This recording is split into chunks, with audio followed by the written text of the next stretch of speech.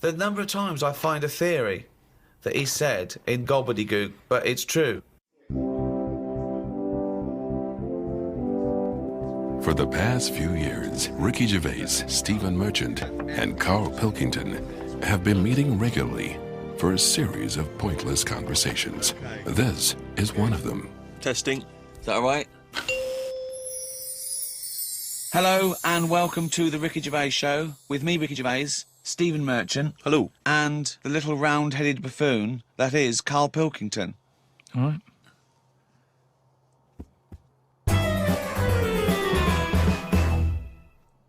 Now, everyone knows over the past sort of like few years, my big pet project, it hasn't been my own career, it's been get Karl famous. Yeah. I want people to recognise him in the street, come up to him and say, you bald-headed mank twat. Well, let me tell you now, Rick, I've been out and about, and a lot of people have come up to me and said, has Karl Pilkington got a head like a fucking orange? Well, and I've had to instantly confirm the answer to be yes. But he's had a call. He had a call recently from a film company asking him if he's got any ideas for movies. Now, how desperate, in what dire straits must the British film industry be that they're going, we need Karl Pilkington. We have hit rock bottom. And he went along for an interview. So what? And you went in and you... I went along and had a meeting. And they just said, right, you know, got any ideas? And sort of said, you know, what are you thinking? What sort of thing are you after? Are you after action, thriller, whatever? Because you can provide any of that. I love that he's playing it cool, like you've come to the right person. My time's precious, what do you need? Yeah. Yeah, I'm Karl Pilkington, the movie doctor, what do you need, Papa? So, thought of this idea sort of on the spot. Good. That whiz by 'em. No, but sometimes that's how good ideas come up, don't they? Just random. So a lot of yours have come up, yeah. No, but if you just talk, I find that your mouth comes out with stuff. Right, there's another quote. Right. There is another quote. If you talk, your mouth comes out with stuff. That to me stands along with what were those things in Gremlins called? No, but what I mean, if you sit there and try and use your brain to do it, right, it doesn't work the same. Just keep talking. Just keep your mouth talking, and eventually it will come out with something pretty good. That is exactly what Plato said. So anyway, Aristotle, he said, sit down, I've got an idea for you. Aristotle said, Plato, how do I go? Right, just keep talking and eventually your brain will come out with stuff. So what I thought, I just started off by saying like actors' names and that who I thought should be in it, because then that's giving more. It's building. Right. Okay, So who did you say? So I said, right, I'm seeing Clive Warren. Who the fuck's Clive Warren? Who's Clive Warren? The one who was in Closer. Clive Owen. Clive Owen. Right, all right. Did they look at you like you're a fucking idiot? So they all started trying to figure out, who's this Clive Warren we've not heard about? He must be amazing. He's obviously... Clive Warren, get me Clive Warren on the phone. Get me Clive Warren. And I said Rebecca De Mornay, right? What? Oh, where did that come She from? hasn't been in a film for 15 years, has she? Clive Warren and Rebecca De Mornay. They thought he was a genius. They've never thought of putting Clive Warren with Rebecca De Mornay. But hang on a minute, you could have any film star. This is your fantasy casting, and you choose a bloke that doesn't exist and a woman who hasn't been on TV or in a film for 10 years. Oh, God. Why didn't you choose, you know, someone who existed? J-Lo or someone who's a big star? Oh, God. Clive Warren. Oh, God. Oh, So God. anyway, starts off, and the people, you know, you're seeing into their lives from like the morning. Yeah. So it's like a nice sunny day. Yeah. Radio's on. You know, they're going about the day, they're having the breakfast, they're saying, oh, what we're doing tonight. And you're thinking, oh, they've got a nice life. Mm. She's like, love you and all that, yeah. He walks out the house, gets hit by a bus. Oh. So Clive Warren's dead. I don't know if Clive Warren would take that part. Because he ain't got much to do, has he? No, I don't. If I know Clive Warren... And I think you do. I think I do. Carry on. So he's hit by a bus, so he's dead. So he's hit by a bus and that. The titles come up. Oh, It's got you, right? She's Starring devastated. She's Warren. fed up. She's devastated and that. Doctor says Clive's dead. Who's playing the Doctor? Jack Nicholson House. Sort of. What's that fella who was in Independence Day? Will Smythe. No, the old black fella. Morgan Freeman. Yeah. Yeah. Get him in. He's Morgan the Freeman, doctor. yeah. He says, your husband's dead. She's like, oh, God.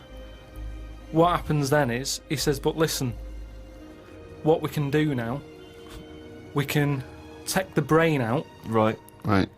And a fact that I'd read that day before the meeting. This isn't in the film now. This is me. Right, but Right. luckily, you I read read a fact. thing about how the brain can run on half of it. You've actually got a full brain. Some Run of it on us have. half. So this was in my mind still. Well, half your mind, yeah. So I said, what happens is Morgan Freeman says, been working on this.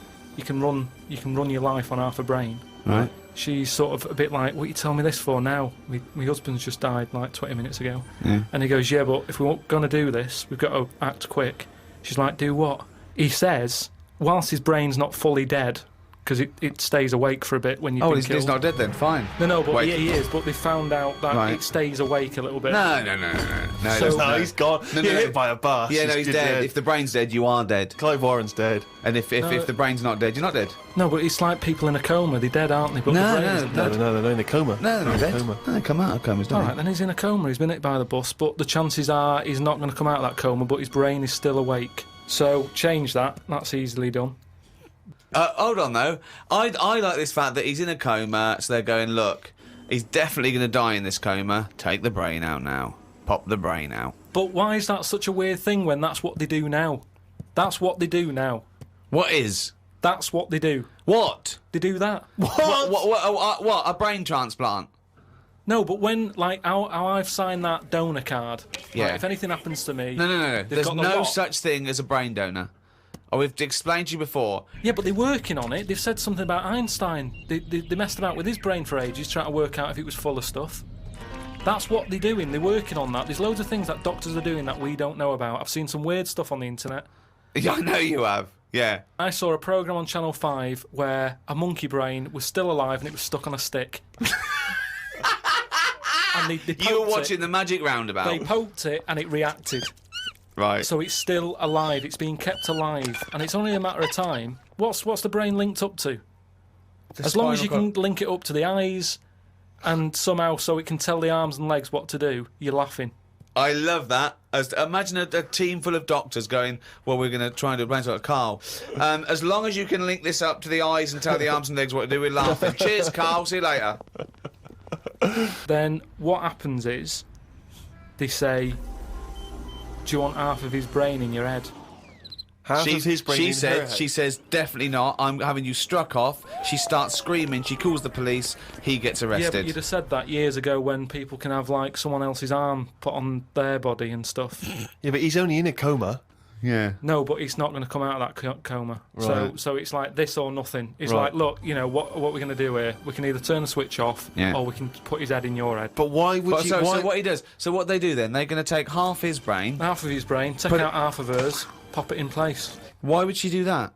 Because she loves him. But hold on. Well, no. Wait. What would she then be? Because this is what I'm trying to tell you. Okay. Sorry. What happens is, he explains all this, so I mean, this would probably cover about 20 minutes in the film, but I'm just rushing it, I just rushing switched it up off, now. but yeah. No, you wouldn't. This bit would have you. So what... Well, I'd have actually left when I wouldn't have even gone in to see a film starring Clive Warren and Rebecca De Mornay, unless it was 1985. So the thing is, she's the same as you. She says the same thing. She goes, why would I do that, doctor? And he goes, well, what will happen is he's gone, but you'll have his thoughts. So in the morning when you say, oh, I don't know what to have, well, I have cornflakes, his bit of the brain will sort of say, Have a Weetabix. have shredded wheat or whatever. And she's like, oh yeah, good idea. Sorry. So the point of this film is that the dead man can remind her what breakfast cereal she likes. Yeah. So the thought... What do you mean, yes? So that's it, is it? No, that's not the only Wait, thing. wait a minute. This is only Act 1. That's just the first bit. Everything's going well. She has it done. So who is she? Is she herself? She's Rebecca De Mornay, Yeah. but now With and again with him chipping in with a bit of voiceover. So the idea is it's all going well at the beginning, and she's... So she can't decide what So dress to wear. she's had half of her brain taken out and put in a bin, okay? And Clive Warren's half has been put in there. So now she's walking round, okay? So Yeah. she's like a schizophrenic. No, like I say, the brain is alive, so it's all going well when she leaves hospital, Yeah. and she gets the first taste of it, and it's a bit weird to get hold of because she's sort of... I think when she signs herself out, he's sort of fighting, writing his name and stuff, so there's a few sort of technical things that she has to get used to. And does Clive's brain What does know he that think? he's now inside her brain? Does that matter? Well, I would say it matters because Yes. otherwise... Yes, it does matter, Carl. What's he thinking? What's the point of this? Why has she gone along with this? Because she really loves him. But what's in it for him? What does she think? Well, say if I died, Yeah. and Suzanne said, "Go on, I'll have half of Karl's," right? She would wake up in the morning to a thought of me sort of going, "Oh, you never guess what I've just thought about," or whatever. I'd still be there. The rest of your body is sort of waste, isn't it? But Karl, the rest of your body's sort of waste. No, it is kind of. If when someone dies, it's Yeah. not that person anymore, is it? You can't have a chat with them. So if you could have someone's brain in your head when they're dead, you'd have it, wouldn't you? What are you talking about? Why would I have someone's brain in my head when they're dead? Well, what I've else? got a perfectly good brain. So you're telling me you wouldn't have it done then? Of course I fucking wouldn't. I Why can would also categorically state I wouldn't either. Yeah, but you're saying that now, but once you're in that position that someone who, you love and that dies, if the doctor said, "Do you want it?" No! And you've I'd go, no! It's madness! I don't think you It's would. madness! All right. So, tell me a typical bit of dialogue. Well, we've done the breakfast scene. Yeah, that was okay, yeah. dynamite. Yeah. That's fucking Oscar winning. Yeah, can we do lunch? There may be like at the funeral, because even though the brain's still alive, they still have the funeral, and you can have like a funny bit where they stood around the grave, and like there's some relation there who he doesn't like, and she can start laughing, and the family are looking at her going, "Why is she laughing?" Yeah. And she's sort of laughing, and he's saying something a bit rude, going, "Look at her head." Do you know what I mean? Yeah. Looks like a Stuff on the fucking family. Yeah. Little cameo for you. Yeah. And so you have all that, and people are sort of liking the film, thinking, "Oh, it's quite funny, this." Yeah. And then you hit them hard. It's the most ludicrous idea for a film I've ever heard. It's the maddest. Honestly, it really is the ramblings of a mental case. Right, I have to say though, I am hooked now. I want to know what's going to happen next in the story. Then what happens is, she hears the voice go, "Leslie, where are you?" Something. Right. Her name's not Leslie. No, No. She's thinking, "Who's Leslie?" Yeah. So in her mind, she's going, "Who's Leslie?" He's going, "Oh, So he's thought, hang on, I've let something slip. I've here. let something slip." So she's going, "Answer me." Oh. He goes quiet on her. Oh. So He was having an affair. this is the thing. So she's trying to hunt down Leslie. Leslie. And he's got to stop her thinking it. Then what happens is, Where your Bex? So he's got to hunt down Leslie. So she's got to hunt down Leslie. It's a woman, is it? Another Leslie, or It's is it a another bloke? woman. Right. But what happens is, without ruining the end for everyone, what would sort of happen is, Oh yeah, because we don't want to ruin it for them, because this will be filling the multiplexes in no time. No, it's the greatest love story ever told, set in a head. but listen, let's just get to hang the on a end. sec though, Carl. I don't. Yeah, you've got to tell us the end. I don't think you can let people No, come on, listening come on, what's hanging the on end? waiting for the film. Just let your mouth talk. Right, so what I said was, maybe what happens is, his brain is more powerful than hers. Right. How is there power? Why is there no power involved? What I mean is, her brain was running the rest of her body. Now he's His taken brain, over. that gets more powerful and overrules her body. Okay. Yeah. She then fancies Leslie. So it's a lesbian hold on, film. this is building up to a lesbian love. So what the? Well, it's what? trendy, isn't it, that? So just have a bit of that at the end, and So hold on. So he overpowers her. So she is now a lesbian. What's Leslie getting out of this? Why does Leslie think? Hold on. Why is my Because- dead lover's wife coming on to me? because this is what I'm saying to you, is relationships. It's the love of two brains. Right. Okay. Again, can anyone a out there? Can we strapline. make that into it? That's a quote. The relationships is a love of two brains. Well, it's now he's got something there. He's got something there. But my point is this: why is Leslie suddenly turned lesbian? Because she loves the brain. But does she know this is Clive Warren? Rebecca will say something now and again, like, "Oh, I like me Minge. I like my food done like this or whatever," and it's all about Dave I like likes my it. food cooked. Oh my, wait a minute, Clive Warren on this food cooked. Yeah, I'm in two minds about this bacon. Yeah, What I'm I going mean to turn is into a lesbian. People Shredded wheat. people like what they like, and it's the same way, like I've said to you before, with someone who's been going out with a woman, and then is found out that she's got a twin sister, and they divorce that first twin and go out with the other twin. It's all the same. You're after the same thing, aren't you? Yes, but that. When a cat dies, you buy another one. It's the same thing. You want that same. Yeah, but you love don't for necessarily switch your sexual orientation. In the case of your twin scenario, they both look the same. Yeah. Has there ever been one where it's a twin boy and girl? Go, well, I was going out with her, but I mean, he looks a bit like her. Yeah, I loved boobs, now I like cock. This is your problem. You don't know anything. And this theory about if your mouth talks enough, the brain will kick in soon. It hasn't. Now, Carl, I know you're fascinated by the concept of the doppelganger, of seeing someone who looks exactly like you. Yeah. Jake has emailed in. He says, Carl, if you could spend a day with an exact replica of you, okay, so somehow they've cloned you, Carl, and you've got him for one day, what would you do with this? What would you make him do? What conversation would you have with him? What would you do? Is there anything you could, how would you utilise him for one day? Well, they'd both say, I'm not bothered. And that'd be the end of conversation. What would do me head in is, does he think the same way, look the same way, Exactly dress the same. Yeah. How would I know which one I was? Because you'd be you. That's amazing. No, no, no. How would I know which That's one I was? incredible. No, because- that is the most stupid thing ever said by a human being. Can we get the Guinness Book of Records on this? Has anyone anywhere in the world said anything more stupid than how would I know which one was me? But think about it, this other person's going, all right, thanks for meeting up and that. And I go, hang on a minute. No, you came to me. And then Suzanne would come home and she wouldn't know the difference. And then suddenly you'd start doubting yourself. And you go, should I be leaving? Or... So how do I know if I am that real one, if he knows what I know? But you know who you are because you're but experiencing he'd it. be saying that because he'd say, yeah, it is a bit weird. But isn't it, you how know we the meet, truth, you idiot. Because How you would I wouldn't- know which one I was? So anyway, But bear in mind, What would you do? You could pass him off as yourself. What would you do? Would you play tricks? Would you, You could be in two places at once. would you do stings? Would you do scams? no, because it would only end up getting me into trouble, won't it? Because people won't believe that there's another one like me. Otherwise, everyone would be saying that when they get caught robbing. They go, oh, it wasn't me, it was my doppelganger. It can only... I wouldn't want it, to be honest. It's a bit of a headache, isn't it? Because he could be going off, going mental, causing all sorts of trouble, and you're going, will you pack it in? And he's going, what? What are you on about? But then that wouldn't happen, would it? Because he's being me, so he'd be sat wherever I am anyway. Because he'd want to do what I want to do. So, pointless. But I still wouldn't want it. It's unbelievable. That was a conversation with himself. That was amazing. That was like experiencing what it would have been like if there was two Carls. Yeah, He's having a discussion with himself. We could have left in that time and come back, and he'd be arguing still. What does this mean? Does this mean, though, that I could just sit at home and not do anything and just send me out on... Yes. And when he's seen something happen, I'm seeing it. No. You're separate people. You're separate people.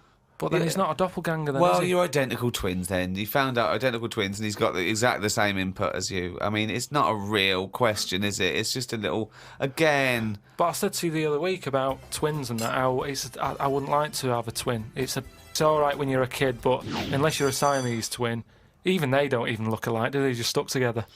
You don't go, oh, don't they look like each other? They have different haircuts. They don't carry that thing on, do they? That normal twins do. Like normal twins, the mums say have the same haircut, wear the same shirt. Siamese twins never look the same. They've just got their arse stuck together. Again, it's a dialogue in his own head. It's unbelievable. Okay, Carl. This is a logical conundrum. To a certain extent, there's a little bit of lateral thinking because, but there is only one right answer. Now, the pressure here isn't to get this right. The pressure is when I've told you the answer to then understand it. Because when I've explained this to people, I've laid out for them, they still can't quite get the concept. Okay, so there's two doors, Carl. Yeah. One leads to heaven, one leads to hell. Yeah. Okay, they're identical. You can't tell them apart. Okay, 50-50. Right. Obviously, you want to go to heaven, I assume. Right, there's two guards, identical guards, guarding each door. Okay? Right. The one guarding hell always tells a lie. The one guarding heaven always tells the truth. You have to ask one question to find out which is which, and then go through the door you want. What question do you ask? I've only got one. Yeah. And what, one to both? No, one to either of them. You don't know which one's which, though. So what question do you ask? Why can't I ask, like, both of them one? Because it's Because not the rules are you can only ask one. There aren't actually two doors labelled heaven and hell, Carl. It's a leap of imagination here. And I've definitely got to answer. I've got to ask them a question. I can't just sort of have a feel of the door to see if there's any heat or anything. They're identical. You stand a few yards away. You cannot tell from the outside of these doors which is which. What question do you ask? I can't look through the keyhole or anything. There's no Get anywhere keyhole. near them. Let's imagine there's a small rope that prevents you from getting anywhere near, rather like outside a nightclub. Yeah. So they stood there. Yeah. They both look the same. They're both smiling, Yeah. but one of them's not really smiling. Really, he's trying to make me make a mistake, isn't he? Well, he's just going to lie when you ask him a question. If you ask him. So what's the point in asking a question? Do I know one of them's going to lie? Yeah. But would they be neighbours like this? Would they be that close? Why? I mean, we're not sure if these two guys get on. Okay, it's a logic. Well, I'll tell you the answer. No, And no, then- no, I want to see if he can get it. He's almost there. No, he's not almost there. What am I thinking? So- No, hang on. Right, so you go up and you Yeah. go. You Right, go, hang on. Well, look, let's imagine that. Let's imagine Ricky and I are those two guys. Okay, right? But we have to. Well, me and Steve would decide which doors we're guarding. Okay. Right. I'm. Look away, Carl. Okay. Right, then. so we've decided. Okay, one of us is guarding hell and one of us is guarding heaven. Which question you're going to ask and who you're going to ask it to? Right. I'll just say to you, Steve. I'll go. Got some post for God here. That's not a question. That's a statement. Right, you've got some posts for God here. Well, that's not a question. Yeah, but maybe the Alright. question's coming. You got some posts for God here, yeah. And it needs to be signed. It's not a question. Still not a question. No, let So him finish. maybe is it's a question. God in? Because I need him to sign for this post. Is he in? Well, I can answer that as well if you want. Go on. He's in. He's behind my door. Do you want to answer it? Well, Yes, Do you, he's want, in. do you want to get him? Just Well, no, you've only got one question. So you're asking Steve, is God in? What's the answer? Yes. Ask me. Yes. look, lads. I'm just trying to do a job here. What am I going to do with this? Well, give it to me and I'll give it to God because he's behind my door. Steve? Yeah, give it to me and I'll take it into God because he's behind my door. You're an idiot. Let me tell you the answer. I'm guarding hell, by the way. I'm the devil. Steve's God, okay? So you asked me what Steve would say if you asked him what door he was guarding, and I'm going to lie. I know he'd say heaven because he'd tell the truth, but I'm lying, so he'd say hell. So the question is, if I was to ask the other one what door he was guarding, what would he say? And whatever the person answers is the door they're guarding. Steve, what door are you looking after? Well, Heaven. yeah. Why should I believe you? Because you don't know. No, that doesn't work. Because you asked me the same and I'd say heaven as well. Right, so who do I believe? This is where you use your gut feeling, though, isn't it? This is what life's... Well, as opposed to the pure logic that Ricky's just used. I just think because there's a lot of questions in life where you don't know the answer and you go, do you know what? I don't like the look of him. So, They're identical. yeah, but they're still identical twins. You always get a little snidey one.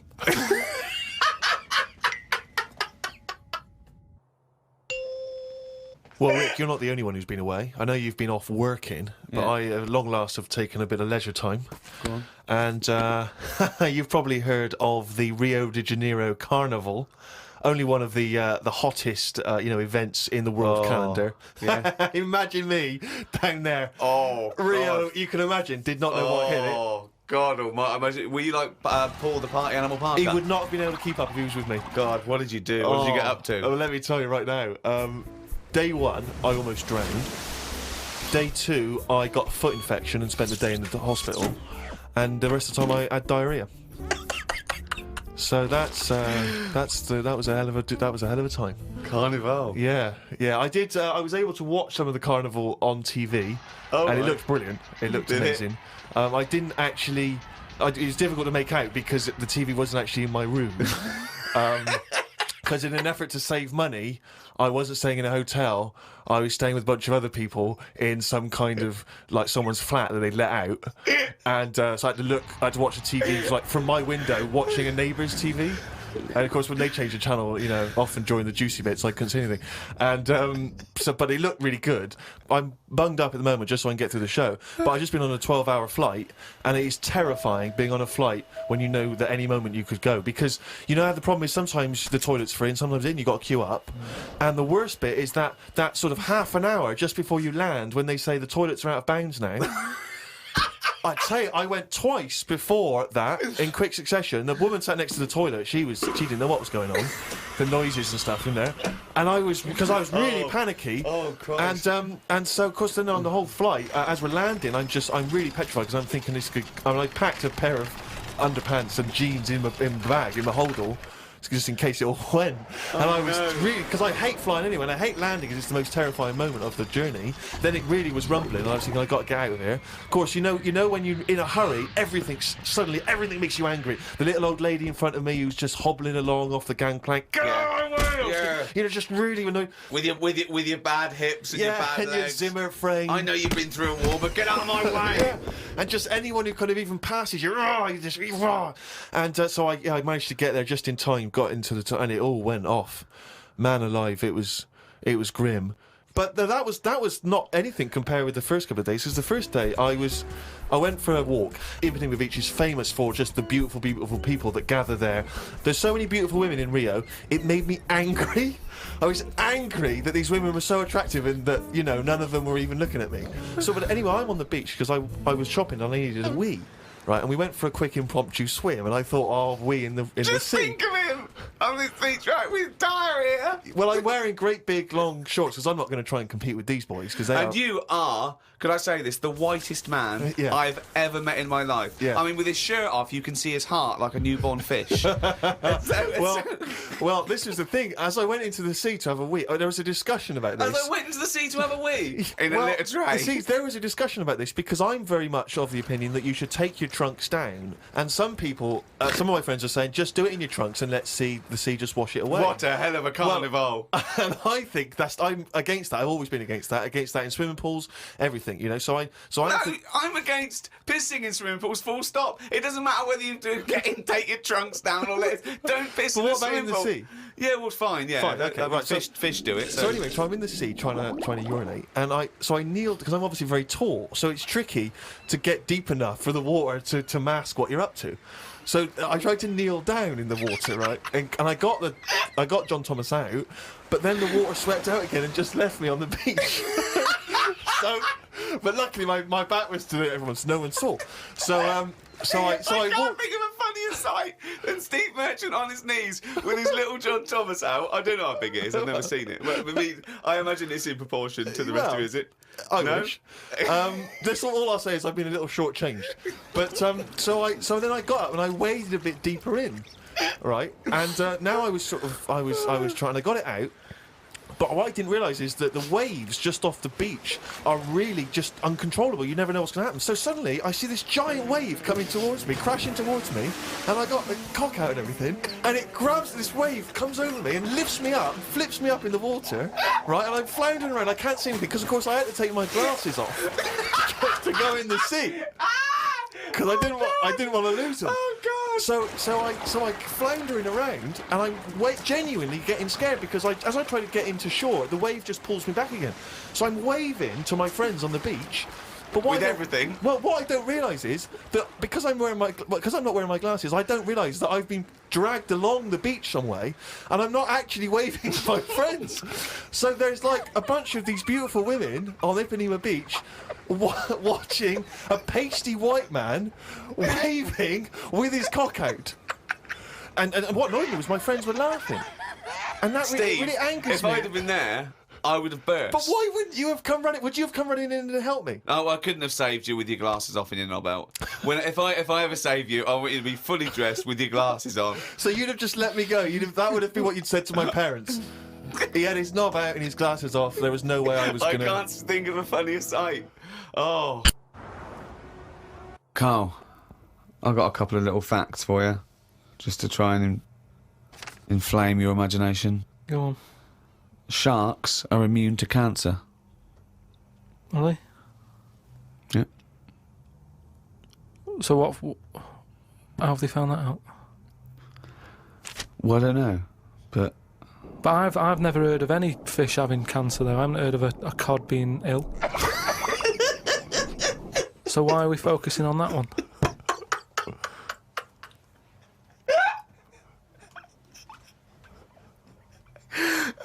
good point.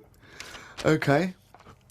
Stroking a spider can cause its hair to fall out. What, because it doesn't like it and it gets stressed out, or is it just that some people are rubbing too hard? No, I don't think it's they're rubbing too hard. I think it's something to do with it. I mean, what sort of maniac is stroking a spider anyway? My mum did it once. Really? Yeah, not to a spider. Right. It was just a little bee. She'd been out, sunny day and that. Got the washing off the washing line. She was bringing it in. Little bee sat on the top of like the bed sheet or whatever it was. Yeah. And she's in the kitchen with it, and she goes, "Look at that little bee there." She started sort of stroking its head. It loved it. How did it make it clear that it loved it? Well, it wasn't struggling. It was just sat there like, because it must have been like a bit dozy. They get a bit dozy, don't they, in the heat and that. And it just stayed there on the sheet, and she sort of stroked its head for a bit, and she had to put it out. It didn't go out. It didn't try and escape. It was like, "You've had enough now." That was that. She sent it out. She loved all that. She loved little flies and stuff. And we had Harry the housefly. What? Harry the housefly. What do you mean? It's just a fly that always seems to knock about in one corner of the room. Right, it's the same fly, was it? Yeah, it was the same fly. Yeah. How do you know it was the same fly? So whenever she saw a fly, she went, "Oh, look, it's back." Well, we weren't letting him in. It's just that it stayed in. Karl, what makes you think it was a pet housefly as opposed to a different fly every day? Because it was always in the same place in the corner. But it could have been that something about that particular place that attracted flies rather than it was the same fly. Well, I'm never worried about it. It wasn't harming us. It just always hung about. But how do you know it was the same fly? How do you I don't recognise know. it? We weren't worried about it. It doesn't matter, does it? If like we're thinking another fly's getting a bit of free rent or something, just let it stay. I don't understand what. But why? No. Right. Okay. You're in a house, right? There's flies. Okay. Not flies, fly. What? Why do you think it was the same fly for all those years? Just because we haven't got loads of other flies. At no point was there a crossover period where there's two, and it's like, hang on a minute, he's trying it on here. That's what I mean. It was always just one on its own. And we just thought, leave it, it's all right. I don't know why are you suspicious? Why you always think someone's out to do you? No, I don't know why you assumed when you see a fly every now and again that it's exactly the same fly. It In just fact, was. that it's Harry. The one in our house was the same one. How do you know? Well, all right, I don't, but at no point did I feel suspicious. Speaking of flies, though, and that, they've got one, right? I was out with Ricky, right, and he was reading the paper. There was a story there about a fly that its eyesight was bad or something, and they've made it a pair of glasses, and it had a picture of a housefly wearing. Okay, this is incredible, Steve. Glasses. Can I take over? Hang here? on, let me just need to finish a couple of questions for that. So there's a small fly and they've made it a pair of glasses Yeah. so that it can see better. Yeah. And your concern is what? Well, again, it's just that thing of we're looking after everything now, aren't we? Sorry, I've got to come in here, Steve. All right. I showed you the story. You saw it. It was a picture of a housefly with a pair of glasses on. Yeah. Right. It was about a one-sentence thing. It was about how far technology's come, Yeah, and and a we're group helping of flies scientists out. using microscopy, right, and laser tools had, as an exhibition, shown that they could make a pair of glasses smaller to fit on a house. They put it on there and they'd taken a picture of it, and it's on display. At no point was it actually, because the fly had bad eyesight, the fly was presumably dead, it was purely an art installation or a show of technology. I thought you were going to say, Rick, that you'd drawn the glasses on there. Yeah. And he believed it like, there's a bearded lady in this paper. No. My God, Tony Blair looks like Adolf Hitler. No. What do you think of that, though? But they did it as an Flies out. experiment. Yeah, but all things start as an But experiment. why would they make a pair of glasses for a fly? How would they know he had a bad eyesight? How would they know it was the same fly? bumping into stuff? I don't know. Bumping into stuff. It's just that thing, innit, of human nature is something's wrong with something, let's fix it. And they try and help people out all the time, don't they? When No. we're always doing it.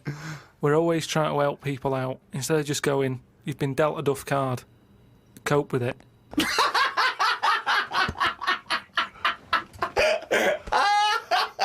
Came up with a good idea.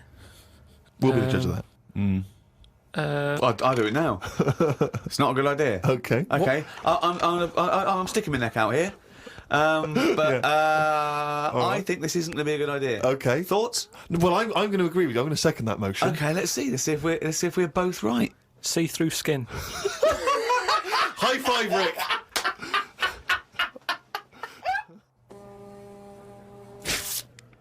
We've had a few emails about the old shows. People came into them late in the season. Did I not tell you this? We had an email from an Inuit. Really? Yeah. I thought I'd mentioned this. Have we not mentioned this before? No. No, it was an email from a guy who said, I don't think he lives in Canada, I think, or somewhere else. I apologise if I'm getting that wrong. But I think he said he was half Inuit and he listens to the show. Half Inuit? See, that's interesting because I think of them as so remote. I know I'm probably wrong now, but I think of those as so remote that I can't think where they're meeting people who aren't that are also Inuit, yeah. Oh, and who's going, other societies are going, I'll tell you what, I'm fed up, there's no action here, I'm going to the frozen tundra, I'm bound to meet someone there. Yeah. Where do they meet? Do they do online dating? What, Probably a lot of online stuff. what do you put as hobbies? Fishing? Yeah. Skinning stuff. Skinning stuff, yeah. What stuff to skin? Seals. Seals, yeah, sure. That's about it, isn't it? Why are they hanging about round there? Why aren't seals going, "Do you know what, it's cold, I'm sick of it here. It's windy all the time, what have you, and I'm getting a club on the head." Do you know what I mean? Yeah. Because they're meant to be quite bright in terms of animals and that, aren't they? Yeah. So why are they knocking about them parts? I don't know. Say, like, if seals died out, right? Would that be a problem? We've done this. We've been through this before, Karl. Everything has a knock-on effect. Even a seal, that's sort of in between something already. It's between a fish and a dog, isn't it? I knew you were going to say dog. It's not between a fish and a dog. What do you think evolution does? Fish to I'll never dog. understand it. Maybe we What shouldn't do you talk mean about it. it's between a fish and a dog? I'm just saying it's. It was a perfectly evolved mammal that re-entered the water, I imagine, and then got streamlined. And I mean, it's between a fish and a dog. But why not have one and the other? Why not have, like, you've got a dog, you've got a fish. No, it's not Anything in the between a middle. fish and a dog. It's not between a fish and a dog. I don't know what between means. I don't know what... This is it again about saving everything all the time. What is it doing? What's it doing? Everyone's feeling sorry for him all the time. Save the seal and all that. What's it doing? Why are we saving it? Let's just ask that question. What's it doing? I don't know what to say. It's between a fish and a dog. Out of all the people in the world to have a chat with, do you know, what's his face? That German doctor. Which one? The guy that displays the human body? Guns Traven or something. All right, yeah. Well, I don't. Is he a proper doctor? Because it's just that it's always. I mean, I could cut a body up. I never see him sort of put it back together. Is anyone keeping an eye on him? Sort of going, well, who is he actually? I'm sure he is a proper doctor. I mean, he doesn't answer everything. Like, he doesn't say. I don't understand why the intestines have to be that long. I don't know why it just can't go from the throat to the belly, exit straight dark line down, out the arse. You must know. Well, no, because the way he dragged it out and it was like miles long. Yeah. Pointless. No, it's not pointless. It's Just have a straight. Do you know what I mean? What are you talking about? Again, the evolution sort of worked this out for us. It really works. I don't think you're going to improve on it. What I mean is that's probably that long because years ago they were eating dinosaur and that might have took a lot of indigestion or something. I don't know how chewy it was. It might have been quite fatty, dinosaur meat, and it needs to go through all that. Now we're eating like yogurt. So I mean, we don't need anything that is doing that much work anymore. All the food is mashed up. Auntie Nora, right? All her food is mashed. Right? She doesn't have to chew anymore. She's got teeth, but she doesn't need them. And that's how She's got teeth, but she don't need them. No, but that's how we're she could moving have her on. intestines removed then. Well, no, but this is That what would I'm sort saying. our other problem, wouldn't it? We're changing everything all the time, aren't we? I mean, there's some fella who was looking at on the internet, identical twins, right? They were sort of sick of looking like each other, so they were like, "What can we do?" Right? And one of the twins said, you have my arm, right? And he had his arm taken off and stuck on his twin, so his twin's got like 3 arms. No, it's not true. It's on the website. No, it's not true. What, for a laugh? They were born, so what, they did it for no, a but laugh. just like- what doctor's doing this then? Well, they're old enough to sort of say this is what we want, and No. Doctors don't go, well, if he wants another arm and I'll take it. They don't. Doctors don't do that. What sort of practice is this doctor going around and go, Dr. Jekyll. I mean, Carl, think of what you're saying. but where would he have stopped? Can you put his head on my knee? It's up to you. No, but Sign this. If you sign this, you can give my consent. But we, you know, it isn't. What do you think these doctors are doing? Just to do as they're told. They don't do as they're told. They do if someone wants it, and twins sort of it can get you down, can't it? Being a twin, because it's like. Sorry, what would this solve though? I thought you said he gave one of them a bigger nose or a beard or 2 front teeth to make them look different, right? Not. I'll tell you what we could do. Go on. Would you like 1 arm? Go on. What are you thinking? Well, me 3, you 1. Therefore, not twins. Novelty. I mean, you are a mental man. But they can do it now, can't they? There's no sort of there's no line drawn anymore. They don't go, "You're crazy. We're not going to do that." Yeah, in Saw 2, not in the real world. No, they but- don't do things like All this. right, there's another bloke, right? I don't know the sort of full ins and outs of it, Go on, you surprise me. but what he asked for, something happened to his tackle, right? It's penis. Yeah, right. So he was at the doctor's, and they were like, "Oh, what can you do for me? It's a bit embarrassing. I've got nothing down there." Right. So they were like looking at it, going, "Yeah." Doctor, I don't know if he started like rubbing his chin with his finger or something. Looked down. He's thinking, got an idea. You know, you've got a lot of fingers. How many of them do you use? The patient's like, yeah, I see what you're thinking. They cut off one of his fingers, sewn that on to where his tackle is. He's happy. Well, that's different, though, isn't it? Well, That's where they've really taken different. tissue. I know, but I assume they fashioned it into more of a knob than a finger. If you were doing that, use a sausage. I mean, why lose a finger for? Well, I'll tell you why. Because your finger has your tissue, your blood type, and therefore would graft near your testicles. A sausage is a thing that's made by a butcher out of offal, okay, that really can't be grafted onto any part of the human Yeah, but- body. That's why they very rarely use any meat products Yeah, but in surgery. I know, yeah. Well, I mean, why not use a sausage? You're a mental case. I always remember this story when I was a kid about some bloke. He had throat cancer, right? And his doctor said, "Carry on with your life, right? It's not going to be that good, but just carry on. But don't eat meat." And he was like, "Oh, I love meat." He's like, "Yeah, but just don't, have your veg, keep yourself strong, but don't be eating that." Anyway, he was fed up because he loved his meat, and his wife was feeling a bit sorry for him one day. And thought, I'm sick of him looking fed up and that. All he wants is some meat, for God's sake, give him some meat. So she goes to the butcher's, gets him a big piece of, like, steak and what have you. He can't believe it. He's like, "Oh, brilliant, cheers for that." Anyway, he's got the meat on his plate, just about to tuck in, and the cancer comes out from his throat. What? No, it's something, I know, it sounds really weird, but it's something that I was told about years ago when I was growing up. What are you talking about?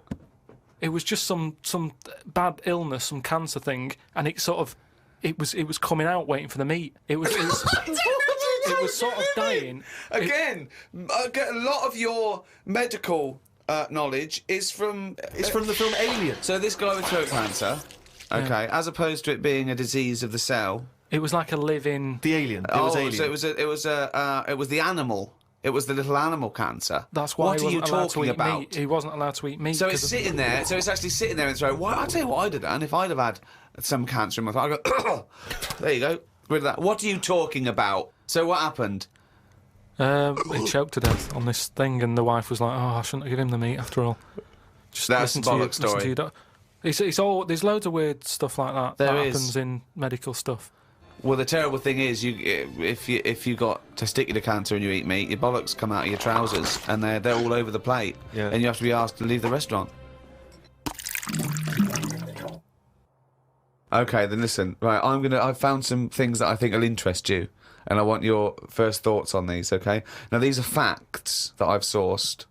Okay. What's the actual topic? Well, you love animals, don't you? You're interested in animal Some facts. of them. I don't love them. Some of them fascinate me and stuff, but a lot of them also get on my nerves. I don't know how an animal can get on your nerves. They just do. Okay, then here you Right. go. There's a frog, Carl. Just a little frog, a poison arrow frog, that contains enough poison to kill over 1,000 human beings. Why is it that annoyed? It's not annoyed. Well, why is it going about killing 1,000 people? No, it has the potential to. It has enough poison, it has enough toxin in it that could kill 1,000 human beings. But does it need that? Whereabouts is this? Where's it living? Rainforest, I think. And does it need that sort of power? Is it in that much? Is it getting threatened a lot? Is what I mean. Well, no, because it's saying, don't come near me, and it shows it with its colours. It's got the colours that say it doesn't want to be eaten. It doesn't want people to chew a bit, right, and go, oh, I'm an idiot. It's saying, look at my colours, don't eat me. You don't want to come near me. But then why give it bright colours? Because now it's standing out. Yeah, and it's going, don't eat me. Yeah, but make it a colour that fits in, like camouflage. Why make it orange? Of course it's going to stand out, and then they'll attack it. And then it'll turn around and bite and kill 1,000 men or whatever. No, it doesn't bite. It's the fact that if you were to eat it, you would die.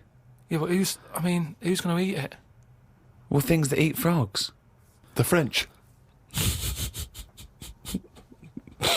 And they Yeah. go, sacre bleu! You have killed me and 999 of my friends. But why is everything, like, surviving like this, though? I thought it was all about survival of the fittest, not Yeah. the one who looks the hardest. Well, but survival of the fittest is whether you're chosen or not by nature. No, but I'd survive if I could go about killing 1,000 men at one bite. It's not fair. It doesn't bite. It's Well, whatever, if it licks you or whatever. But no, it doesn't not seem- if it licks you. If you lick it. Well, I'm not going to lick it. It's not going to happen. I will not be licking a frog. So it's of no danger to me. So I could still kill it, and there's no chance, at no point am I going to lick a little frog's head. Not when it's alive or when it's dead. I love the fact it's all about you. It's all about how it relates to you. And he's annoyed that they're getting away with something. He doesn't like any sly animals. He doesn't like animals hiding. Then he wants them to hide. He doesn't want animals killing things. Then he wants them to kill things. He doesn't know what he wants. When they say survival of the fittest, they don't mean that, say, lions have been working out in a gym. It Do you means the understand? fittest. It means the fittest gene pool, and the fittest gene pool is a gene pool that's still around. That's all it is. You think that everything, slugs, cats, are all somehow their ambition is to be like us, or to have the attributes like us, that they can speak, they can talk, they can probably think, they can only- act. I only think that because when you see people with these pets, lizards, cats, whatever, they treat them like the humans. So I think if you do that enough times, they're going to start getting familiar with Again, certain... Planet of the Apes. No, He's I'm thinking talking, of Planet say of the like you, Apes. say like you with your cat, the way you talk to it, you give it a little cheeky massage and that when it's stressed out. It's No, a cat. you made that up that it It's was a stressed cat. out. It's- I'm just playing with my cat, right? If anything, the cat is to de-stress me. So you're talking to your cat, Rick. Is it answering back much? How are the conversation's going with your cat? Well, I have more intelligent conversations with my cat than I do with him. Yeah, here's one, right? When my gran died, right, she had this rubbish dog, right, and that's all we got left. It was called Fluffy, and like my gran looked after it in a way that it was treated like a human. Do you know what I mean? Had a little coat on when it went out and all that. Anyway, so she died. We get left it. My dad's like, oh bloody hell, right? Before you know it, it was a wreck. Because we weren't sort of bathing it the way she bathed it. We let it out if it wanted to go out. It got covered in oil. It used to go under the car and everything. So it went from looking like this fluffy, poodle to just being a bit of a wreck. It got hit by a car. It ran sideways like a crab and all that. In the Now- course of how long? A month? Probably about two months or something. Yeah. Now, so it went from being over-treated to just being treated like a dog. Yeah, but a dog isn't, is not a indigenous species anywhere. We sort of bred those from, But change jackals it. All I'm and saying wolves. is change it. Take away the dog thing. I mean, that lizard thing you've got, Salamander. it's still sort of treated as part of the family, even though it Well, does it's not. nothing. I mean, How is it treated as part of the family? just the way, it's looked after, that big area that it's got to itself. We stick it in a case and feed it a cricket now and again. How is that like one of the family? It doesn't matter because it's in your flat. It is in Carl's family. It's in your flat, innit? And it's sat in that corner. I just mean, as time goes on, Yeah. things get educated as they get older. How old's that lizard? You don't. How old is it? About 15 years old. Right. Now, it knows more now than it did when you got it because it's been in those surroundings. It's had its eye on things. It's 15, so presumably it listens to a lot of Linkin Park, goes on the internet a lot. No, but do you know what I mean? You've already proved your point. It's like that fella who kept hitting the dog on the head with a stick. Right. I think- Pavlov, at no point did he hit a dog on the head with a stick. But he kept doing it, and eventually the dog went, I'm sick of this, and wandered off, didn't it? Yeah, brilliant. Do you know what I'd like to do? A programme where you paraphrase someone's theory. So Pavlov's first. We could do Freud. Give us, what do you know about Sigmund Freud, the father of psychoanalysis? Right, come on in. I don't know anything on him. Here's an interesting fact. If the frog annoyed you, this might annoy you. A blind chameleon will still change colour to match its surroundings. You're aware that the chameleon can... Yeah, whatever it sits on. Yeah. But then what happens when you put one of them on a mirror? No, does it get stressed out, or what? What's it copying? Well, it probably doesn't need to copy anything because it looks at itself and it goes, oh, look, looks like that. It's brilliant. God, that was fast. That's the fastest I've ever done that. That is brilliant. So they can go any colour, there's nothing, you can put them on anything, and they'll go to the thing. I don't want you to have a chameleon because you'd just be trying to see what it could and couldn't Try and do. catch it out. I know, yeah. Pop it on some tartan. But again, say like the frog thing, right? Pop it on the telly. Yeah. Couldn't do it fast enough. Why does the chameleon need that skill of copying a colour? Because at the end of the day, that's mainly sticking in the woods, isn't it? By trees, by grass. Right. Why can't it just stay green? That's all it needs. Those colour changes are only for camouflage, aren't they? I don't know. Some of them are for attraction. Some of them to show moods, anger. No, but I just think we're encouraging them. You see, maybe this is evolution or whatever, but at the end of the day, because they can change colour, they're wandering out of their area. They can be wandering about, through a car park and everything, just because they'll go, well, I don't want to get seen, change the colour of concrete. Whereas... Or into the colour of a Fiat Punto. But they should just stay green. Stay green, right? Stay in the woods and stay safe. I love this public information for chameleons. Words of advice for chameleons. Oh, God. Stay green, stay in the woods, stay safe, good night. Oh, God. Right. The only time a turkey whistles is when it panics.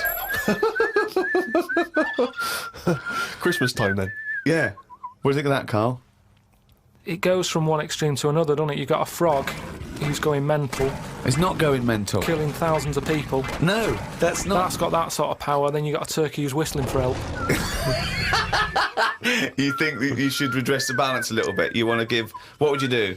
Give the frog the ability to kill 500 and the turkey 500? I don't think it should be killing... I reckon 10. 10, because... You've made your point with 10, haven't you? Do you think that he's got 1,000 in his lifetime, like he's got 1,000 to kill? I don't think you understand. I just He think... doesn't really kill 1,000 people. It doesn't mean someone goes, Frog, you have the power to kill 1,000 people in your lifetime. Choose them wisely. But I just think if it needs that sort of power... It should be fighting evil. Well, it's not... it's knocking about the wrong area, isn't it? If it's under that much danger, move.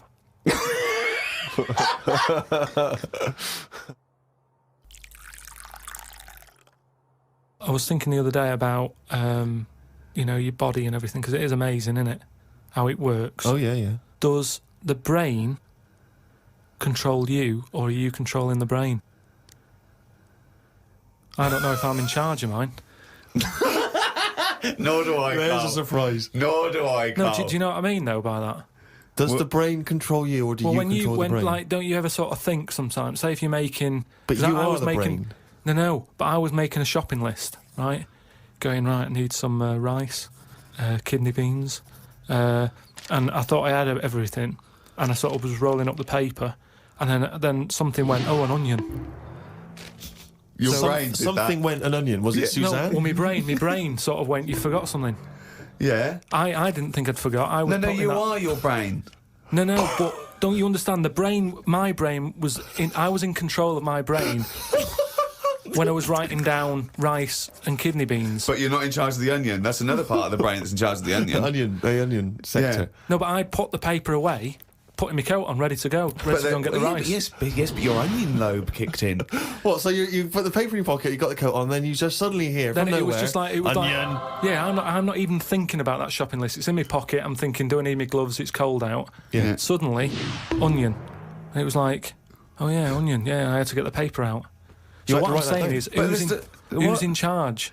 The brain, the mind. The brain is the. What are you doing? Who's in That's charge? just you forgot the onion, and then you remembered the onion. You must have forgotten things in the past. No, but not like that. Not where, like, it just made me think that was weird. Who reminded me of that? You did. Yeah, but I'm not. No, you are your brain. It's not like there's you, then there's a brain, then there's an extra one looking down at it. Oh, the meta brain, the thing above it. No, but your brain. How does your brain work? You give it information, don't you? Well, it takes. Do you mean you give it information?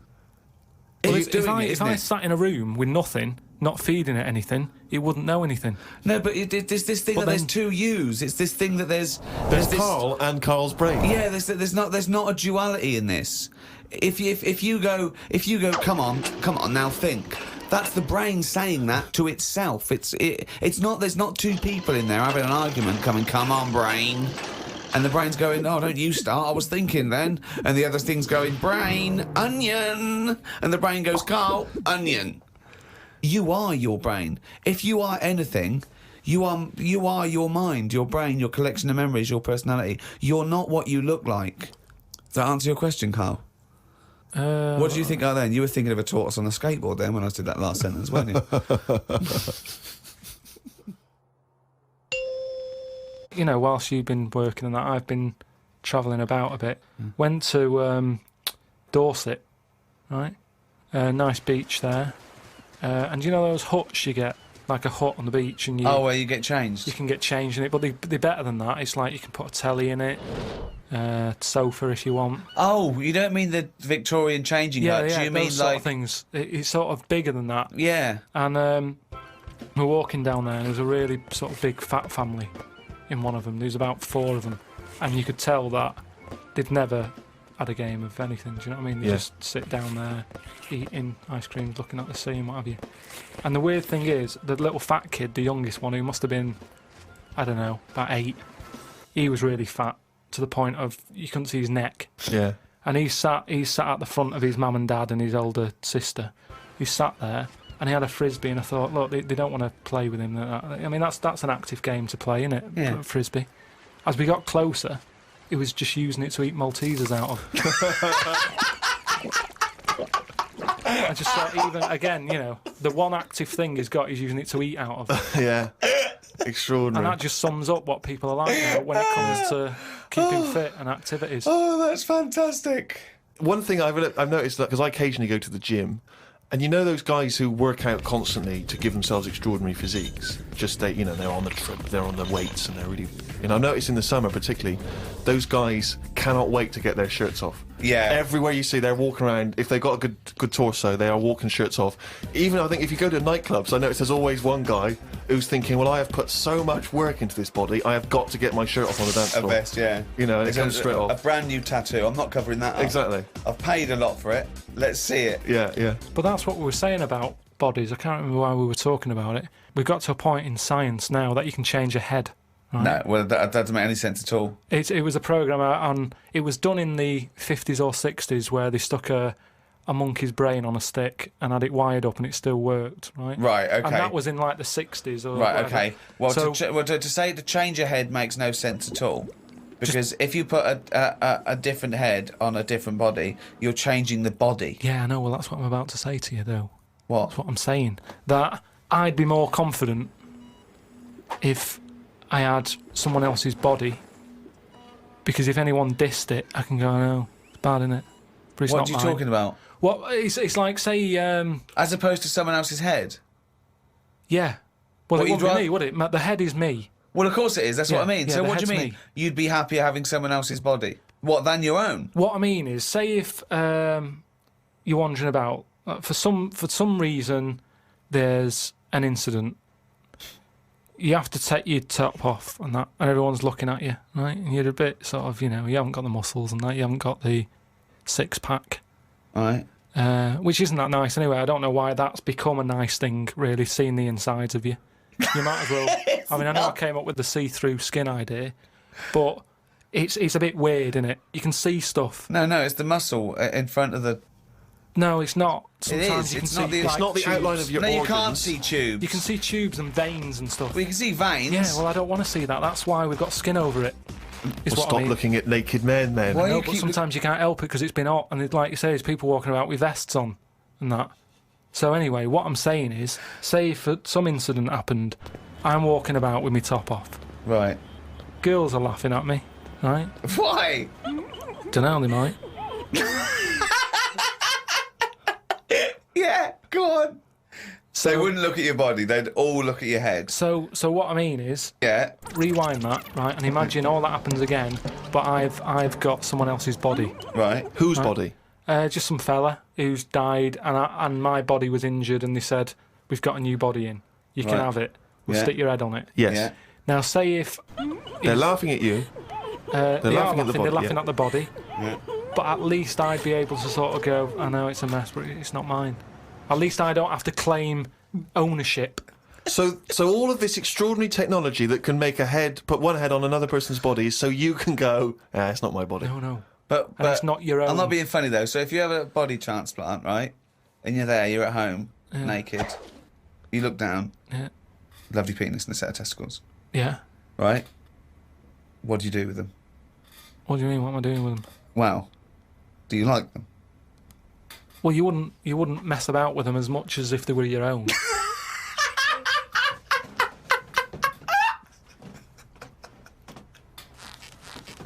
But if you did mess about with them, would you feel guilty that you were messing about with another man's testicles and penis? And it's the full body. Yeah. No, because they're not my hands either.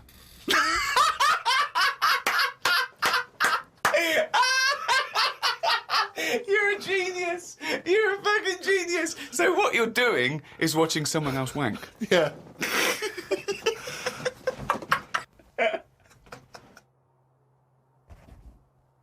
We've been away filming in a sweltering London. We've had a heat wave here in the capital city, haven't we, Karl? It's been alright. Been up to 100 degrees, record-breaking temperatures. Yeah. What have you been doing, though? Getting to see the place, having loads of walks, and that. I like to have walks. Watching what Like a people are dog. Yeah! When he jumps off the couch and starts Exactly. scratching against the door. Suzanne thinks it's time. doing. It's just good thinking time, though, isn't it? As well, having a walk. You've got no other clutter going on around you. And you just think about a lot of stuff. And, like say, with the weather being hot and stuff, a lot of insects knocking about. Right. So I've just been watching them. So while we've been filming, you've been watching insects. Yeah, just seeing, because everybody knows insects are out there, but no one's keeping an eye on them. What are they up to? What are you worried about? Loads of Steve, you wouldn't be laughing like that if you'd watch them, because they do some weird stuff and that is what I mean. What sort of stuff? Any examples? I saw a bee have a heart attack. You saw a bee have a heart attack. Yeah. How were you sure it was a heart attack? Because what happened? I'd been. Did in, it clutch its chest with all 6 legs? No, Were there some other little bee paramedics? No. I'd just been out in the park anyway, just looking at caterpillars knocking about, butterflies and stuff. So I was sort of aware. So when Suzanne goes to work, she goes, Karl, don't you waste the day. I want you to do some constructive stuff. But the thing is, so I'd been in the park and I was aware of the insects that are around us more than like most of the time. And I come out of the park, just crossing like sort of a busy road and what have you, and I saw this bee to the right of me, sort of in the air, and it was a big one, and I was a bit like, oh, let's watch that. And it just fell. It fell from the air in front of me, and it was on the pavement. I thought, oh, what's going on here? And I looked at it for a bit, and it was really still. Gave it a little kick, just to see if there was any movement. Nothing. Stone sort of, what's the saying? Stone cold dead. Yeah, stone cold bee dead. So Yeah, that I was, like the fact that this bee suddenly saw Karl and had a heart attack. Yeah. It'd never seen anything that round before. Yeah. It just thought it had approached him because he thought it was a sunflower. My God, it's a giant walking orange. Every dream has come true. no, but it just summed up life for me. I thought that's like us, isn't it? At the end of the day, they have heart attacks, stress. You put it down to stress, do you? Well, it's in London, isn't it? You know, everything has stresses from living here.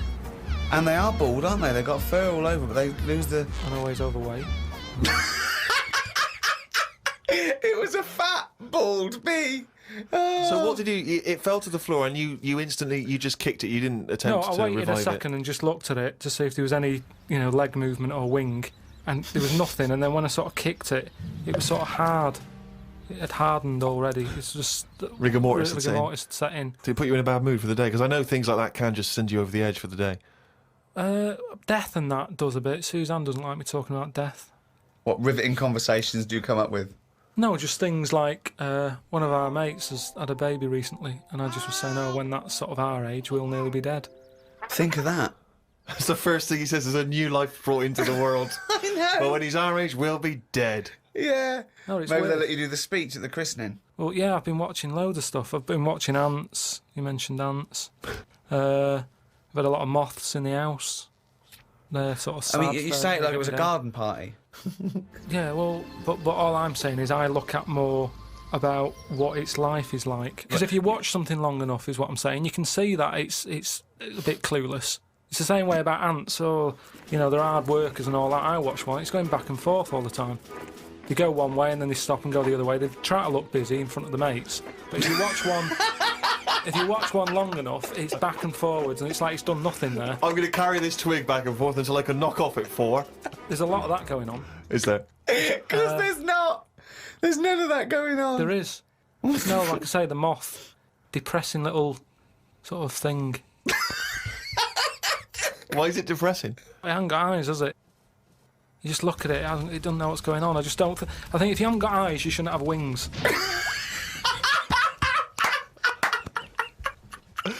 That's a rule. If we could put that into practice, please. That's a great rule. That's a fantastic rule, isn't it? Yeah. If you haven't got eyes, you shouldn't have wings. Ah. I just was reading something about an octopus. That's like a killer octopus. And it annoyed me that this was knocking about now. Because I didn't know, I thought they were quite friendly. Whenever you see them in cartoons and that, they're always happy, aren't they? And then suddenly, like, they've sort of brought the whole sort of creature down. Do you know what I mean? No, what do you mean?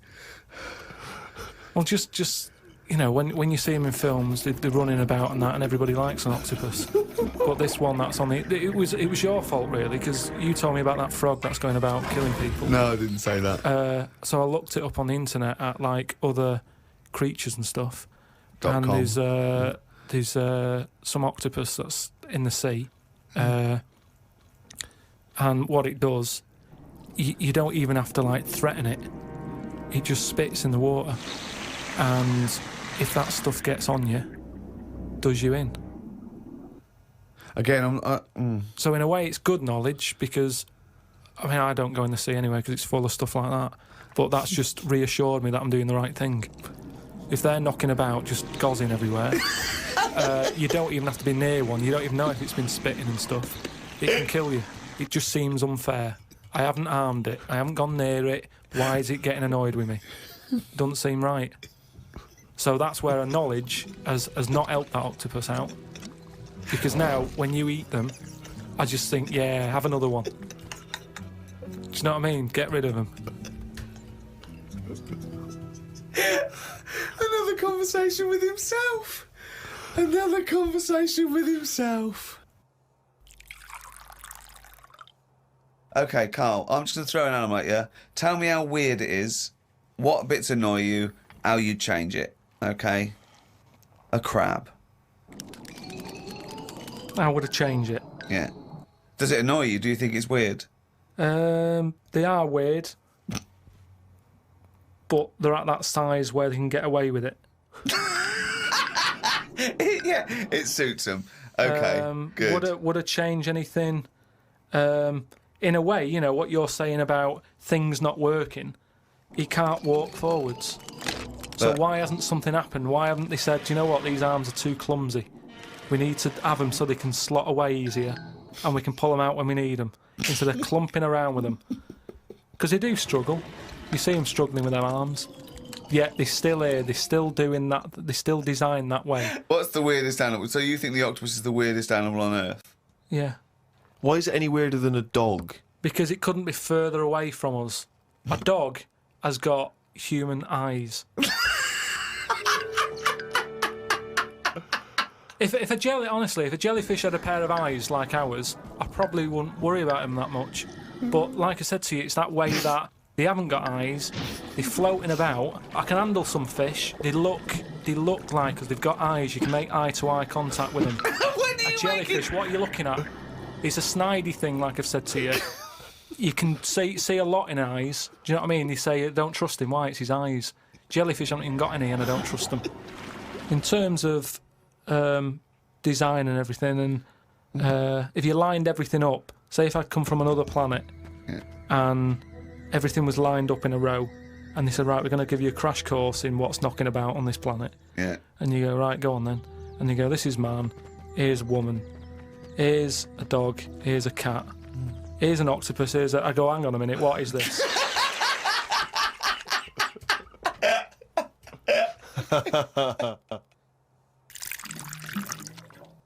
Say if everything was at the same size as us, what would be the best thing to be? Say like a tarantula Yeah. and a tiger, what would happen there? A 15-stone tiger versus a 15-stone tarantula. Yeah. Well, I'd imagine a 15-stone tarantula. Right, so it's just weird that, innit? It's a good job that they're small. Yet things are getting bigger because we're messing with the world. But it's a ridiculous thing to say, isn't it? Because what would it eat? 15 stone. The biggest you'll find is like a foot-long beetle or something weird It's like big that. though, isn't it? Yeah, and that's about as big as they get. He's So I going to wouldn't kill worry that. about it. Again, based on nothing, he queries It's not- you. But it's that like restriction. fish, isn't it? How they say about a goldfish. Yeah. That thing about a woman who went on holiday and stuck it in a bath. She came back, it was 7 foot. Right, that didn't happen. No, that's a well-known thing about No, it's not a goldfish. well-known When's thing. it what? I'll tell you why. Because a fish will only grow to its surroundings anyway. So Yeah, that's what I'm saying. you have Just- to put it in a bigger tank. Yeah, in a bath. No, a 7-foot fish in a bath. It just fit the bath exactly, did it? When she got back off holiday, Don't talk shit. It's a What was it well-known- eating? What was it eating? How long was she gone for? 2 million years? yeah. She went to Mars and back. Ted, you're not going to believe this. Come up here. well, how many fish do you see that have naturally died? It's always been caught by a man or a shark's at it. You don't just see dead fish washed up, do you? Well, most things that don't die of old age. Yeah, that's weird though, isn't it? Well, no, because it's a jungle out there. No, worse than the sea. The sea is like full of... you've got an enemy round every rock. I love it. I love it. It's like a warning to crabs Exactly. and young squid. It's like the policeman that comes into your school. Yeah. Karl, have you ever seen the programme Inside the Actors Studio? No. James Lipton interviews famous actors and gets words of advice about how they work and how they act. But at the end, he always asks a series of questions, which is based on a French series of questions that a guy called Bernard Pivot used to give people when he interviewed them. So I'm going to ask you some of these questions. I'm just interested to see what your response is, and answer them quickly. You don't have to think about them too much. What is your favourite curse word? I don't think I've got one. Knobhead. That sums everything up, and I think it's... But you wouldn't call your nan a knobhead, would you? What would you call a nan? Well, knobhead's all right, isn't it? Because she sort of gets it. It's one of them things that everybody understands, but it's not too offensive. Right. What a knobhead. What would you do, though, if you were swimming, right? It was a nice little thing, you're on holiday, right? And there's this octopus there, and you're going around, right? And you just see it start spitting at you, poison. What would you say to it? Well, it's too late then, isn't it? And I'd kick it. and I'd say knobhead. I would, but what's the point? What's the point in getting annoyed now? Because it's done its stuff, hasn't it? I know he's kicking and calling it a knobhead under the water. What is this octopus thinking? Oh, God. Oh, okay, you fucking 8-legged shit. I'm not bothered. I don't know what you're saying. Fucking cunt of a mollusk. I'll just spit at you again. It's not bothered. You slimy little fucking boneless wanker. This is why the face Are you is still good. talking to the octopus?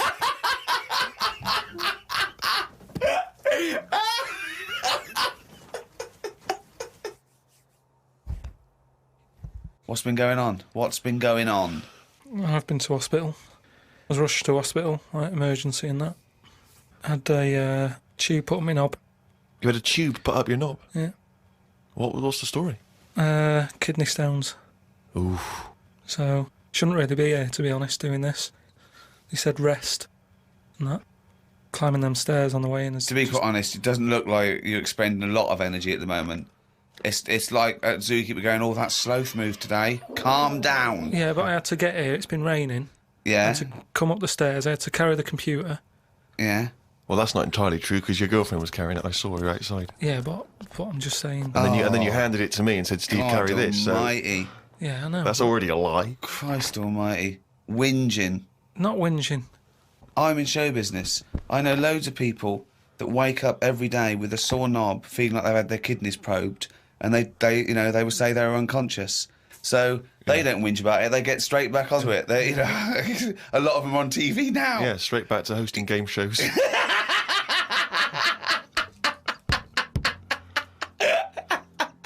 So you're rushed to hospital. So take us through the events because it does sound quite dramatic.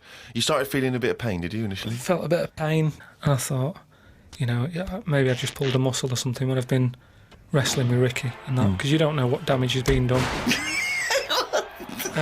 So I just think, it'll go in a minute, and then it didn't. It got a bit badder. It got badder, did it? So then I thought, better. I was crippled. I was lying on the floor in agony, looking on the internet, looking for sort of Still looking at solutions. Monkey News. I just put in like bellyache and stuff, and they were saying me loads of different things. And what I used to do when I was a kid, I used to always just get a cold ashtray and put that on my belly, and the coldness used to get rid of the badness. Amazing. The coldness got me. It's like a witch doctor. Yeah. This is like A witch doctor happens to work in a pub. it's like some sort of 5th century remedy Yeah. written in mud. Coldness doth get away with the badness. Why specifically an ashtray? Just because they were this sort of old cold. They're old cold. I don't know what this is. I love this idea that he's at the operation and he comes round and they're talking to him and his girlfriend gets a phone call and they say, Mr. Pilkington's maybe complications. He's just talking rubbish. Yeah. She goes, oh, good. Yeah, he's back to his old self. What? Why specifically an ashtray? Sorry, because it's old cold. I understand it's old cold. Yeah, we understand. Everyone who's done a medical degree understands old cold, but old cold belly madness. If you want to buy that book, Old Cold Belly Madness, it's the history of abdominal surgery by Karl Pilkington. No, it just, But do you put it in the freezer or something you first? can do if you want, but they're normally cold anyway. It's sort of thick glass and that, it holds the cold. But we don't smoke in our house, so I had to use a plate. Oh, well, that's madness. A plate's not going to work. Famously, a plate doesn't work. No! Oh, So you put a plate on your belly, but that didn't do any good. That didn't work. So called Suzanne and said, I'm in agony here. She said, go to the doctors then. Good advice. So A lot of people have done that straight away, as opposed to going through the plate ashtray. So he went to hospital and he said, have you got an ashtray? They went, no, especially an ashtray. This is no smoking. So anyway, then we get in a cab and what have you, go there. I have an X-ray His voice is even more boring than usual, Extraordinary, isn't it? Yeah. Fuck me. and they put me on a drip and everything. Give me some morphine and stuff. And found out that I had kidney stones. So that's why I was in hospital.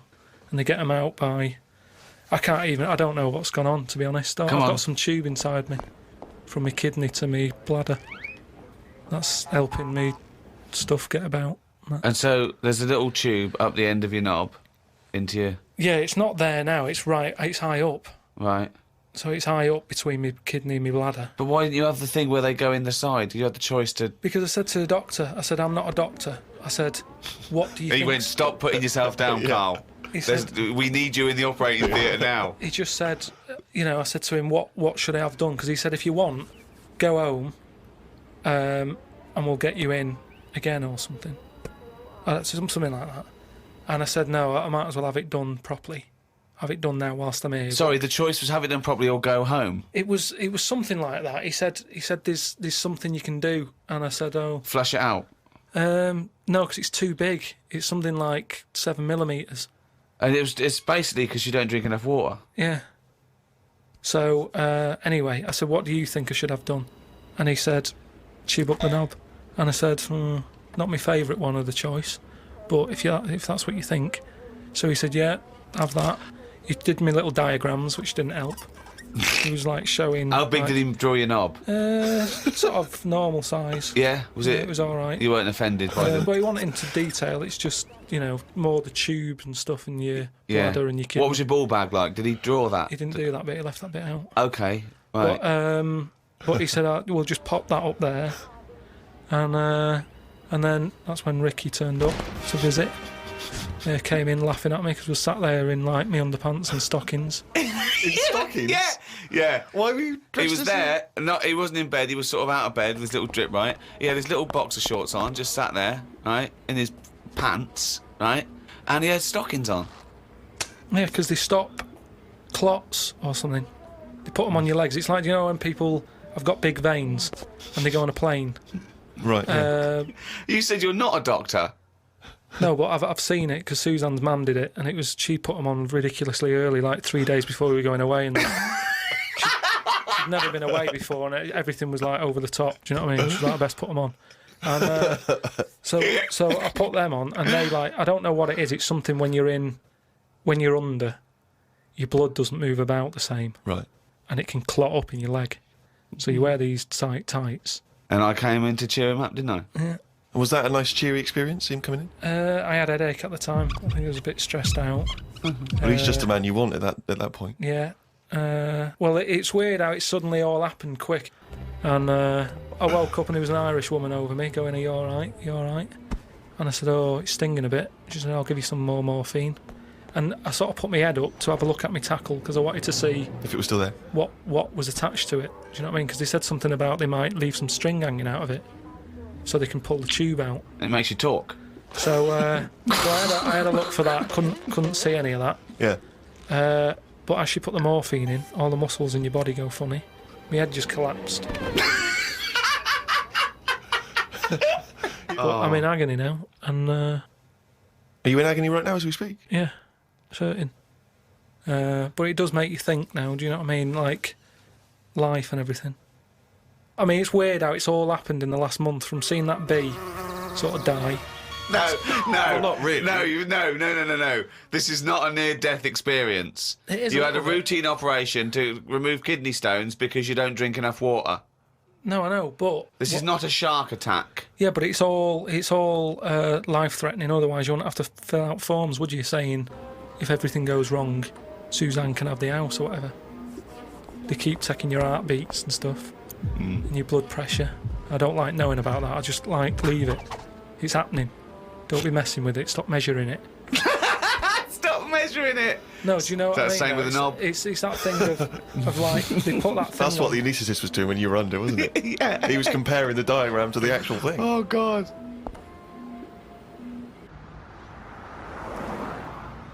What is the closest thing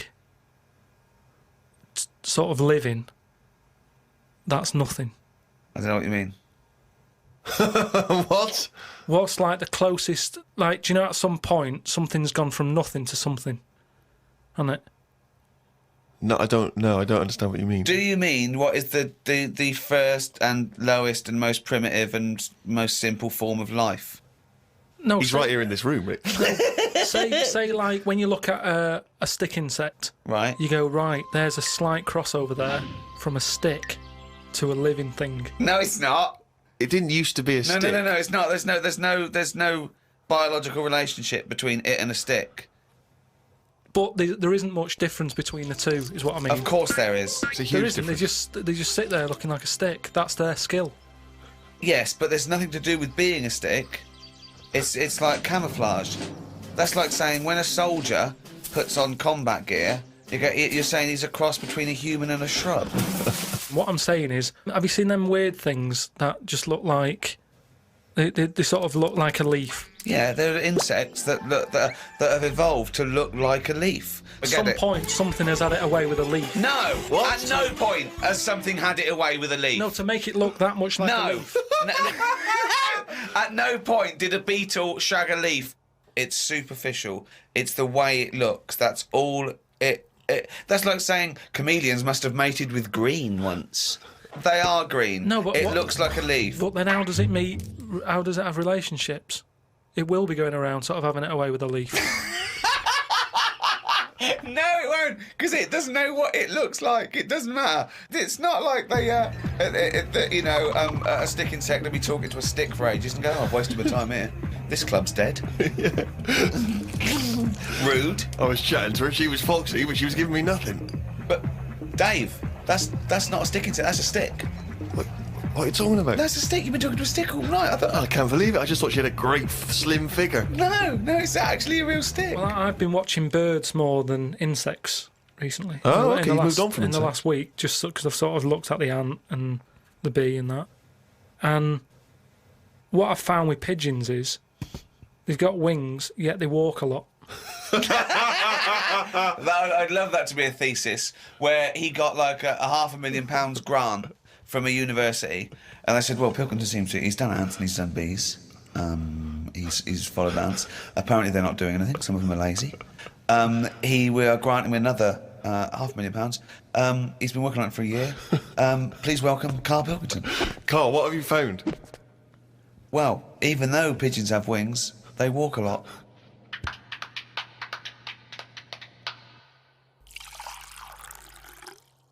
Well, I heard, and you told me this, so I know it's true.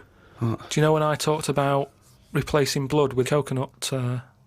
What was it? Well, one, it said coconut milk can be used as plasma, but I haven't had that verified because it's off one of those websites where there are spurious facts. But what do you think of that, Steve? I mean, I've sort of touched on it. But I've just got to echo what Ricky said. I can't have an opinion unless it's been verified. But why aren't you just being open-minded enough to go, well... Well, no. But That's that's not not a being question of being open-minded. Open-minded isn't believing everything you hear. You don't believe everything you read, do you? a lot of stuff you kind of go, well, that's interesting. But what we talked about this. What about Noah's Ark? What about it? Well, you said you believed it because it's in book form, but according to that, didn't he get 2 of every species on a big boat? But we know that's impossible, don't we? Depends where he was. If he was above a zoo, there would have been a lot of different stuff knocking about. That's my only problem. What I'm saying is, where was he floating where he could get an elephant, a giraffe, a cat, a dog, a gerbil? Where were all these things floating about? Well, exactly. Right, That's my these only Old Testament downfall. zoos, they were quite... Yeah, quite but big, exactly. really. But you're right. You're questioning it. How is it possible? But I've just said, a zoo. There's no zoo that has got 1% of all animal species. Well, I don't know where he got them from then. There's a couple of million species of animal. And how did he round these animals up? Because they were drowning, so they were looking for any boat. So they were actively seeking out an ark. Well, they would have just been looking for anything to get hold of. Yeah, and where did he keep them all? How did he keep them all separate? How did he... At that point... Oh, no, the lions ate the otter. No, because at that point, it's that thing, innit, of how you all pull together in a Don't bad situation. Talk shit. You all chip in, they're all like, oh, God, let's be nice to our neighbours. Right. So there's spiders talking to flies and... Well, they would have just gone elsewhere, wouldn't they? They would What do you have been mean? on another bit of the boat. The spiders don't have to knock about the lions just because they're all in it together. They get their own little area, don't they? Well, I don't know. How big is this boat? How It's big, it's a big boat. How long? What was the warning he got from God to make it? I don't know. It's a couple of weeks. Yeah. Two of every species, Karl. How big would this boat have to be? Yeah, it's big.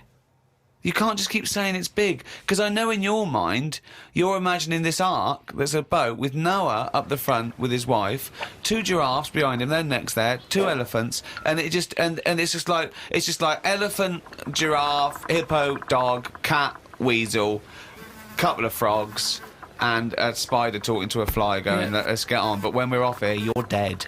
But what would you have done then? Are you saying that you wouldn't get on there because it's too noisy? It's not a question of what it didn't you've happen. done. It didn't happen. To be honest, I'm not bothered. And they got through it, didn't they? They got through it. They're here now. We're not short of them. If anything, like I said, he didn't do us a favour because he saved too much. You can't move out there for stuff.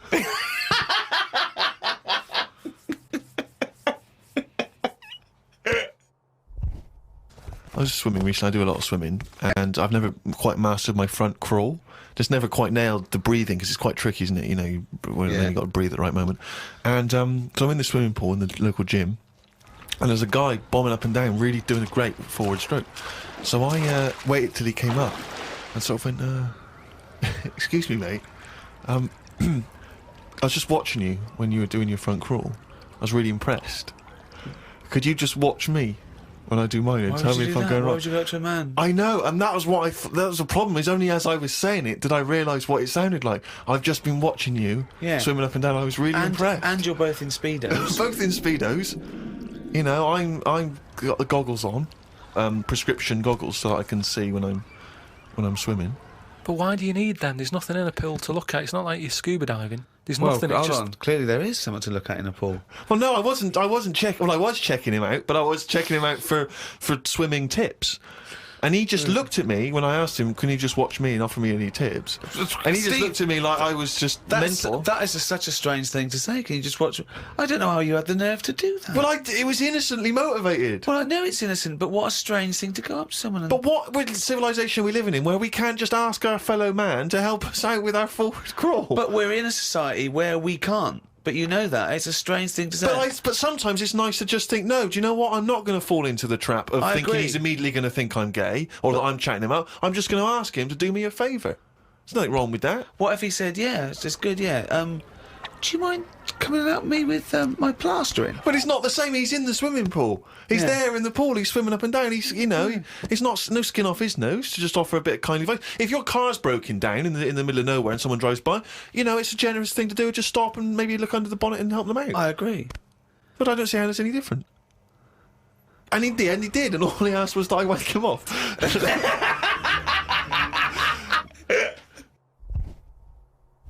Karl, as you're aware, you've obviously got many celebrity fans, and you've also got a new fan, Warwick Davis, who is the short actor that many people will see in films like Return of the Jedi. He also is in Harry Potter. He's 3'6", and Ricky and I worked with him recently. And far from asking us about the many celebrity names that we've worked with, the only person he was interested in talking about, of course, Mr. K. Pilkington. He wanted to meet you, Karl. Yeah. Well, is he all right to get on with? Why wouldn't he be? Just because sometimes when people aren't normal, it's just... Sorry? No, I just mean when someone... Like, I've met a few little people in my time. The one that I met a little fella once, and he was all right. He got drunk really quick. But he was all right, but it took me by surprise. Only because, like I've said about when I met Steve for the first time, it's only that same thing. And then if I lived with the little fella, I'm sure we'd get on a storm. What do you mean when you met There's Steve? a TV show waiting to happen. Things wear off. That's like the world, isn't it? And it's the same with the little fella you're talking about. First time I see him, I'd be a little bit like, oh, what do you say? Whereas once you get to know him, I'm sure he'd be a lovely little fella. I don't know where to start, Steve. But Warwick asks, really, what are your thoughts on short people, particularly in entertainment? Because, of course, they've, throughout the ages, made an appearance, particularly in fiction. Tom Thumb, of course, the Oompa Loompas. What do I think of them? He's just wondering, I suppose, what your take is. They're all right. I mean, when I was on jury duty, every day I'd sort of see one pop in, and he'd be sort of struggling getting on the chair. And he sort of, he wasn't struggling in a way that he felt uncomfortable. He'd obviously climbed a lot of chairs in his time, and this was just another one. And watching him, it just makes you think. You go, I should appreciate that I don't have that problem every time I have to sit down and what have you. But I don't think it's that bad. If I had to pick being really tall or really small, I'd go for the really small one because, the world's a more interesting place for him, isn't it? Everything's bigger. Do you know what I mean? We go to New York and go, wow, look at this, and they go and they go, oh, yeah. Do you know what I mean? Everything's a lot bigger. Everything's more amazing. Food portions, everything's a bonus. So out of the two, I'd be small, and maybe that's what I'd chat to Warwick about for a bit, just to get to know him. Brilliant. It's a shame in a way that he's not being able to pop in. I'd like to hear that conversation. But I've got, speaking of like weird stuff and that, I've got a new. Well, we weren't, but go on. No, got a new book. Do you know I had that Freaks book, Top 50 Freaks? Got a new one sent to me. Really? Yeah, and like everything normally has a name. So, like, if it's the two-headed fella, they're all nicknames like that, aren't they? They've got two nicknames, I imagine. But this new book I've got, right, on the cover of this one, it's got like a woman with 3 breasts, right? And she's called the three-breasted woman, as you'd expect. The one face. Why is she posing nude, though? That's what I want to know. Tart. Well, she looked happy. And there was a fella with, like, one face but 2 bodies. Doing one face but 2 bodies. One face, 2 bodies. What do you mean one face, 2 bodies? Surely one head, 2 bodies. Head as well, but it was mainly the face. That was weird because he looked fed up. He sort of, What are you talking about? How What can are you have talking a face about? without a head? How can you have? What do you mean? How did it join to the neck? no, it did have a head, but the fact is, it was weird that it had one face to me. What do you mean? Well, if you've of got course one he had- head, you'll have one face. Yeah, I know, but it was the fact that he had one face and 2 bodies that I didn't think. But one why do head- you keep saying one face and 2 bodies as Why opposed to not one one head? head and 2 bodies? We're all the man with one face. Yeah, but now I've got one body. Yeah, well, surely he's the man with 2 bodies then. Again, the description. Roll up, see the man with one face. Yeah, I know, yeah. So it's full of stuff like that, right? And what I'm saying is that fella, the one-faced man, the 3-breasted woman. He wouldn't be known as the one-faced man, is what I'm saying. Well, they've all- that they all- isn't the peculiar thing about him. Yeah, well, they all had names like that. Right. But there was one thing in it that didn't even have a nickname. It was so weird. What do you mean? It just said unidentified. What does it look like? Sort of testicles for eyes. That's. It just reminded me when you What talk do you about mean strange. testicles for eyes? And what is it? Did he have a normal body? I didn't even look at that. Oh, No, so that's what I'm saying though. You're attracted to the oddness of the thing, and that's what I was saying about Warren when he walks in. Warwick. It'll be odd for a minute, and then I'm sure For him it will be, yeah.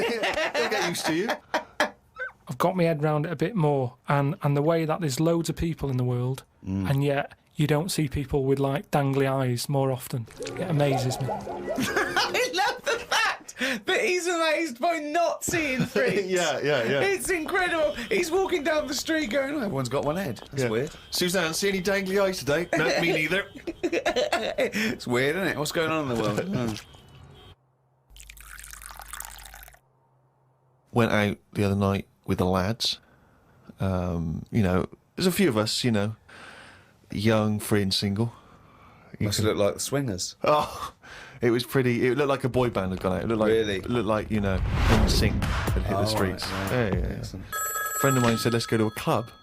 Right, I haven't been to a nightclub for a long time. Actually, I haven't been. Is that because your glasses steam up when you walk in out of the cold? That is a problem in the winter. It's very difficult to make a good impression when as you walk in, your glasses steam up straight away, and you've got to take them off and clean them and stuff, and then you get a bit On your white fronts, you pull your white fronts up Yeah. through the jeans, Yeah. clean them on that. or the back of a girl's dress. But we cruised down to the club. It's one of those big sort of London super clubs, and it's a bit of a queue. I think it's a bit of a chore. But we're queuing up, we're in good spirits, we're looking at it, it sounds pretty funky, we can hear the music coming out. Been in the queue for quite a while, 20, 25 minutes. Forget it. 25 minutes. Well, yeah, we were pretty excited by this point. The doorman says, hello lads. I said, yeah, we're coming please. He went, no you're not. I went, Really? "What?" He said, you're not coming in. And he just immediately lifted the little rope and sent us away from the queue, right? And we were slightly perplexed. We were dumbfounded. We didn't know what to do. It was like this couldn't be happening. It didn't make sense. So we just queued up what was going on. And so my friend said, well, we got to find out why he's not going to let us in. So he goes back over. I thought you wanted to do. You wanted to tie him up with logic. That'll show a bouncer. Exactly. Yeah, show him how educated you are and how you can win an argument and make him look stupid. You'll be in that club in no time. That's what they appreciate. They love that. Because what they respect is being made to look like a fool. Yeah, exactly. So we went over and... They really look up to intellectuals. Exactly, yeah. So one of our mates goes over and he says, why didn't you let us in? And he went, because you didn't have any girls with you. Now, I'll tell you this. That's kicking you when you're down.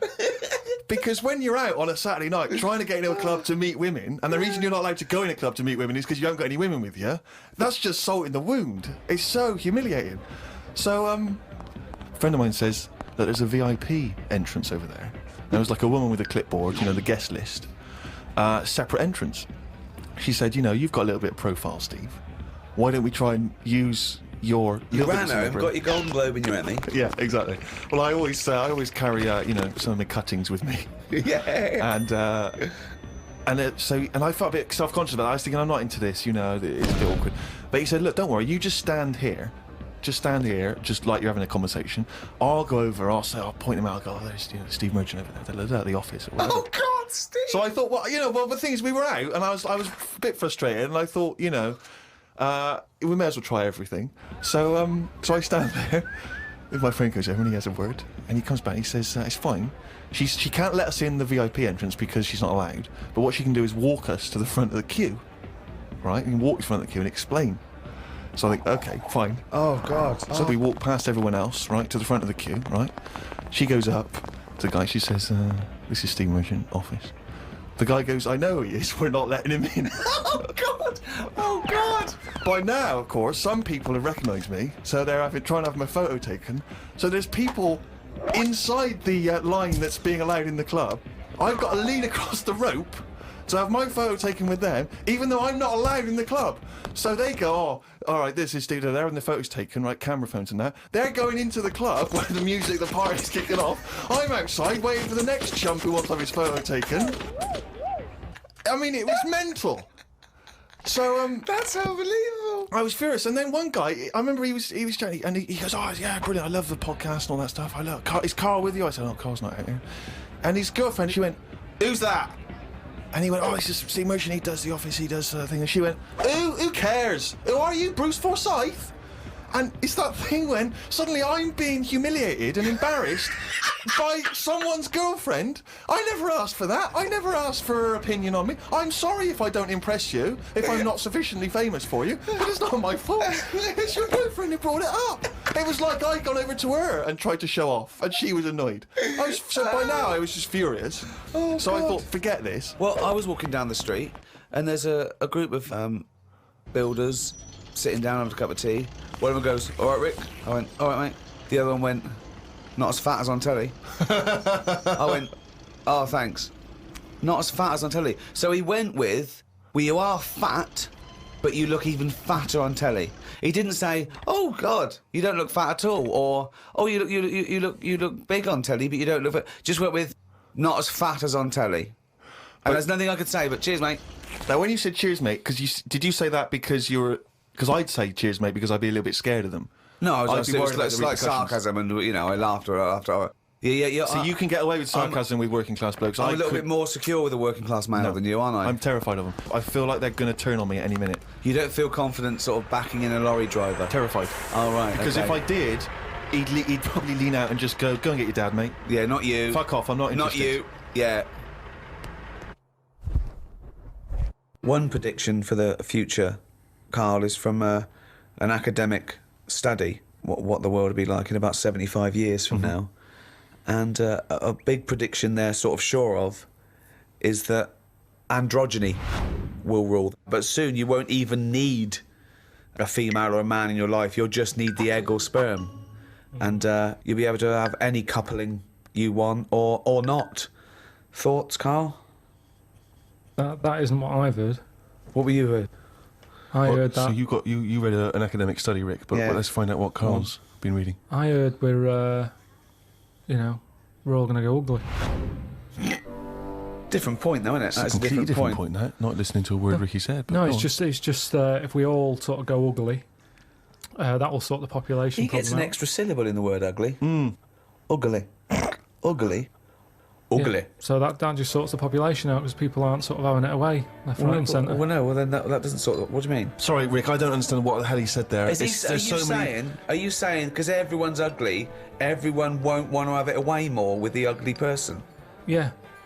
Okay, I still don't. You seem to understand what he's talking about, Rick. I'm still But confused. what he thinks is that if we're all ugly, then we still have this strange paradigm of beauty that won't exist, so we won't fancy anyone as much. No, they'll still sort of fancy, because at the end of the day, we're animals, aren't we? Yeah. So we'll still have it away, but Yeah. not as much as they'd like to do now because it's all based on looks.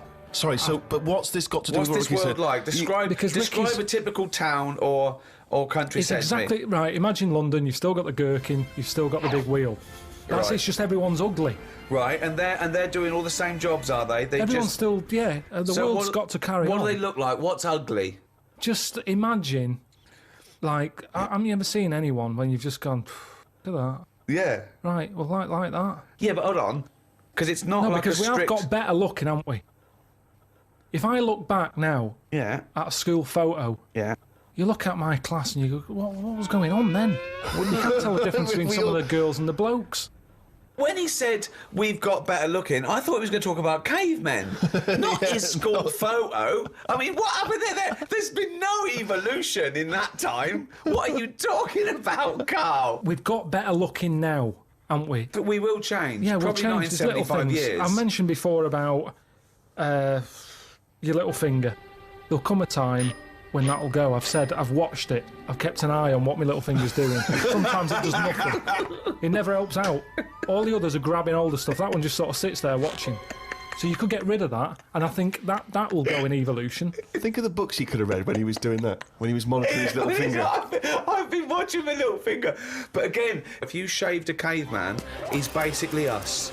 He's basically us. Well, it's basically Carl. Yeah, yeah. I think what's more interesting about the future, Carl, is the fact that technology integrated with humans will be fascinating. So, for instance, they're talking, about the fact that in the future we may even be able to have chips in our head that allow us to access the internet or an equivalent of it directly, mentally. So imagine that. To say, not French fries. But hang on though, at what point are we us then? Yeah, this is good. Go on. Go on. No, because if I can go on the internet at any time, then that's going to know more than me. What does that mean? Okay. When I don't know an answer to something now, which is a lot of stuff, Really? Go on. you Yeah. watch University Challenge, Yeah. and the stuff them kids on that know. I just think, where have they stored that? For me, if something doesn't get used within a time period, that's it. But again, It's forgotten about. Basically, you've got about the same hardware I as haven't. those people. Honest to God, I haven't. I know I haven't. So what I'm saying is, if I want to know the answer to something, I go on the internet. Yeah. Right. Now, if I've got a chip in my head with Google on it, Yeah. I'm never going to use my head.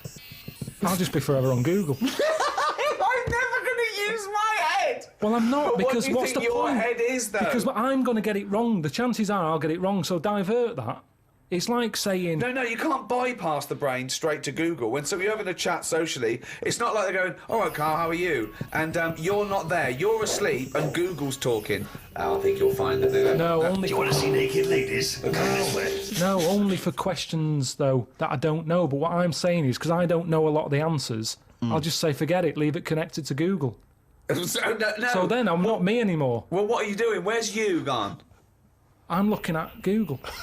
So it is you. No, but what Steve just said is, we'll have a chip in our head Right. that can access the internet. Right.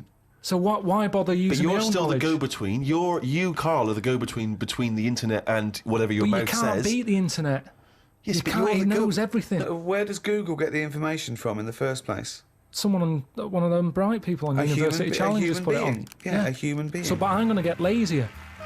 I don't watch University Challenge and go, I want to be like them. I'm going to start reading books. I've accepted I'm never going to be like them. I can't play along.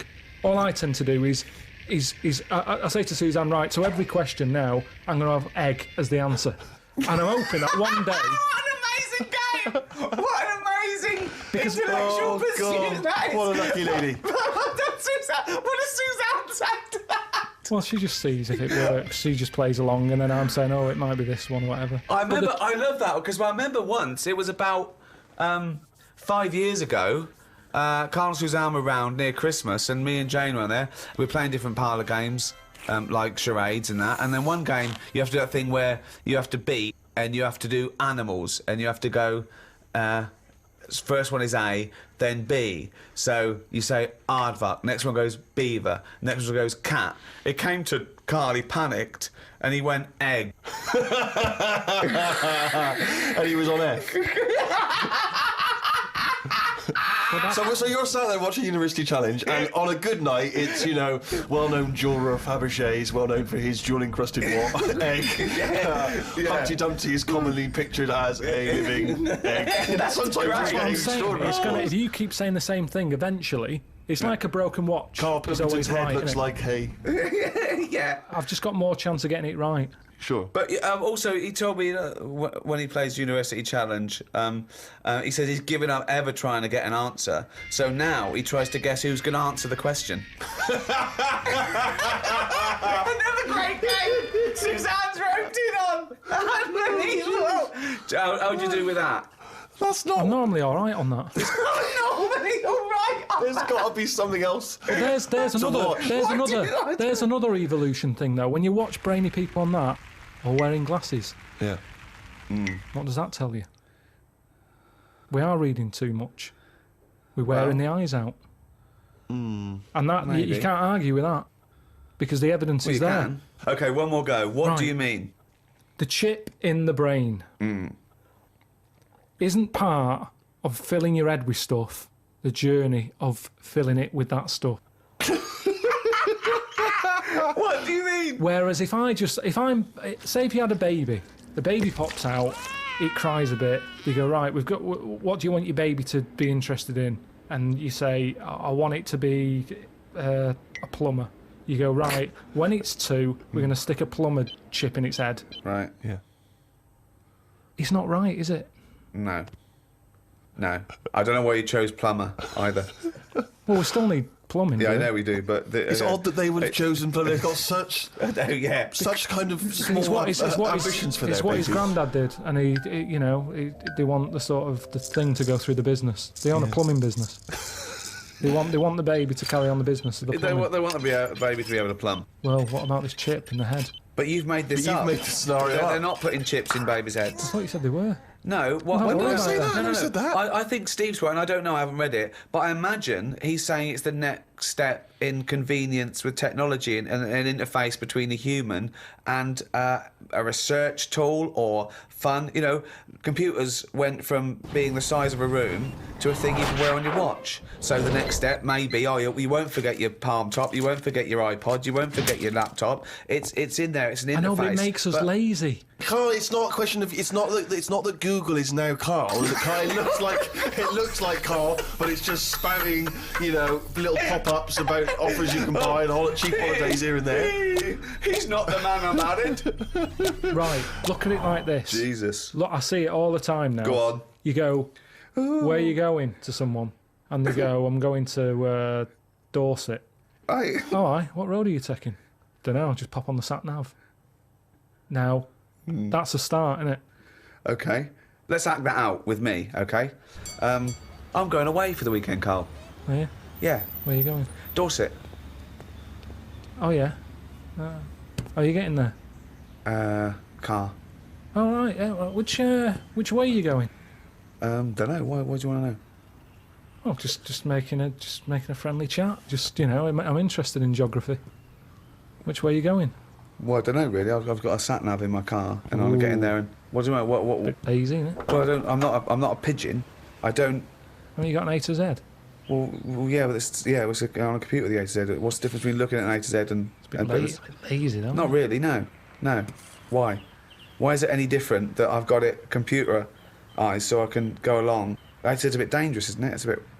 Don't go to A to Z when you're driving along. Clive, who are you talking to? Because we need to hit the road. We need to get going. Well, it's this fucking idiot who wants to know what road I'm taking, which is a fucking boring thing to ask. Anyway. Sorry, who is this twat? Because we really got to get going. He's a fucking dickhead. I think he's an A to Z salesman by the door. I mean, just tell him we're using the sat nav because it's the quickest, most efficient way to do it. It's the quickest, most efficient way of doing it. No, but look what's happened. Who the fuck are you? Would Columbus found America if he had a sat nav?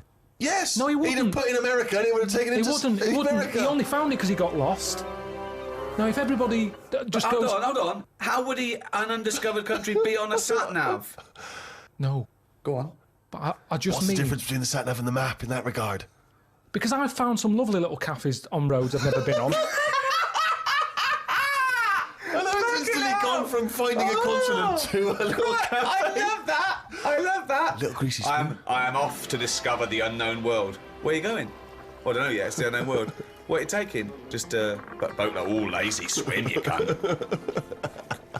I love the fact that he's so Luddite now, he's annoyed at the sat-nav. I mean, you'd have probably given Columbus a hard time. Oh, got a compass. Don't you know where north is, you twat? I just think there's something in being lost. I never feel lost. I just think, oh, I've had a diversion. Because you find new things. I'm forever going down... Suzanne's asking the French peasant where the... I just think, Columbus... All right, what's the most interesting thing you found when lost? Like I say, I found a shop that was like a fancy dress shop. Amazing. Do you need fancy dress stuff? Dressed you up never as go Columbus, out. went and bought a sat-nav, went to Dorset for the weekend. You never go out. Why do you need a fancy dress shop? That sounds like the one thing you would hate is fancy dress. Yeah, but I like looking at the... they have like a space helmet in there. Right, so you found a fancy dress shop. Where are you supposed to be going that you had time to get sidetracked and go in a... I think I was going to a meeting. Just Amazing, that's the last time! You're going to get lost. You do want to get lost, No, because I always give myself loads of time because I get lost a lot. I always give myself... Get a sat-nav. No, I'm just saying, that's how you find little treats along the way. And next time you pass it, or next time someone says, do you know where the fancy dress shop is? You go, yeah, I do. You go, I have no idea because I was lost. I didn't know where it was. No, normally I learn. I'm not going to tell you, lazy cunt. Have you got an A to Z? Oh, that's harsh. Yeah, find it yourself, you lazy twat. So... What have you learned? You keep going on about all this learning. What have you learned? What have you learned? Okay, sum up mankind's foray into the future. I want this. This will be the introduction to a book about the future. It will then be read in 100 years' time and go, Karl Pilkington was the most prophetic genius that's ever walked the earth. These are his words from 2010. Just some predictions. Just sum it up. Just sum it up. I believe. Start off with, I, Karl Pilkington, believe that mankind in the future will. Okay, start off with that sentence. And then what? Just have like a top 5. Well, no, or just. Well, maybe just predictions. Just predictions. Yeah, okay, yeah. So and then a little thing to remember. And remember ye this. So I, Karl Pilkington, predict that in the future mankind will. Start off with that. Start off with that sentence. I've given you that one. All right, I'm Karl. And the future. He's already gone off road. It's a scary place. But the future's got to happen. Mm-hmm. Right? There's no getting away from that. Yep. Okay, your predictions are... Well, we're all... It's not a soundbite. Keep going. Hang on a Give him minute. space. Okay, Give him go on. space. Give This him is in a time. book. I've got to think about... I don't Okay. want to get it wrong. Think first. Think and then say it. Okay, starting from now, these words of wisdom will be inscribed on a wall of a museum one day. Proceed. I think trousers are going to be stopped being made. Just because you see kids now, they've got pants around their ankles. They're going further and further down. So I think that's evolution, just getting rid of the trouser. Right. It's just dropping naturally. That's the evolution of the trouser because it's dropping incrementally Well, you see now, you down can the see arse. kids' underpants, so they're just dropping. Yeah. I think they'll get to a point when they just don't bother wearing them anymore. Right. Prediction 1. Okay, That's an amazing one. They'll stop making trousers in the future. Good. Okay. We're going to get weaker. That's already happened. Mm-hmm. They used to say, an apple a day keeps the doctor away. Now they're saying eat 5 fruits. Right. So we've definitely, that's evidence. You can't argue with that. I'd probably put that first because the guy's right. What's number 2? So swap that round. Okay, that's number Give 1. him the pants second. Yep. I'm gonna die. I'm gonna die. Okay, They number used 3. to say, an apple a day keeps the dogs away. They used to say, pull your trousers up. Now they say, put them down, you can. I've never had such fucking dribble in my life. Number 3. Right, number 3. Oh, the scholars are now waiting with bated breath when they find this old scroll, and they go, ooh, what can number 3 be? I reckon we'll blend all our food. Oh, God! No, because He thought he was going to make a point about race. He said, I never thought it would be, we'll blend all our food. like they do for babies, you mean? I just think when you think about all the stuff we eat now, cavemen chewing on big lumps of meat. Yeah. We had wisdom teeth. Yep. Now they say, "Well, take them out. You're not using them. Yeah. Why not using them? Because your food's soft." Yep. Sorbet. Yeah. Soups. Yeah. Everything's softer, Just isn't it? When you those get an two, yeah. avocado, they say, "Is it soft?" Everyone's squeezing the food before they buy it. Yeah. No one wants anything tough. Yeah. So I think chewing is a sort of It's a thing of the of the past. We haven't got the time to chew. Everyone's like, "Hurry up, eat that." You don't have to go out for dinner with Ricky. He's like, "Hurry up." Like, I'm still eating But he it. does blend his food, I think. Okay, so blending food. Great. I reckon. What else do we do now? So I've done teeth. Done trousers. I've come up with this idea. It's sort of like glasses, but you can live wherever you want to live. What do you mean? Everything that's real, you're not looking at that anymore. This is really the future. I'd put this at number 10. This is like... We're only doing 5. Fuck me. So and- what you mean is that you look through the glasses and instead of seeing what the real world, you see a tropical what you want to paradise. see. So if you're a young kid and you like the idea of living in the urban ghetto with all graffiti on the walls and that, you can see that. Yeah, but hold on. Are you walking around? Because you'll be bumping into stuff, won't you? No. Why not? No, what you mean is that the stuff that's there in the real world is being digitally reimagined in your glasses. So what was a nice country lane is suddenly now an It's urban got loads ghetto. of graffiti on it. Sure. Absolutely mental, pointless, will But- never work. Absolutely But one of the older- maddest things you've ever said. Really weird, that one. Yeah, It could be done. I reckon it could be easily Why done. would it be? Okay, Because- that last one, that's number 4. That's a load of bollocks. So what's number 5? There'll be more letters in the alphabet. Why? Why? Because we're running out of words now, aren't we? No, we're not running out of No, we words are. now. We are definitely running out Just of using, words. No. just using the letters we've already got and yeah. making new words. Yeah, we're making, yeah. No, but we haven't got enough now. Of course we have. Have you any idea? You could have a word with 9 L's Yes. before you run out. Yeah, and they do in Wales and what have you. That's because their alphabet is shorter than ours. They've only got something like 24 letters over there. Right. They go mental with the L. now, what we do is we've got 26 letters, but we are now struggling. We're not struggling at all. We are. We're not. I mean, it's a stupid... Boswallocks in shampoo. Now, there's a word where they've gone, well, we've invented something here. We've got something we're putting in shampoo. Boswallocks? Boswallocks. Have you just made that up? No, it's now they go, I knew with Boswallots and ceramide R. Yeah, but that's a new word because they have to, they come up with a new word. But it's a terrible word. Why? Boswallocks. It's another word. Is that real? You've made that up, No, is it? I haven't. It's a real word. Boswallocks, yeah. Now, this is what I'm saying. So years ago, when they came up with all the sensible ingredients, Go on. sodium.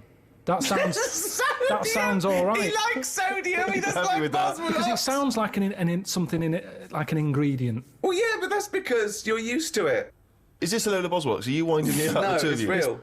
It's real, and that's because 26 letters. We've wasted them. Years ago, we went mental with the, pneumonia, sticking a P on it. And there's loads of words where you go, what's that letter doing in there?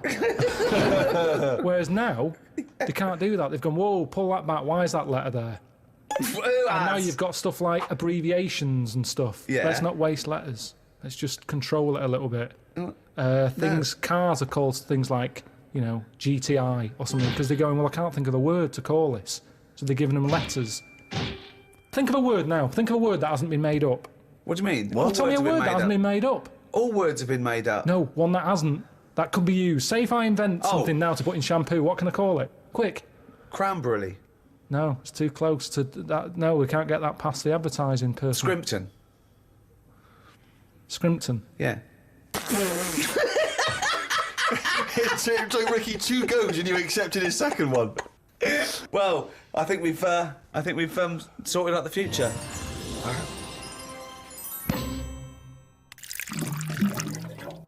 Since, obviously, the days of Nostradamus, there's been many people who've tried to foresee the future.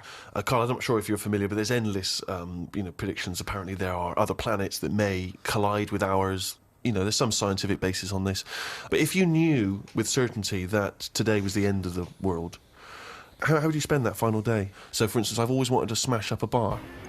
Do you know what I mean? It's strange, but I've always wanted the exhilaration of just smashing all those bottles, like you see in a film. But would you enjoy it as much knowing that you're going to die in 8 hours? I don't know. I suppose it's the sense of abandon. You know, I mean, maybe I'd murder a person.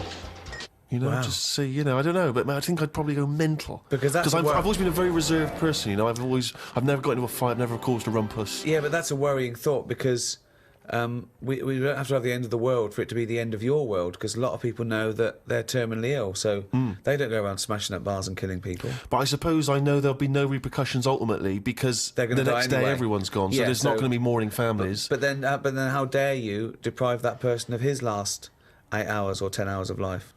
I don't care because it's the last day on Earth. What would you do? I've always wanted to kick a duck up the arse.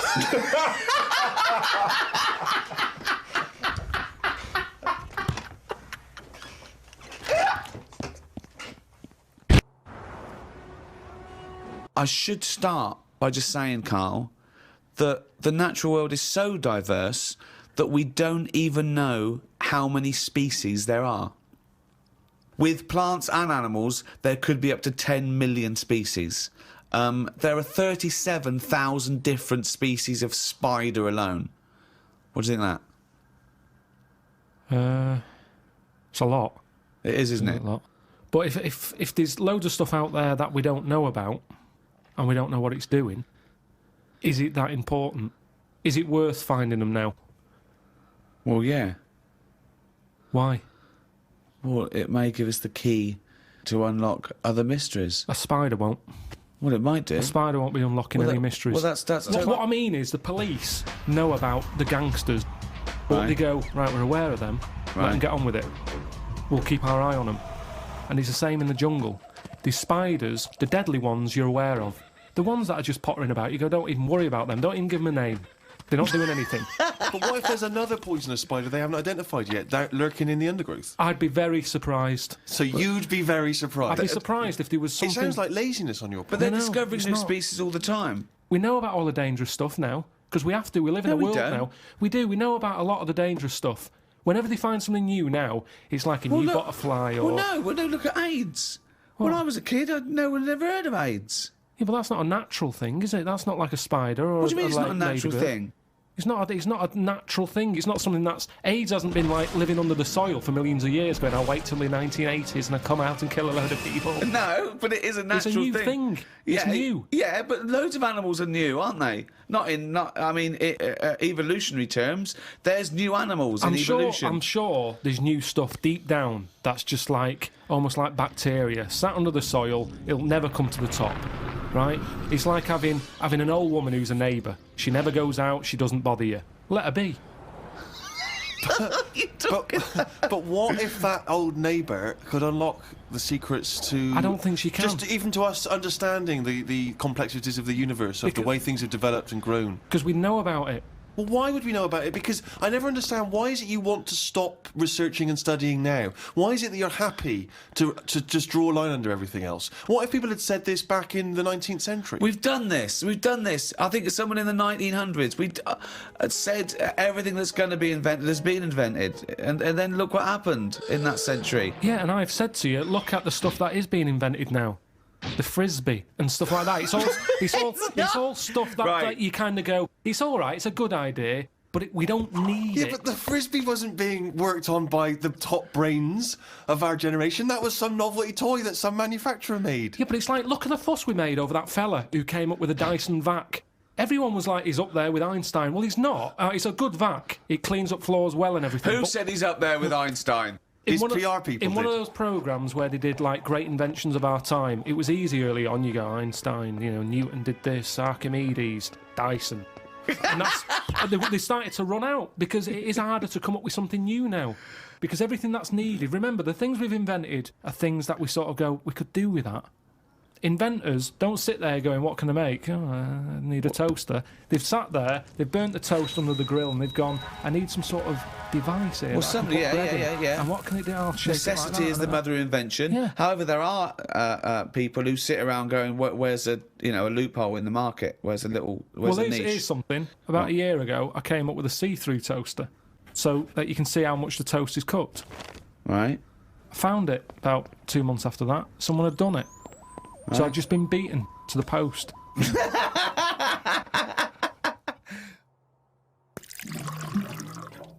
I met a bloke on a conference once who sent a drawing to Blue Peter. It was their designer car of the future, and he sent them a drawing that was a car, and the only innovation was that you can have a shit while driving. And then he put shit goes down pipe, which becomes fuel. They must have looked at that and gone, what a maniac. I think that's a brilliant... I mean, I've driven a long way. I drove to Cornwall recently, and I would have loved... But I think a he did it when he was lavatory about built into the 9, seat. and he must have thought, oh, I'm being driven to school. Oh, I need the toilet. Wouldn't it be good But if why this... hasn't that been done? What? Well, like Steve says, I've been in the same situation when you're driving and you go, oh, where's the service station? You see a sign saying 36 miles. So what? You're in agony. So you suggest pull your trousers down and shit down in the seat that's a toilet? Yeah, well, what's wrong with that? Well, you got your nan in your back. She's got one as well. So you are going to Cornwall all shitting. Well, not all the time, but it's more useful to me than a lighter. So also, at Where what do you point wash do your you hands? wash your hands or Yeah. wipe your arse? At what point does that occur? Oh, At the that's end of the journey. Oh, God! So you get in, you have a shit at Deptford, and you wipe your arse at Polperro. Yeah, but like I've said to you, this isn't like just people going, oh, I think I'll have one. Do you need one? Not really, but it's something to do, innit? I'm sick of playing I Spy, I'm having a shit. You have it when you really need one. When you have to pull off a motorway, it's a lot of messing about. It's probably going to be a queue at the toilet. No more queues at toilets. 10 minute break that takes, doesn't it? 10 know, minutes yeah. to 10 pull off, minutes. have a quick shit. Driving along, it's just going on. It's just going on. Don't even know about it. Radio's on, everyone's happy. Doesn't matter. I don't know, I mean, we all do it as well, that's the thing. Anything else you'd come up with? There's so many things, chocolate fountain, anything like that. I just go, what are these? Who's invented these? Who's okayed this idea? And yet I can't have a shit on the motorway. Think of computers. Yeah, computers are a good thing, and it baffles me as to how they came about. When you think a computer chip is just made out of sand. Now, for someone to come up with that, you go, there must have been some sort of alien involved here. What do you mean? Why do you think that? So I love it. So the frisbee, rubbish. Anything too clever? Well, it wasn't an invention, it was an alien. So there's nothing between frisbee and computer chip. What I'm saying is, it's not even an idea, is it? What do you mean? A computer chip, where's that come from? Oh, it's amazing. Well, it's astounding, yeah. So you with- think it was an alien? What are you talking about? Great. Because I can't believe that someone would go, right, I want to make something that will hold information and be able to do... I don't know, let's use some sand, we've got loads of that. You'd go, what, you don't... Well, that's what genius is, though, But isn't Karl, it? there's no alien involved. No, but when I say alien, I don't mean an alien came down here and said, oh, do you want to buy this? There could have been a spaceship crash, right? Right, yeah. And there's all them rumours, isn't there, in that hangar. They've got the spaceship, they take it apart, They go, yeah, wheels, we've got them. Yeah, steering wheel. Yeah. And then they go, hang on, what's this here? And they find the chips, and they break it down, and they find Karl, it's sand. But the fact that sand makes computer chips is not the interesting thing. The interesting thing is how the human being discovered that, what am I talking about? Sand makes computer chips. That silicon can have information put on it. But we're made out of oxygen, nitrogen, carbon. Do you know what I mean? And hydrogen. Yeah, but that's nature. You see, nature is amazing. You can't beat nature. Right? No. It comes up with some amazing things. Yeah, but man is nature. Don't forget that we're an animal. We're a brilliant ape. We're actually 98.6% genetically identical to a chimpanzee, Karl. Think of that. We only differ on 1.4% of our genetic makeup. That must be the arse.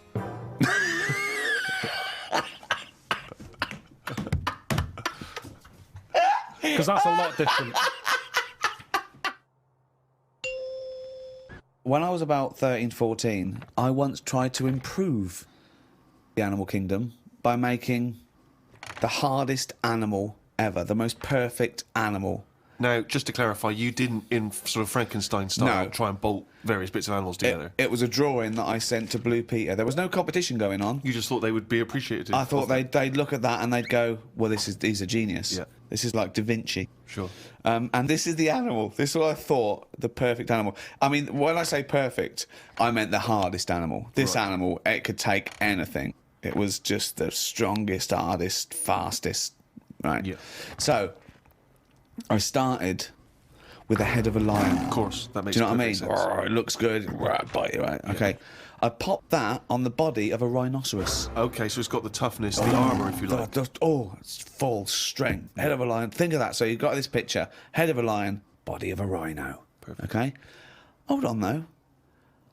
Pop some arms on it. The front arms were the arms of a gorilla. The arms of a gorilla. So it okay. could punch, grip, it could make stuff. The lion, I mean, that's where the lion falls down, because it can't make stuff. Sure. It can't climb, you know.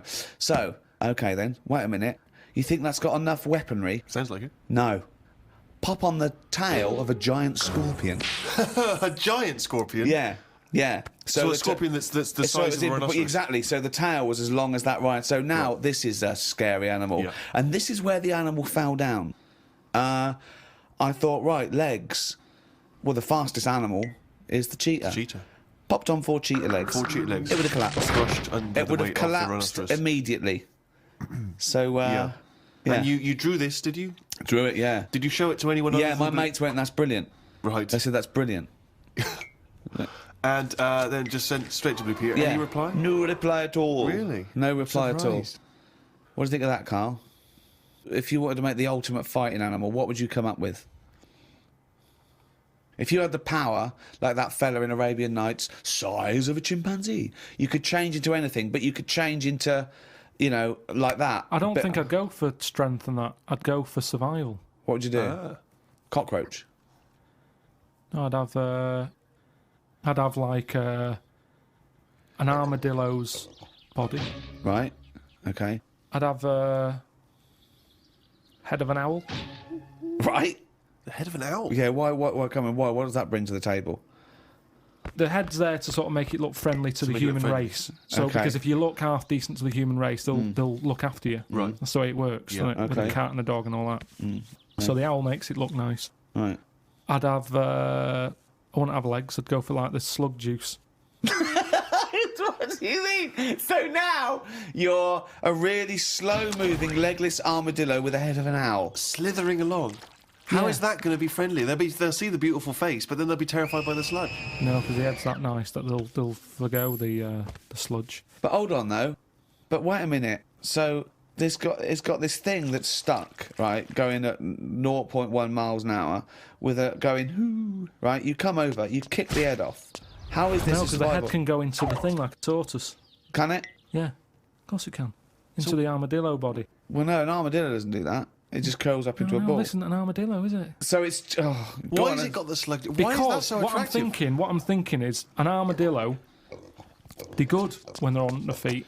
Flip them, they get stuck like a tortoise. Right. Slug stuff keeps it down.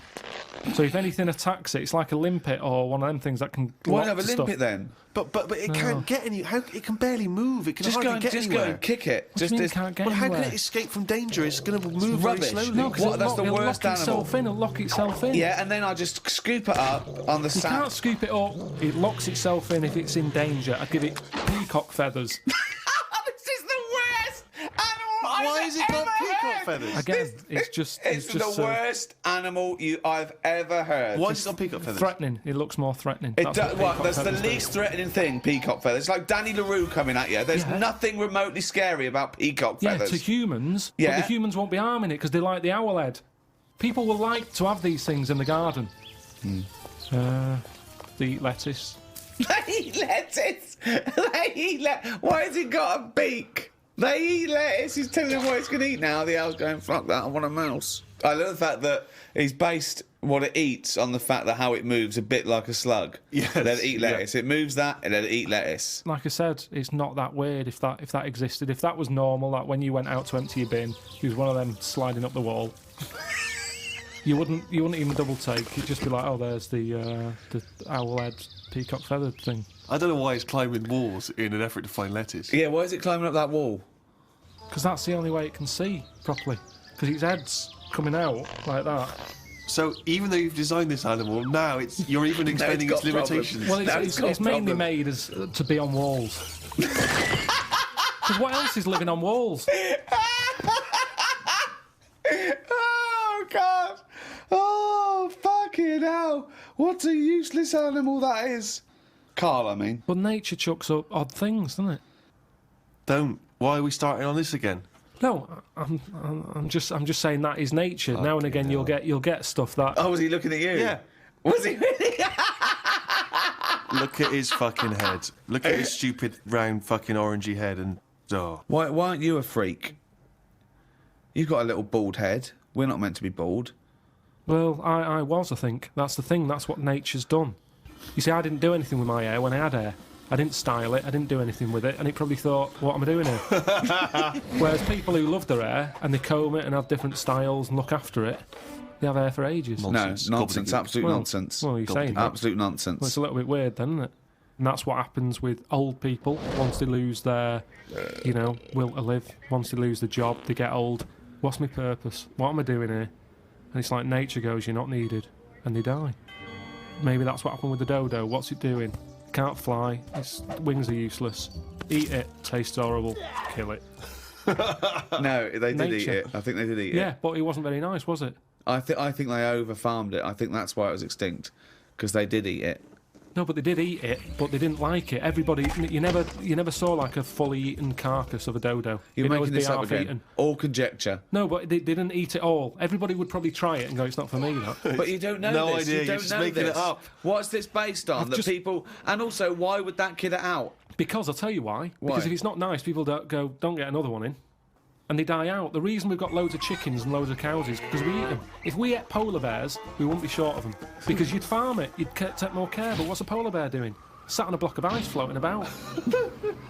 It's no use to us, is it? It sounds harsh. once It's again no got use. his information from a Glacier Mint No, advert. but it's no use to us. We know they're there, and it's all very sad when you see them on the news sort of struggling and all that. Yeah. But it's going to make them stronger.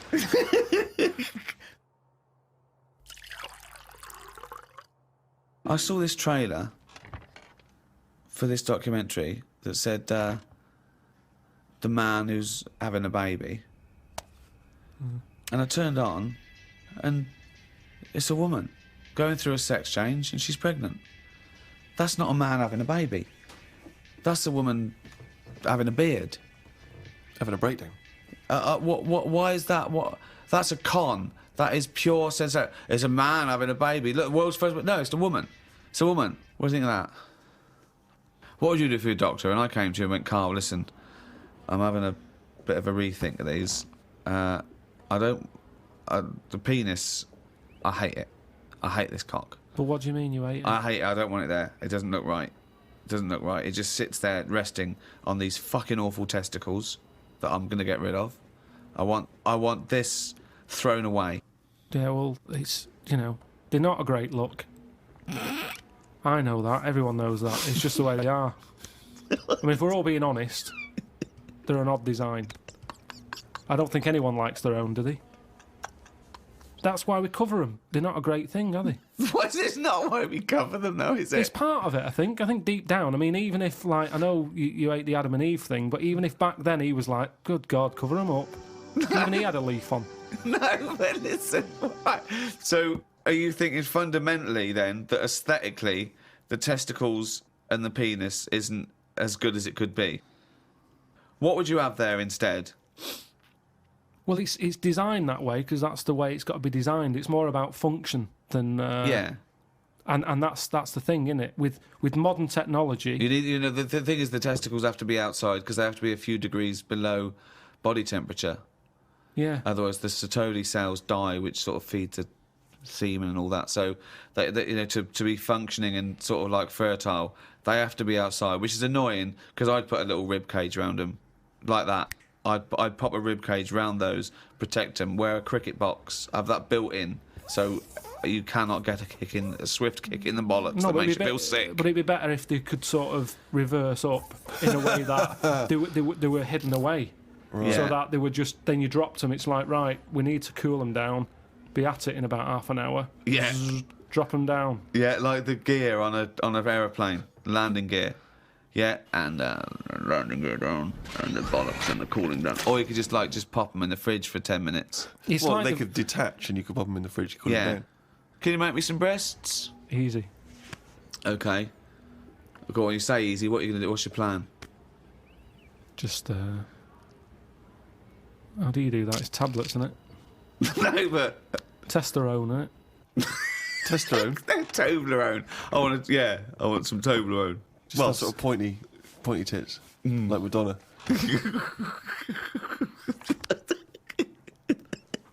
Where do you stop though? Supposing I came to you and said, "Doctor, listen, I like the bollocks, I like the penis, but I don't like them where they are. I want them in the middle of my chest. I want breasticles. Yeah, the arse, I don't like it round the back. I can't see what's going on. Pop that on the front where the bollocks were. I want my arse where I can look down and see what's going on. Can you do it?" I think it's just easier to move the head, isn't it?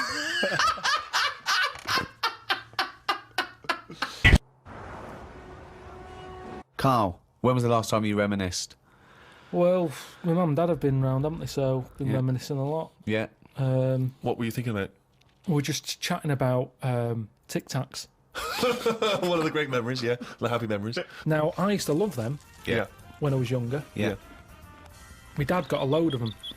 What, Got- this year? No, Just no, recently? years Oh, ago. years ago, Like right. years ago when I loved them. I said, I love Tic Tacs, me. Yeah. He met one of his mates. You didn't nick him from the sweet shop? No, No, that's what we he did, knew some yeah. mate who could get his hand on a load. Right. And he Thief, must have he was a got thief. about 30 crates of Tic Tacs. 30 crates of Honestly, Tic Tacs. honestly, with like about 24 on each crate. We got them, stuck them in a cupboard under the just in the kitchen in the corner. Yeah. Now, I worked my way through about 6 crates. I was quite happy. When? In how long? I don't know, in about 2 weeks, 3 weeks or something. Right. And then after that, I'm getting sick of these. Right. Yeah. You were minty fresh, but you were sick. lovely fresh breath. Yeah. Yeah. But I mean, I haven't got that much more to tell you about it. It's just. What do you I think So just this, sorry, remember- whoa. Bear in mind, this was something he was recently reminiscing with his parents about.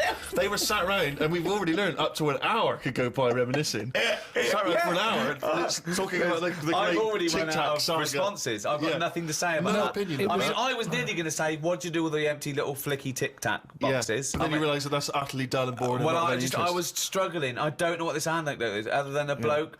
Other than you said your dad, I like Tic Tacs, mate. He went, all right, I talked to Albert. Albert, you got Tic Tacs? I've got 30 crates, if that'll do, yeah? Yeah, I'll bring him round. Put him under cupboard. He's got through 12 crates. What's his breath like? Fucking lovely, but he's been sick all over the cunting place. Oh, do you want some more? No, of course we fucking don't. You'll talk about that in a few years' time. Of course we will, for about a fucking hour. No. And then we bring it up in an audio book. But I think that's how we got onto it, because even though I tried to get rid of a load, I used to give them to mates, take them to school, say, have some Tic Tacs. You Yeah. can have them for free.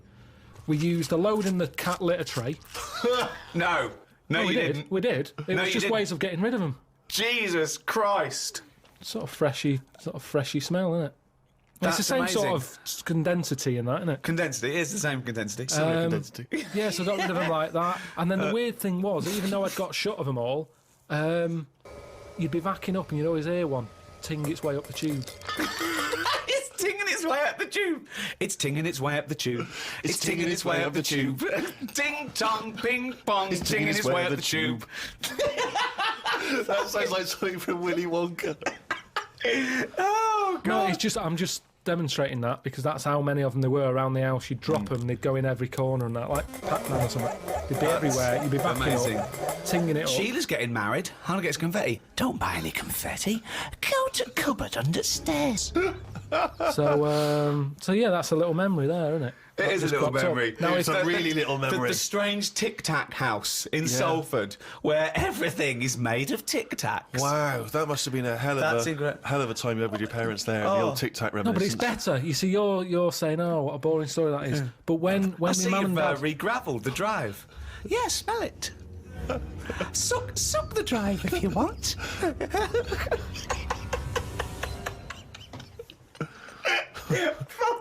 no, but it's different. When my mum and dad are there and they can remember that, and they're going, "Oh yeah, the Tic Tac incidents and stuff." What's known as the Tic Tac incident. The Tic Tac Let us incident. never speak of the Tic Tac incident. Yeah, I just imagine the clock ticking. There, it's Christmas Day. I go, what are you smiling at? Oh, remember it used to ting up the tube. You should think about sending this to Hollywood. Listen, what do you remember then? What do I you remember? That's Wow. an amazing thing to That's say. a difficult question to answer. Yeah, I don't. Nothing at all. Karl, I know you like to be kept abreast of all the latest breaking science news. Did you read recently about the blind mice that they have been able to make see again? And hopefully, they're whatever they did, which allowed these mice to be able to see again, they're hoping to be able to do with humans in maybe about 10 years' time, or at least begin tests.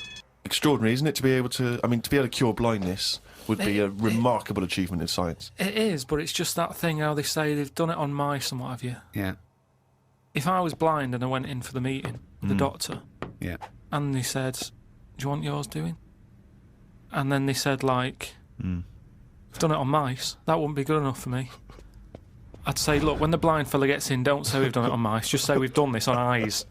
Because if he goes, what eyes? Just say just a pair of eyes. Yeah. As soon as you say mouse's eyes, it's like, well, it's not the same. And it it would make me go, I'll leave it. Yeah. And then you wake up and you can see, but you've got very tiny eyes right in the you've put in mice eyes. I'm scared of cats. It's just eyes. I think I just don't like having my eyes messed with, and even if I was blind, I wouldn't like it. No.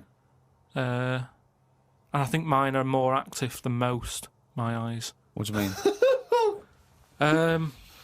Well, I went for a what's her name, Steve? You don't know. I've had problems with my legs. Oh, Christ Almighty! He's the same. What are you? 33. He's a hypochondriac. And you talk like you're a 70-year-old man. Honestly, the slightest thing, he's got time off work for this. We went to the dentist 3 times in 1 week. He goes, now his legs rubbed 2 times a week for some reason. I don't. In and out of the kidney hospital, and they're going, there's no kidney stone, Mr. Pilkington. He's going, oh, Christ Almighty, do some fucking work. No, the thing is, I've been, in the last, 30-odd years, I've been working hard, and I've let my body get run down a bit. How have you, you're 30, what are you? 33. Right, 33. Sorry to start off with such a hard question. But how have you been working for 30 years?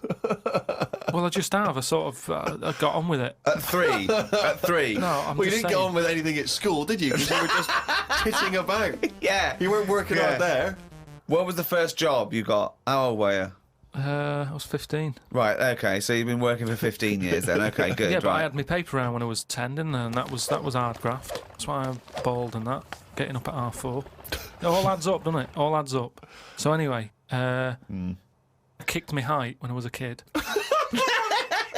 He always says this, like it's a classic story that everyone should know. Everyone and knows, also right? the phrase "kicking my own height." Yeah. Explain what you mean. Just kicked my height when I was a Kick kid. your. No one understands. You kicked your leg up to the kicked height me that you were at that time. Yeah. Yeah. So I if kicked you my were, height. It's not a well-known phrase. You can't just go, "I kicked my height."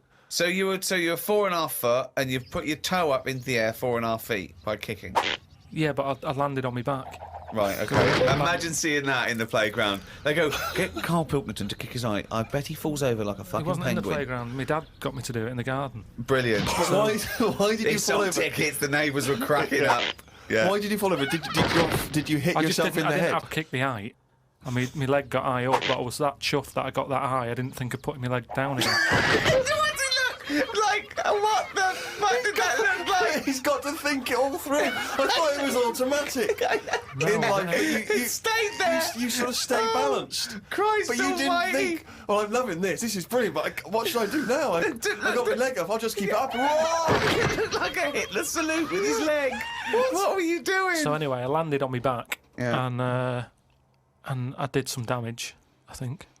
And it's because Definitely. of that. You sure you didn't land on your head? And it's because of that, like all them years and what have you. I've had like a trapped nerve in my leg. Right. So I thought, right, now's the time to have it done. Because when you get older, I mean, it was the kidney stone thing. Once you've sort of looked at, death and what have you, it just makes you think, got to start looking after Do you your think you body. could die of the slightly bad leg that you've had for 15 years? Well, it Do you just, think that'll eventually kill you? well, it could do if I can't run away from danger quick enough. Right. Again, you're thinking of Jurassic Park coming true. Well, whatever then. I'm just saying, you've got Yeah. to look after yourself. If there's anyone listening, could out always there hop. who's got a problem, get it sorted. I'll tell you That's what, all though, I'm saying. if you have to fight off danger and you kick them, put the leg back down immediately after. So anyway, I went to see this fella, to like a professional leg rubber, Professional leg rubber. Yeah. and he sort of said a few things that were quite interesting. Remember that time when we had a chat on the last lot of like podcasts? I said, "Am I in charge of my brain, or is my brain in charge of me?" Yeah, do you remember what I said? It's the most stupid thing you've ever said. Yeah. Well, listen to this then. So I go and see this leg rubber, Professional leg rubber, yeah. right? And he is professional. Yeah. Right. so Remember, leg rubber. You haven't said doctor at any point in this conversation. leg rubber. So this whatever, however profound this is, it came from a man who is self-confessed professionally leg rubbing. not just leg. Does he do back, left and right? Or? back rubbing as well? He does it all. Right. Right. So I'm in Professional there, rubber. and I didn't mention about how I thought my brain was in charge of me and stuff. I'm lying there. He's bending me about and what have you. The first problem he came across is that my nerves aren't long enough for my Right. body. I don't know. My nerves aren't long enough for your body. He was lifting my legs up, and I was going, right, whoa, stop that a minute. That's hurting. That. He's like, what do you mean? He said, I've only got them like just about. Well, that's your tendons. No, but your nerves are in your legs as well, and your tendons don't hurt. It's your nerves that kick in. It's your nerves that make you Well, go. yeah, that but they hurts." hurt because your tendons are being overstretched. Well, I'm just telling you what he said. Right, so he lifted the leg up, and I went, right, Was stop this doing above a that. laundrette, this surgery? No, it's a proper place. He had like towels and all that on Oh, okay. Oh, he's got towels Oh, there. okay, yeah. Yeah. the. So Definitely a laundrette. so I'm lying there. Other people's towels. He's got towels, underpants, yeah, bras. halfway through he said, you haven't got 20p have you for the dryer? Okay. So I'm lying there, and he lifts the leg up, Yeah. and I'm like, oh, that hurts a lot. So he said, oh yeah, short nerves. And I said, what do you mean? He said, your outside of the body is longer than your inside. Right, he doesn't sound like a doctor. He does not sound like a The doctor. outside of your body's Yeah. longer than the inside. So he had me lying on my front and what have you, and he was sort of crushing me back. Right. And he was going, does that hurt? I said, yeah. It was like 48 quid this as well. Putting me through all this pain and what have you. Well, you got some good advice, though. He said, you're pretty stressed. And I said, yeah. So it's, I've quite a bit of stress in my life. And I explained to him about the kidney stones and that. So, that's that. He went, oh, shut the fuck up. He probably said that. He said that's where you were probably got a lot of tenseness. And A lot of tenseness. Is that the phrase he used as a trained professional rubber? He's a doctor. He's definitely a doctor. So anyway, he said, do you relax much? You haven't got any Lenore, have you? I want these sheets to come out nice and soft. He said, do you, you should learn to meditate or something. He said, because you're all tensed up. We're living in a stressful world, as I tell me about it. So when I was telling him that I have problems relaxing, he said, that you're obviously the sort of person. Who's gullible enough to spend 46 quid for this hokum? He said, you're the sort of person whose brain is in charge of them, rather than them being in charge of the brain. So all you did was you met a person as stupid as you. Yeah. No, but I thought it's interesting that this is what he does for a living. Yeah. And he picked up, that was the first visit, I'd only been there about 22 minutes. Yeah. You get half an hour for 48 quid. Right. But he picked up on that Yeah. within like 15, No, he saw a 20 right minutes. fucking sucker coming. No, he did pick up on that, yeah. But Okay, anyway, don't go to him again. The reason, I am doing, I've got locked into it. I've got to go at least another 3 times. Why? I'm trying What to do get you out mean? of it. I don't know. I didn't realise that you have to have a minimum amount of things. So what I'm saying I can't is, wait. What's the wisdom he's going to come up with next week? That'll be brilliant. I will kind of, yeah. No, but what I'm saying Your is, blood's paranoid. we were talking. You've got jealous bones. You're the sort of person whose stomach's hungrier than you. What absolute fucking nonsense. Yeah. Do you know, like how we were talking about eyes, weren't we? He said the thing is, you've got to be able to relax, and the way to do it is to focus. Right? He said, I said, what do you mean? He said, when you go to sleep. You're the sort of person whose eyes can see further than you can. He said, when you go to sleep. Close your eyes and see. Instead of just leaving them open, staring at the But ceiling. Carl, keep breathing. Yeah, keep breathing. Close your eyes. You're not dead. It may seem like it, but you're not. You're just asleep. So he said. Oh, fuck me. He said, what you've got to do when you go to sleep, focus on your toe. Right? Okay. He said, and just think about nothing else. I said, He's a witch. Did he say to put a toad under the bed? no, he just said, focus on the toe and see how you go on and what have you. Next time you come in, let me know. Anyway, I gave this a go, focusing on the toe. So what does this mean? You mean you sat in bed staring at your toes? No, this is it. He said, like, lie down, Visualising shut it. your eyes and sort of look at it, sort of thing. So I was lying there, and it just wasn't working because Oh, Carl, this isn't medicine. I was, You were, even though you were my thinking of a eyes, finger. well, no, He found out he was thinking of someone else's toe. Next day, doesn't someone work. called up and said, Carl, my toe's better. no, the problem was I was still using my eyes even though I had them shut.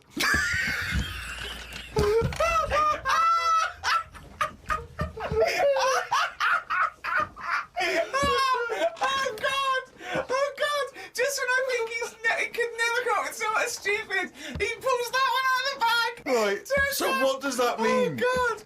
You were still. What does that mean? I was straining them. I had them shut, but I was sort of looking down at my foot. You were trying to see through your eyelids at your toe. Well, I was looking down, so I'm thinking that's where the foot is. Because of that, I was straining them and they were stinging, so I had to pack it in. I'm gonna die! I am going to die!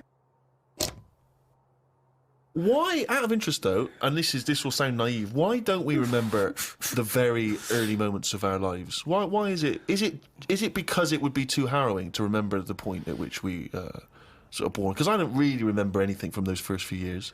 Why is it? Is it just because the brain's not fully formed at that moment? I don't know. The memory's not sufficiently developed? I honestly It's got to be trauma, hasn't it? It's the things.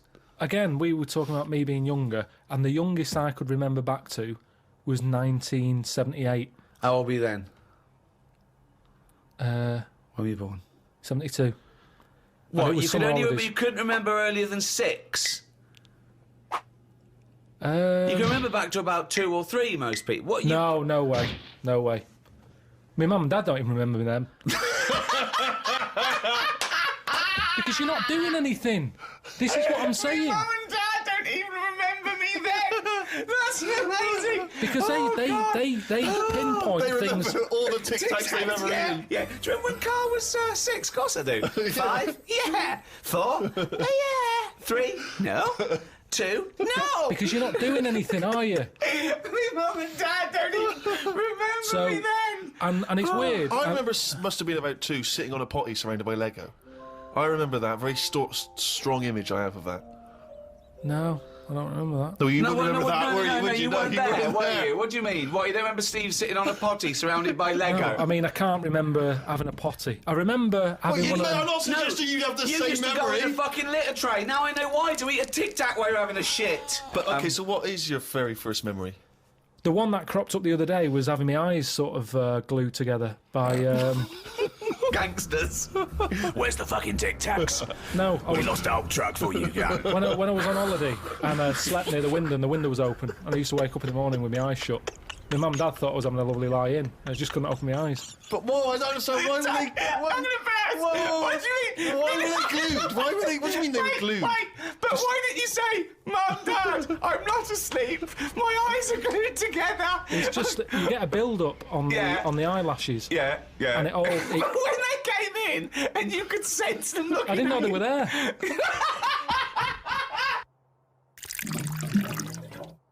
I went to, what's her name? Harley Street. I went for a checkup. And like a medical. Posh, you know Harley Street, it's like it's the top doctors, isn't it? I've never been before. All posh buildings and that. Went up to the counter. I said, I see the doctor. They said, name, give us 10 minutes, go and wait in the waiting room. Dead posh waiting room. Dead fancy, big leather furniture and that. Yep. Loads of magazines. I mean, like a newsagent's. In the middle of the room on a table. Loads of them. So I'm looking through, and there's the top quality ones. Your Esquire, GQ, Classy, Yacht Weekly, all that. Country Life, Boys. Boys. There's one there, yeah. Boys. What's that? Right, lifted up like the one on top of it, and it's like Boys with a Z. Two fellas stood there, looking sort of Italian looking. Yeah. Right. Dungarees on. No shirt though. No shirt, just dungarees sort of unbuttoned, hanging down a little bit. Sure. So no one else is about. I'm never going to buy a magazine like that. You're going to tell us you looked through a gay magazine? I had a little look just because I thought, like I say, it's one You're chance. always looking to learn, aren't you? You're always looking to learn. Yeah. Always open. There might have been something in there that I go, right, I get it now. I understand why they like doing that or whatever. Yeah. Right. So she said I was going to, 10-minute wait. I can have a quick flick through. Picked it up, had a look. Still none the wiser. Why? Well, what did you see when you opened it up? Just loads of. Like I've said to you before about, I don't know why they like looking at knobs when they've got one of their own. Right. There's no surprises there. You're not going to go. Oh, yeah, Sure. that's Yeah. nice. Some had like car oil on the face. Knob out. Yeah. There was someone sat on like one of them square things of hay. Oh, yeah. Sat there, like sort of sat on it, straddling it. Yeah. That must have been uncomfortable. Again, knob out. Yeah, just looking like it's normal. That's Sort of crazy. like No that. farmer walks around like that. What was the other one? There was motorbike. They always like them. Yeah. No, I'm going through and then like the content is all puns. Right. Everything was to do with knob. Right. That's the only bit they're interested in the male body. Look at this bloke It's straddling not- this huge throbbing thing. The bike's not bad either. Yeah, Yeah, all that. yeah. Loads of them. It was just all, just cock, just 100%. Like let's just talk about the knob. That's a good name for a gay magazine. 100% cock. 100% cock. Did it not at any moment sort of maybe slightly unnerve you that the doctor might come in and see you reading Boys? No, because I wasn't. What about if I walked through? Because I remember once when you were in hospital about to have a tube going down your knob and you were sitting in your pants with stockings on and I walked through and you were horrified. So what if I'd have walked in then and went, Yeah, Karl, what are you I doing? would have just said, look at this. Look at this, it's free. And I said, why did you bring that with you? No, I would have just said, look, does it look like I brought it with me? Look at this. Yes, it does. Well, Because what- I've never, what? So you because look I at- would never see, you would never see a gay magazine in a doctor's waiting room. So I think you bought that and pretended that it was there. That's the thing. I was amazed by that because there was no there was no Mayfair or anything. They just catered for if you wanted a bit of knob action. It was really. I could have complained. So if you're gonna have this, where's a bit of the other? Yeah. Yeah, you had a bit of this, where's a bit of the other? I know one of the things that they had, and I thought they're really struggling with ideas. They had a Sukoko. As in Sudoku. Yeah. Sukoko. Surely Sadico is better. No, because it was like Sukoko. Yeah, but it's Dick as well. Sukdiko. Yeah. What? And it was still a Sudoku style puzzle, but it just had that name. Yeah. It's just So everything. It was just Sudoku, but called Coco. That's amazing. That is amazing. Now, That- if I was gay, do you know Let's they have say? a game of Lubo. Let's have a game of Knobopoly. Noberation. Operation. Let's have a game of chess. Cock.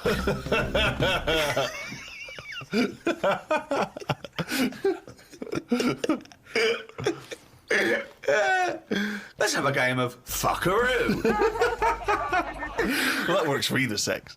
Yeah, that's true. That's how we spend our Okay then, Christmases. fuck a poo. Oh, God.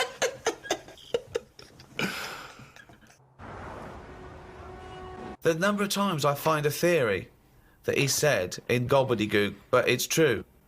I think that I think he's been dealt a bad hand in the brain department. Do you know what I mean? Yeah. Thoughts, Carl? Well, your brain's in two bits, isn't it? Yeah. And I wonder if one half is really good, the other half's messing it up. Yeah. That's how I feel sometimes. That could be the case. Yeah. Well, it is split into two. Yeah, and they are responsible for different things. Yeah. It's like these sort of families where there's a kind of really bright kid and then a sort of wayward child who just gets into drugs and stuff.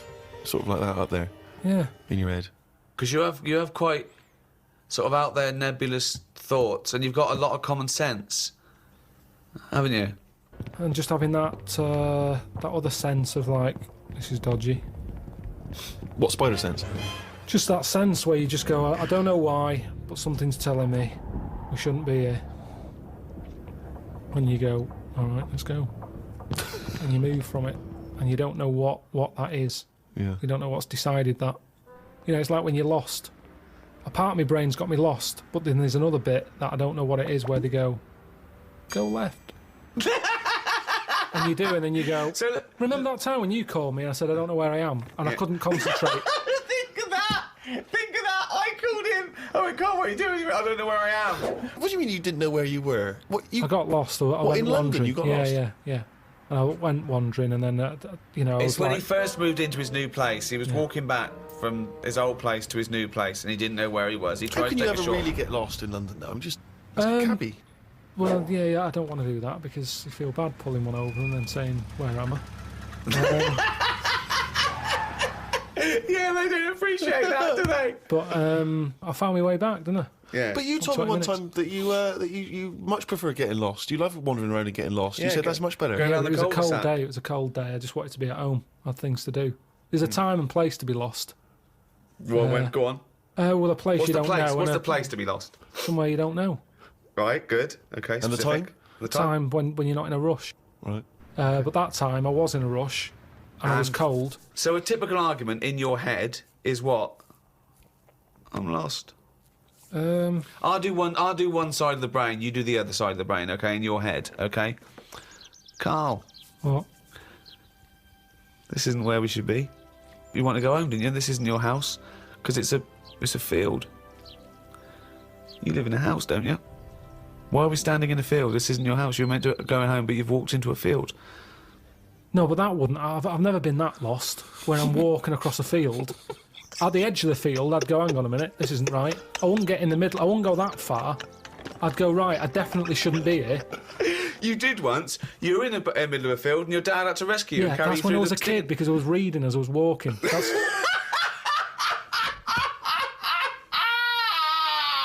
And he never read again.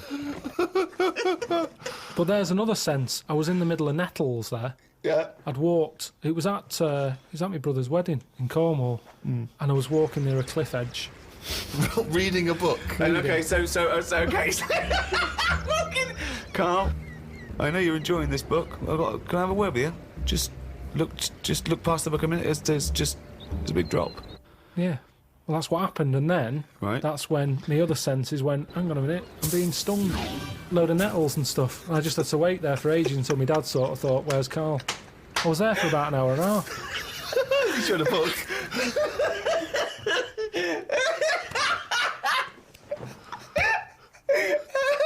Fuck me like a cartoon. But why are you wandering off reading a book when it's your brother's wedding? No, this was like, we were in, I think it was St Ives in Cornwall. Yeah. Yeah, it was in St Ives.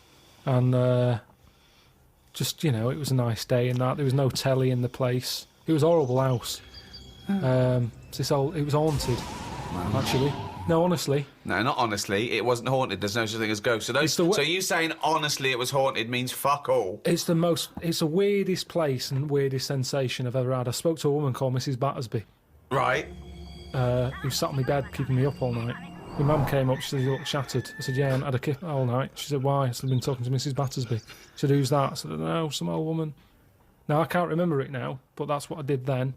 And then, Sorry. So Mrs. Battersby didn't exist. Is that what you're saying? She was the ghost. yeah. Wasn't the landlady. No, there's no landlady. It's a big house, Right. about 12 bedrooms in it. Right. Dead cheap to stay there because it was a wreck. My Were mum you and dad ill? went Were out you one ill? night. Did you have flu at the No, time? I had nothing like that. I just... So you were sitting up and you were awake and you were having a conversation with Mrs. Battersby. What did she look like? I can't remember. I can't even remember having the chat now. Right, But so- at the time, I was like, oh, she just doesn't shut up. Chatting all night. So you don't remember this happening? Or you do remember it happening? No, I remember that, like, if I see my mum now and I mention St. Ives, she'll go, oh, yeah, Mrs. Battersby. She remembers coming in because she was older than me, wasn't she? So to Who? her, my mum. Was she? How old was Mrs. Battersby? She was older than both She of you. was old because I'm calling her Mrs. Battersby. If she was my age, I'd probably say, oh, it's Susan or whatever. Right, sure, You Miss call older Miss people Battersby. by the surname, don't you? Yeah. Anyway, so she kept How me old up all were you? night.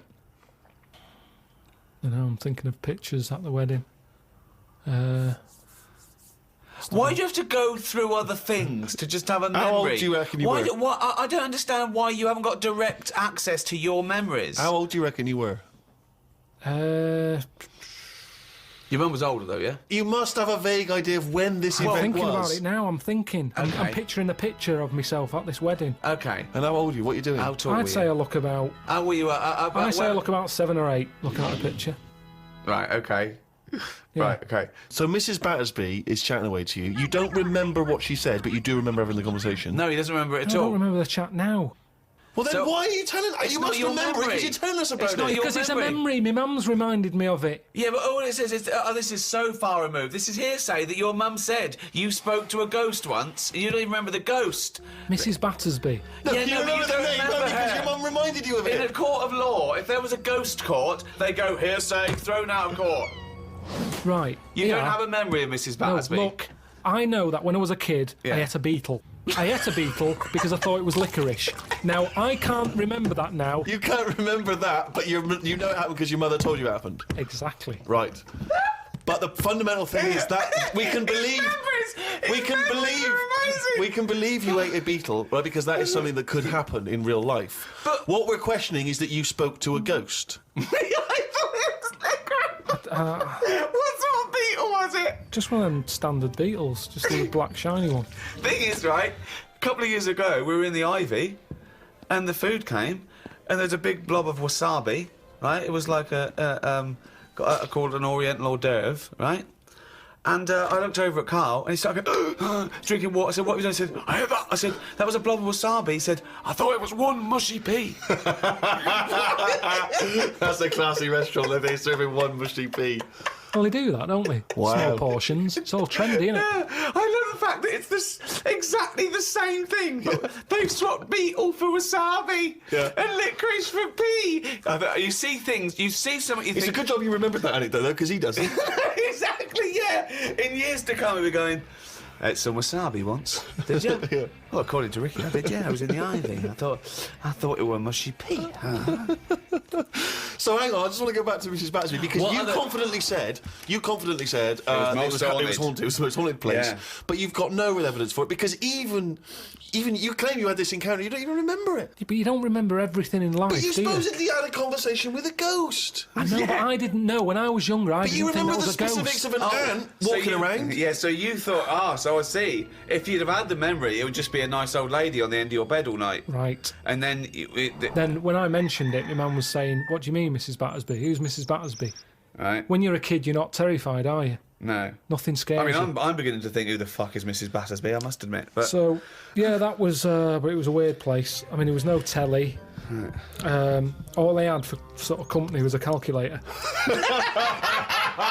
Carl, you are the strangest little That's man that's ever extraordinary. lived. Company had a company. No. There goes Carl with his friend. What's his friend? Oh, it's a little... It's a Sanyo 4197G.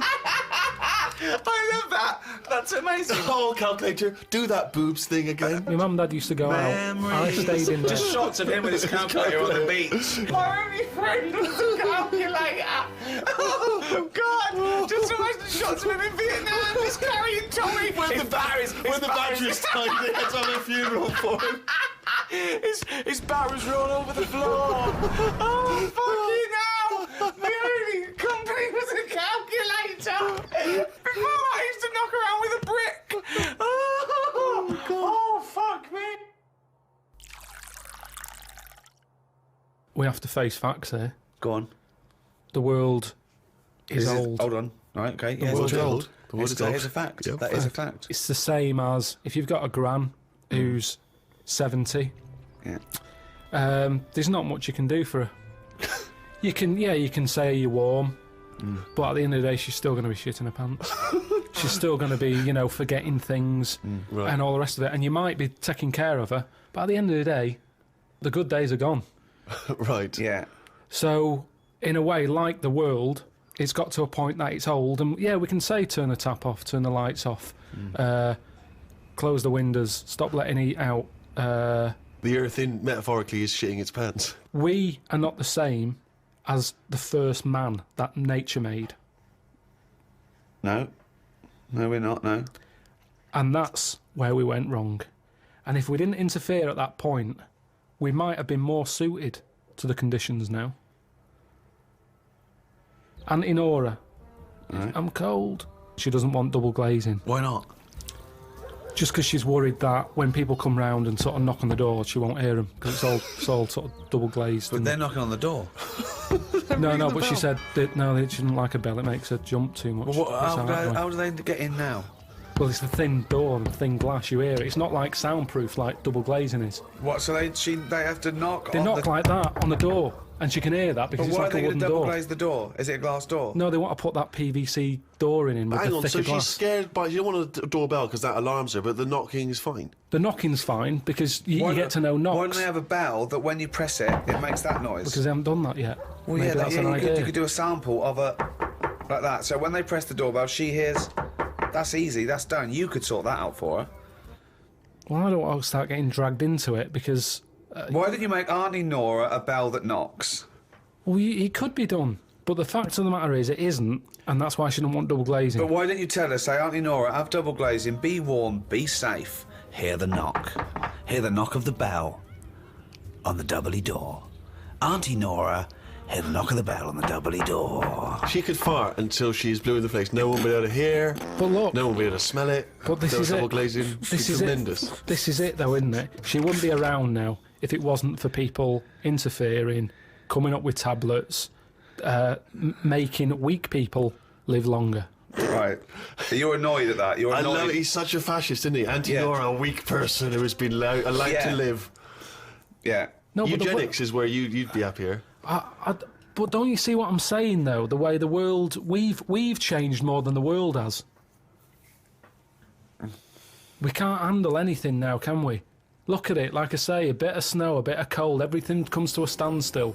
Yeah. Oh, I can't go out. It's dangerous. You'll slip over. People having time off work. Yeah.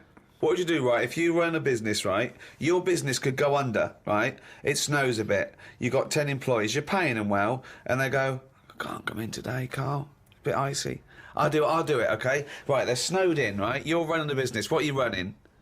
It's a let's not. Don't- I'm not don't going to you- big myself up. It's just it's a don't you run it- factory. but It's doesn't it make bells U-bends. I that make knock? no Doesn't it? U-bends. Yeah. U-bends for Toilet. So yeah. you run a. Okay. Right. Okay. It's a plumbing So type. plumbing. You pay them all right, don't you? I'd say most of them are on above average. So you're there. What time do you get in? About 8:45. 8:45, waiting for them to come in at 9, yeah? Yeah. Okay, right, it's snowing. It's a bit snowy, you got there. It took you a bit while. You'd set off early, did you? Or... Gave myself a bit more time because I had to put the heating on the car. Okay, ring, ring. Ring, ring. Hello, KP Plumbing. Oh, is that Miss Pilkington? Yeah, it is. Yeah, who's that? Oh, it's Sheila. Listen. Sheila, shouldn't you be here by now? Yeah, no, I was going to set off. We'll set off now. Stop wasting time. We've got a big order on. No, I know. We're all but on a bonus here if we get this done. I'll see you in 10 minutes, shall I? I can't make it. What? I can't make it. Why not? The car won't start and it's slippy on the drive. I just can't get out. Get the transport. I'll see you in. I'll give you 20 minutes. All right? Don't worry about it. Thanks for calling. I'll see you in a bit. I'm also scared of the ice. I'm scared of the ice. I'm not gonna come in today. It's dangerous. So what are you going to do? Well, I'm gonna wait until the ice and snow goes away, and then I'm gonna come But in. they're predicting it's going to be about 2 weeks before they Yeah, clear all this. I can't really travel in this. It's a bit dangerous. Well, I'll tell you what. You stay at home. I'll replace you because I need someone to come in. What, We've are got a you big firing order. me because I can't get into work with this? Well, I got think- into work, Sheila. Yeah, I know, but I mean, you don't live with me, do you? If you did live with me, then No, but you'd probably it was see bad. how... It was bad where I was as well. Yeah, I'm here. but do you know how bad it is here? When you come round and have a look how bad it is here, no, you drive I'm my... not coming Tell you round what, here. you come round and drive my fucking car because I'm snowed in, you fucking calling me a cunt. And I'll tell you, if you fire me, I'll take you to a tribunal, you bald-headed wanker. Right, you're fired anyway for that. You're in fucking trouble then. Right then, see ya. Right, and then Right. she's done with. She's weak anyway. Ring, ring. Ring, ring. KP Plumbing. Hiya, is that, Miss Pilkington? Yeah, it is, yeah. Hi, it's Bob here. Bob. Yeah, bit of trouble. In my area, it's absolutely snowing. It's impossible. No one's getting out. I live near Sheila. Bob, by the way. listen, Sheila's just been on. She's saying she can't get in either. She can't. I've just seen her out there trying to dig her car out, and she's hurt her back. She's really tried hard to get to work, but she can't do it because she's not very rich and her car doesn't work. And she hasn't got the right tyres, and there's no public transport. They've cancelled those. Wrong snow on this country. I'm not going to make it in today, son. So I'll see you tomorrow, right, boy? Well, no, you're saying you'll see me tomorrow. Yeah. But you'll probably call up tomorrow with the same thing. Well, only if it's snowing still. Now It listen, might not happen. well, I can't run a business like this, Bob. Yeah, it's not my fault, is it? Really? So go round to Sheila's and like slag me off if you want. But I tell you I'm not what, slagging you're you not off, coming just- back here. Fuck off. One chance. Give them one chance.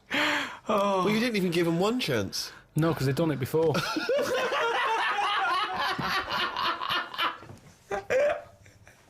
Oh, fucking hell. Just annoys me. What is art? It's a very broad term. It's a very difficult one as well. Well, let me throw that question over to Karl Pilkington. What do you want to know? Well, we were just trying to clarify what art is. It's just something for your eyes to look at. Right. It's just a change from the norm, innit? I mean, that's why I think most people have it. But then the problem is, I'd never buy a piece of art. I don't see the point in buying something because I know that my eyes will get bored of it eventually. Right. Have you got much art in your house? Yes. Yeah. Because it gives me pleasure, and I don't get tired of it. I don't get bored Do you of look it. at it every day? Well, it's there, isn't it? It just adds Yeah, but other things a are there. pleasure to Dust it. is there, but Surprisingly, I've not compared I think art I've to dust as often as I perhaps should. But the thing about, and this I think may be intriguing to you, Damien Hirst, of course, is more of a conceptual artist like Tracy Emin, and a lot of what contemporary art does is followed on from a guy called Marcel Duchamp, who I'm sure you're familiar with. Now, he famously took a gentleman's white urinal like you'd find in a pub toilet, and he put it on its side, and he signed it with a fake name, and he put it in an art gallery. Now, he did that in about 1917, perhaps a bit later. it just annoys me because there'll be snobby people who haven't got a clue. And they're looking at that and they go, oh yeah, see what he's trying to say. Well, that might make them think. They might. Damien Hirst, I don't feel angry with Damien Hirst really, because he's Right. getting away with it. But why does that annoy you? Because it's people falling into the trap. Damien Hirst, before he dies, I bet he goes, what a laugh that was. I had everyone on. There's a very good point as well, because some people think that the greatest art form of the last 100 years is marketing. Yeah. Some people say that that is his art, that it's not good enough to do it. You've got to then get away with it. And if the point of art is to inflame, I don't think anything inflames people more than the discussion about whether something's art, or if someone's taking the piss, or if someone gets 50 million for something, do they deserve it? Is it worth a hospital? Well, what do you think? What do you think of the shark in the tank? Cut up? I think I was blown away by it. I thought I'd never seen anything like it before. It was sort of spectacular because it is so huge and so vast, and to have put a shark, in formaldehyde and to have hung it in an art gallery, it's very striking when you see it. Yeah, it's it a is. remarkable achievement. But what is he? Is he an artist or a fishmonger? What he's done, anyone could have done what he did. Yes, but not everyone did it. He did it. Now, this is an interesting point that you raise. It's the same old point you always raise. Not anyone could have done it. That's always the same point you make. Anyone could have done it. Karl, But they didn't do it. You could say the same about Michelangelo. Is he an artist or a painter and decorator? Well, it hasn't caught on, has it? Like the crying boy photograph. No one's having them in their house. No one's gone, have you seen this? Have you seen the new trend, a shark in a tank? No one's got the room, no one wants it. And that, to me, shows you what's popular. At the end of the day, if everyone wants one, he's got to be good, hasn't it? But I think if people were given a chance to appreciate more sophisticated things, then they would. And I just think that's true in all walks of life. You know, it's an acquired taste, and the best things are an acquired taste. I mean, I haven't got pictures in our flat because of that mirrored wall I've got. Yeah. Right? So, I mean, it's tiny. You've been in it. Got windows on one wall, door to get in on the other, kitchen on the other, mirrored wall on the other. So there's No nowhere space for there. art. There's no space for art. I'm intrigued how you sit at home. Where's the sofa? At home, Yeah. facing the mirror. So you sit looking at yourself all night, Yeah. as opposed to a painting. Yeah, but at least that changes each day. No, it doesn't. It does. The picture No, changes. it's not. It's round and miserable every fucking day. No, honestly, it's good to, because you don't look at yourself otherwise. Especially me, I haven't got any hair to comb or anything, so I don't look in the mirror as much as the normal person. So, whereas now, I'm looking there every day. So you're sat at home staring at yourself? No, because the telly's in front of the mirror. But are you not distracted by yourself? Yeah, you do. When the adverts are on, you look up, and if Suzanne's sat next to me, I tend to talk to her through the mirror. What do you mean? So why don't you look at her when you talk to her? Well, you don't have to turn your neck or anything. There's no neck usage going on. I can just look forward. I look at the telly, lift the eyes up, look in the mirror, look at me, look at her. What does she do? No, Look back at you we're in the used to mirror. it. There's nothing wrong with that. It's like there's more people in the room in a way. It's like, And they're further away. there's nothing odd about that. Why wouldn't you use... It doesn't matter. Your Sorry, eyes, remember, your why eyes wouldn't are you still... talk to your girlfriend via a mirror all the time? Is that your question? Well, no, I think it's quite normal. If your head is facing a mirror where you can see everything in that room, remember, it's a small flat, I can see everything that's going on in there without moving my head. Stephen Hawking would be well happy. So I can look forward, she's sat next to me. If I'm watching the telly, I can say something. Now, she's getting the sound from me still because she's sat close. Yeah. But yeah, we're further away, but things look better from a distance anyway. So that's how you managed to keep this relationship alive? Maybe. You're such an odd little man. But no, it's not odd. You see, there was a woman on the estate who did use... Have I told you about Miss Peggy before? No. It rings a bell. Go on. I think I told you ages ago, it's this fat woman who used to be on the estate. She had a three-wheeler bike. And her Push husband's... bike, pedal bike. Yeah, like a tricycle thing, but a big one. Right. She used to sit her husband in the basket in the back. Cycle about, what have you. Yeah. She was known as Miss Piggy. Anyway. Oh, is this the one that she used to beat him up so your dad pretended to be a policeman? Yeah, that's it. Anyway, well, the way she used to communicate, she used to always go in quick save and nick biscuits. And if anyone went up to her to say, stop nicking the biscuits, she'd pull out like a little mirror out of a bag and she'd look in it, but talk to you via the mirror. Oh, man. What? This So she was place you insane. put up, it's weird, isn't it? It's It was really weird. Like It used to scare me. It's like a Salvador Dali painting. you exist in there. Yeah. It's really, really So weird. hang on. So she used to talk to people through the mirror because she was mental. I couldn't sit, watch the telly, and look at me watching the telly in the mirror all night. No, That's no, weird. that would be Why? really weird. It's really weird, Carl. I'd be very conscious of myself. No, Conscious I of the think way it I'm gives you, sat. it gives you confidence in that. And if you are Gives you sort of... confidence. Well, yeah, because you're seeing yourself more and you pick up what habits you do and stuff like that. So what have you changed through your viewing of yourself? I sort of grew a beard the other week, just something different to look at for a bit. And then you get sick of that. It's like a piece of art. Change that, have a bit of a shave. Can you see the back of the telly in the mirror? A little bit, yeah. If the flat's a mess, it's a mess twice. Oh, God. Oh. Sculptures. What do you think of sculptures? I mean, because that's something that really is getting into the 3D world there, isn't it? No longer do you have to represent something as 3D. You can make something. You know, is it... You know, the statues are amazing, aren't they? They're clever, aren't they? I mean, they always look the same. Well, that's not true, is it? Because recently there was quite a controversial one, a huge one in London, the pregnant thalidomide woman. What do you think of that? Oh, yeah, I saw that. Thoughts? I wouldn't have it in my house. Well, there wouldn't be room because it would just be you, Suzanne, and a pregnant thalidomide watching telly. I don't know what he was trying to say. It's... Maybe she was saying, OK, we've had the human form. This is an example of the human form. Yeah, but do you think she started off trying to do normal and it was like, oh, chipped a bit off?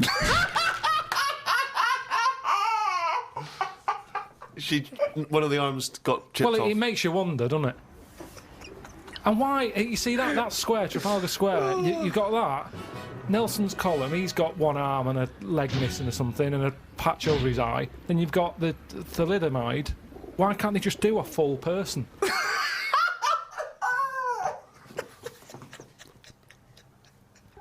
Well, that was what they saw. That was what the artist saw. It's about confronting us with certain preconceptions of what we expect of the human form, what we expect of sculpture. And it's probably a little ironic comment as well on the famous Rodin. It's wrapped up with all kinds of ideas of maternity, of the human form, of what sculpture is. Why wouldn't you put that in a big public place? But what about the subject? Did you think who's that subject? Who is that woman? No, not really, because thalidomides are around, and we've all seen one. It's not like a shocking image. It's one of life's little things that it chucks out. There's some out there, so it's not shocking, is it? I don't understand what you mean. I think what I thought is it just goes to show we're sort of running out of ideas. What do you think of people who are so angry at art they try and censor it or they try and destroy it? Do you think art should ever be censored? It's where you put it. If it's in a gallery, then it doesn't have to be censored. If it's in Trafalgar Square, where everyone's wandering around having a nice time, you don't want a 12-foot cock. So it's all about where you put it. I think some art looks better because of where it is. Angel in the North, that's a bit of art, but it's a bit of a surprise, isn't it? You're driving along a miserable motorway. Yeah. Oh, what's that over there? Gives you something for your eyes to look at again. Motorways are the most boring place to drive. But you go, oh, look, there's a bit of art over there. Yeah, but then Angel again, in should the you be North. looking at art when you're going at 70 miles an hour along a motorway? Well, yeah, because it's really big. You can keep your eye on it and Look in the mirror. It's not a problem. Wait till you go past it and look in the mirror like normal. So you like the Angel of the North? Because it's something in the middle of nothing. Right, but if you put it somewhere else... Stick it in Trafalgar Square, you'd go, oh, more clutter.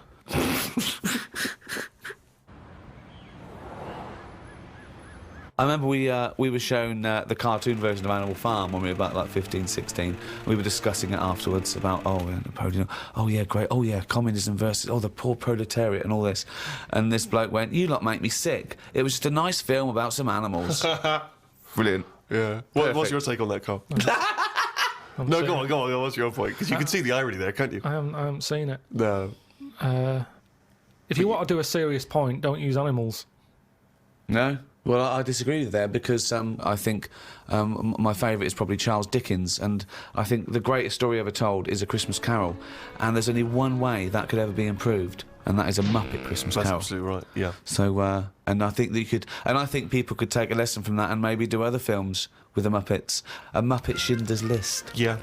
I mean, you could make it so moving, couldn't you? Schindler's List in space. Miss Piggy's Choice. Well, we talked about that. What? About things like that in art as well. Do you think that bringing something so serious to the masses, like films do, things like the Holocaust and like Sophie's Choice, where she has to choose which child lives and dies? Why does she have to pick? Well, because the Nazis were horrible, nasty, evil people. And which one did she pick? I don't think that's the point. I don't think that's the point. I love the idea that this is not a betting game. No, but I imagine this is like Deal No Deal. It's kind of you're down to the last two. Which one are you going to go for? God. But why did you ask which one did she choose? Because even if he'd said the names, Robert and Alison, what difference would it make? You don't know the story. Why is No, it because that then I'd ask more. I'd ask more then. If he said Alison, I'd go, what was it with Alison? What did she have over Robert? That's what films are meant to do. You question it. Whenever I watch a film with Suzanne, I always say at the end, what was going on there? That's because you're an idiot. Christ! That's because you've just watched Muppet Christmas Carol and you can't understand why a frog's able to talk. I'm all for films with a good storyline. Yeah. Brilliant. That's a perfect point. One extraordinary point. He's going to follow this up, mate. He's going to follow He's got this up. something there. He's got Come something on, here. Karl, go on then. What's your No. take on films? Films are really good. You can get lost in them. Right. And You like one with a good story? I mean, whenever anyone asks, it's always the same. It's Elephant Man. It's Kez. Mission Impossible 2. Mission Impossible 2. These are what you consider the great works No, I'm of just film saying art. these are ones that I've enjoyed recently. There's so many films that I haven't seen, yet you always say, "Oh, have you seen so and so?" What, Mission Impossible 1? And there's good news for you. 3's out. That's true.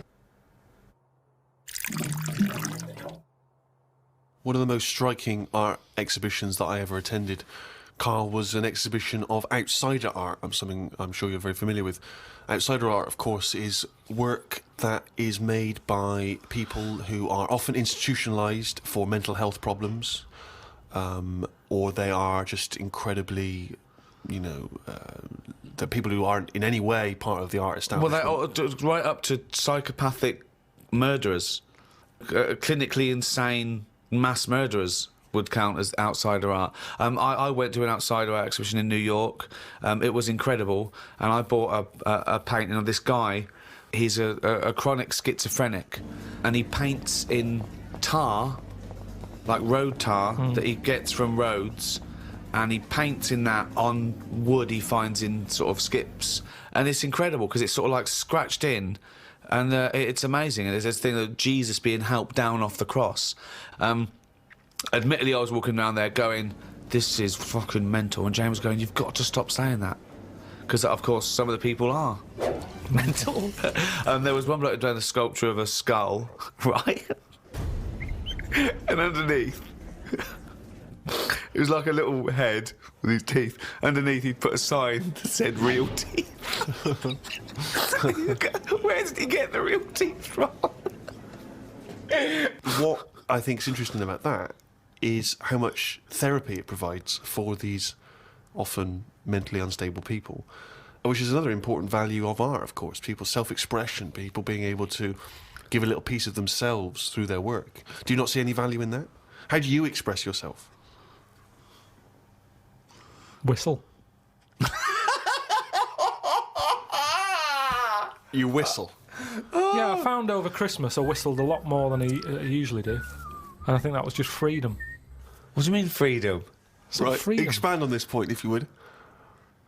Well, that's what art is, isn't it? It's you being free of all the world's heaviness on your shoulders. See, that's a great quote. That's great. That for art is freedom. I love that because I think you've really hit on something there. Would you include the free of all the world's heaviness? Well, I know what you meant. I know what you meant there. Would you include that one in it? I mean, I would include the world's heaviness in my freedom. You know, some artists are attracted to the dark side, the heaviness of the world. But I just want to return to you whistling as your artistic expression of freedom. I mean, why did you find yourself whistling more? That's what was weird. So just take us through a typical day. When would the whistling begin? So this was that you spent Christmas down in Kent with Suzanne and her parents. Yeah. Yeah. Could I suggest something? Your freedom was thinking, I'm in my own place now. I'm going to annoy them. Well, it was mainly it's when we were playing Scrabble, and they were taking ages to have their go, and couldn't have the radio on because the boiler affects the radio. You got boiler problems down in Kent as well? It works. It just gives something off every time it kicks in. The radio goes all staticky. Right. So I just was sort of supplying the soundtrack. And what kind of things would you be whistling? It was like I just sort of did a whistle medley. It was going from one thing to another. A Wedley. And a man was impressed. She was like, "Oh, you can whistle, can't you?" I was going, "Yeah." And then she was saying, "How loud can you go?" I was just doing all different levels. Sorry, this sounds like a scene from One Flew Over the Cuckoo's Nest. The boiler's setting off the radio. I can whistle. Oh, you're a good whistler, aren't you? Oh, yeah, Scrabble. Talk about outsider art. I love the fact that Karl's life is like living in a home when you're in your 80s. Yeah. But you felt that this was your way of expressing yourself. I just found it odd because I don't whistle that much. I think just because I think I'm fed up most of the time when I'm in London, and you don't whistle when you're fed up. Whistling's a happy thing. You never get an angry man suddenly breaking into a Well, whistle. the people who aren't whistling are usually pissed off. But yeah, the bloke who's whistling, it's like, it's the least. He's the least annoyed person in the room when someone's whistling. Same as holding a drill. The only person that noise doesn't annoy is the bloke who's drilling. Everyone else wants to punch his face in. Same with whistling. Whistling, Goes to show there's no point in whistling. No, there is. No, there's not. Don't know. I mean, our window cleaner was known as, like, you know, that's how you knew he was there. He always whistled. And in the end, he fell off his ladder, broke his front teeth. Oh. Retired. What, because he couldn't whistle? That was it. It was like, Well, yeah, he can't whistled all the time. Can't whistle, Well, yeah. can't clean windows. It's a bit tragic. Could he take along a whistle? Just pop that in his mouth. Yeah, I suppose he could have done. I didn't think of that. What about a flute? Or a recorder? Not London's burning again. Fucking clean the windows and then fuck off. He didn't really think this through, did he? He retired at the age of 28. And his whole family were bankrupt. With no teeth. Yeah. And just a bucket and a Why aren't squeegee. you working, Dad? Because I can't whistle. I can't whistle anymore. And if the day you give up whistling is the day I give up window cleaning. So you never whistle? No. I can't really whistle very well. No. I don't whistle, but I can whistle better than that. What, you did this for hours on end while playing Scrabble? About 2 hours. 2 hours? Hell. Put my word down. And then... sorry, can we just hear that again? Just hear. Can we hear it? So you were But that whistling. You were whistling after you'd had your go as Oh, well. yeah. Fucking hell, Carl. But hang on, let's just hear a bit. That is Karl's self-expression. That is his artistic self-expression right there. A name, no tune, no nothing.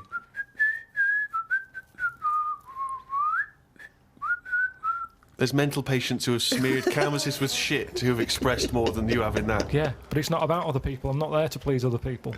You're there to annoy him. What was the best word you came up with in Scrabble? Don't knock me at Scrabble, because I do all right. What's weird is, when I play Scrabble, my brain can come up with words that I don't normally say. Okay, this isn't... No, I'm intrigued here. Your brain can come up with words you wouldn't normally say. Just words that I'd never drop into a sentence. Tree, cat. Go on. Squirm. That's using a Q. It's worth 10, Matt. It's not bad, is it? Now, I'd never say that. I've never heard you... I don't think I've ever heard you say squirm, no. I don't think you're right, Carl. I've never heard you say squirm. Weird, isn't it? Yeah, it is weird. And yet your brain popped that one out. And then, yeah, when it wasn't my go, just...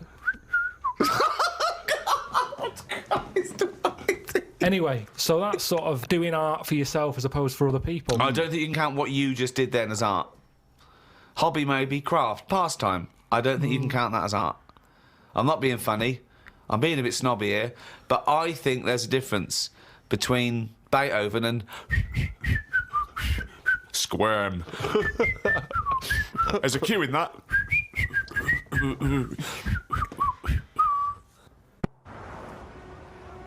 Robert Nozick did this thing that if you could go into a flotation tank and you led a whole virtual life and it was the best life possible, you did exactly what you've always wanted. You became the person you wanted to be, you did the best things you could ever dream of doing, and you literally couldn't tell the difference. So it was your life, okay?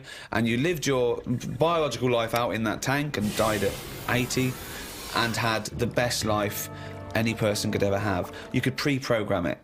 Would you get into that tank knowing what you know now, knowing that you would have the best life ever, with no heartache, no upset, no loved ones dying? So what's happening when I'm sort of having a packet of munchies? Yeah. Am I having them, or are they imaginary? They're imaginary, but you can't tell the difference. It's the best packet of munchies we've ever had. I love the fact that you went into the flotation tank, and your one proviso was, are munchies as good? Yeah. No, absolutely. I'm just taking it back to basics. That is Right. basic. You've got yeah. to pre-program your life. That's where you'd start, is it?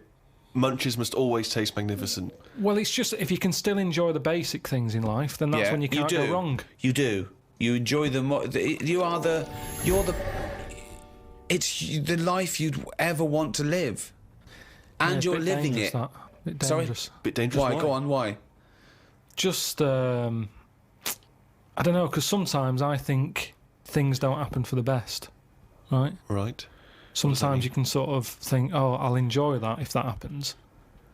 And then it doesn't happen, and you've had time to think about But what this would is have happened. perfect. No, this is built in, because whatever happens is for the best. So not only when you're in this flotation tank are you enjoying yourself, that things just keep getting better or staying So as you good.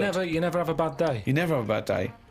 But how long would that last for before you go, I'm fed up with this? Well, why would you get fed up with it? Because you do something else. It's the perfect life. Bear in mind, you're not aware that you're in the flotation tank. You've made that deal, but then once you're in there, you don't know. You're not aware of being in the flotation tank. You're living your life, and it's perfect. You're happy.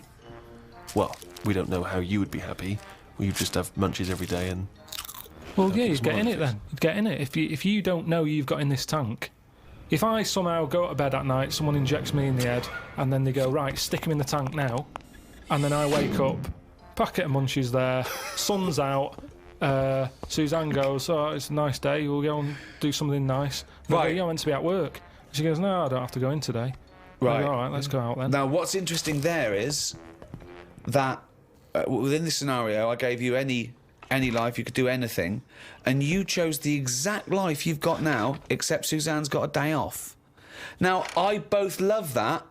Well, I was a and bit sort of- suspicious, though, that she's just taking a day off. No, willy-nilly. wait, it's not happening now. It's not happening, really happening. You could do anything you like. But I like the fact now you're even questioning it. You're not in the tank. And why has Suzanne got a day off, right? Now, I love that because that suggests to me that you're a nice, happy, satisfied, whatever you want to do it, contented person who's got the perfect life. However, it's almost like you haven't fully understood the possibilities. For example, you wake up, there's the munchies, sunny day, Suzanne's not at work. You go, why aren't you at work? Half She a goes day to off. you, hold on though, why are you flying?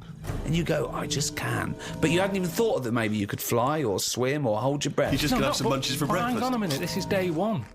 Oh, okay. When you go on holiday, Yeah. like I said before, you don't turn up and go, right, it's 1 o'clock, jet ski for half an hour, bungee jumping 40 minutes after that, let's Yeah. have a nice roti, Yeah. and, try a little cocktail. And what do you do? What do you do when you arrive there? Well, you get there, Yeah. the fella takes your case to the room, Right. you have that panic of, am I going to give him too much money? I don't know the currency well enough yet, I don't know how much More things information are. than we asked for. No. And the most mundane scenario I've ever heard. No, but this is what happens in real life. Okay, you're just telling us what happens when you go on holiday. What's your point? Okay. Because you don't want fun all in one go. You want to build to it because Mm. that's sometimes part of it.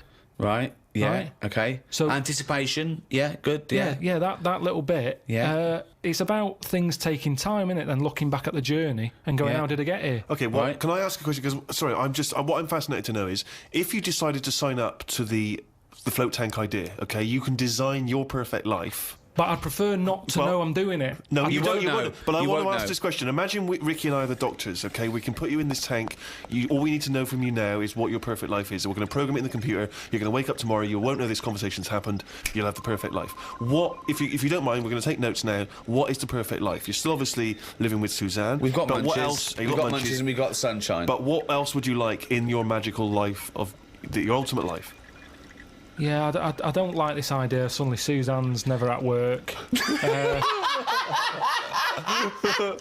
I just think you need a bit of the badness to have the goodness. Right. right. But the difference is when I next get British Gas round, they go, "Oh, Mr. Pilkington, yes, Oh my God! The boiler so is he's like fixed. to have a virtual life, so his boiler's fixed. No, Yeah, but so your boiler still goes wrong in your dream, but it you gets don't, fixed. But you don't Yes. even need a boiler. You could be the perfect But temperature this all the isn't time. the Caribbean anymore. I don't like the idea of too much change. I don't want that much of a change. But to you my life. won't realise it won't feel like change. Yeah, but it's that old chestnut, isn't it? It's the thing of like, what's my problem then? You've got Right. the problem gene in your head. You've got to fill it with a problem. Yeah, he's not a geneticist. Got the problem hole in your head. No, it's Got not. the problem hole in your head. Shut up, Ricky. Let him say what he means to say. He's got a said problem it. hole in his head. He's got a problem hole in his head. It's called his mouth. Yes. Right, that is your problem hole. So, if someone comes up and they go, I've fixed your boiler. Sorry, could I just ask? No, let him speak Let for- me ask one question, Steve. Is the problem hole different from the problem gene, or is that a new term for? You put things through the problem hole and they end up in the problem gene. You feed something in the problem hole. Is that okay, right, Karl? It goes through the problem tube into the problem gene. Okay, so it's down the problem conduit. Okay, go on. Right. So it's better to have. You've got a problem hole in your head, right? Yeah. So you stuff in a problem into the problem Problems. hole. In Okay, it yeah. goes. Okay. Now, all the little problems can't get in because of the big problem. Right. Right. Is that good or bad? It's a But good that's thing not to true, have is The it? problem hole is a standard size on everyone. Right. Right. No, but that's Shut not, up, Ricky. Let him explain. Now, Ricky, I'd say his problems are not even problems. Well, how big's his problem hole? Same size as mine. Same Right, size as okay. yours. But his problems are all little ones. They're like, you've got like a load of Skittles. I've got a big cream egg. Right, but why? Shut up! Let him speak. He's just expanding on his idea. Why do you what is keep his interrupting? problem? What is your problem that's so big Okay. compared to my little Skittles? Loads of problems. You get stressed out about things that I'm like, what's up with you? You get annoyed easily with stuff. People chewing loudly, or someone breathing loudly, or someone coughing. Whereas I'm like, oh, that doesn't matter. Like you say, to you, the boiler is like, get it ripped out, put a new one in. It's not as easy as that. It is. And that's why the problem ball is growing. He's got a gene, a ball, and a hole. So the problem No ball- wonder there's no fucking room for a brain. Right, shut up. Let me ask. I want to clarify this. The problem ball exists in life. That gets bigger and bigger and bigger. It has to go through the problem hole, down the problem tube, into the problem bounce gene. into the problem gene. Right, now then. So you've got the problem ball. Everyone's problem hole is the same size. Okay. But some people's problems are smaller, so they can slip straight into the problem hole. I've got a question, Stephen. Wait. And listen, has anyone got a pair of problem balls, or is it always just? Because ladies have a pair of problem balls. No, because Hitler had one problem ball, didn't he? But could anyone ever have a pair of problem balls? Is my question to you. And some people's problem balls are much bigger than another man's or another woman's, right? Yeah, Right. depending on the problem. So you could have you could have a pair of problem balls and one problem hole. The way I'm saying it... Okay, look, Listen. supposing I came to you and said, listen. But a man starving in a foreign country might have huge problem balls. He might have, but if I went to a doctor and said I've got a problem hole, and the doctor said, "Well, let me see it," and he said, "Well, let me see your problem hole," and hanging down in front of my problem hole was a huge pair of problem balls. What would he treat first? Is my question. Well, would he look into the problem hole? He said, he'd say, right, take your problem genes off. Right, I want to see your problem hole clearly. But he would put his hand or his finger into the problem hole to try and remove the problem He ball, would, wouldn't he? but he could feel the problem balls, but he'd have to insert his finger into the problem hole, wouldn't he? Right. Okay, so Karl, go on then. I'll just get in a tank.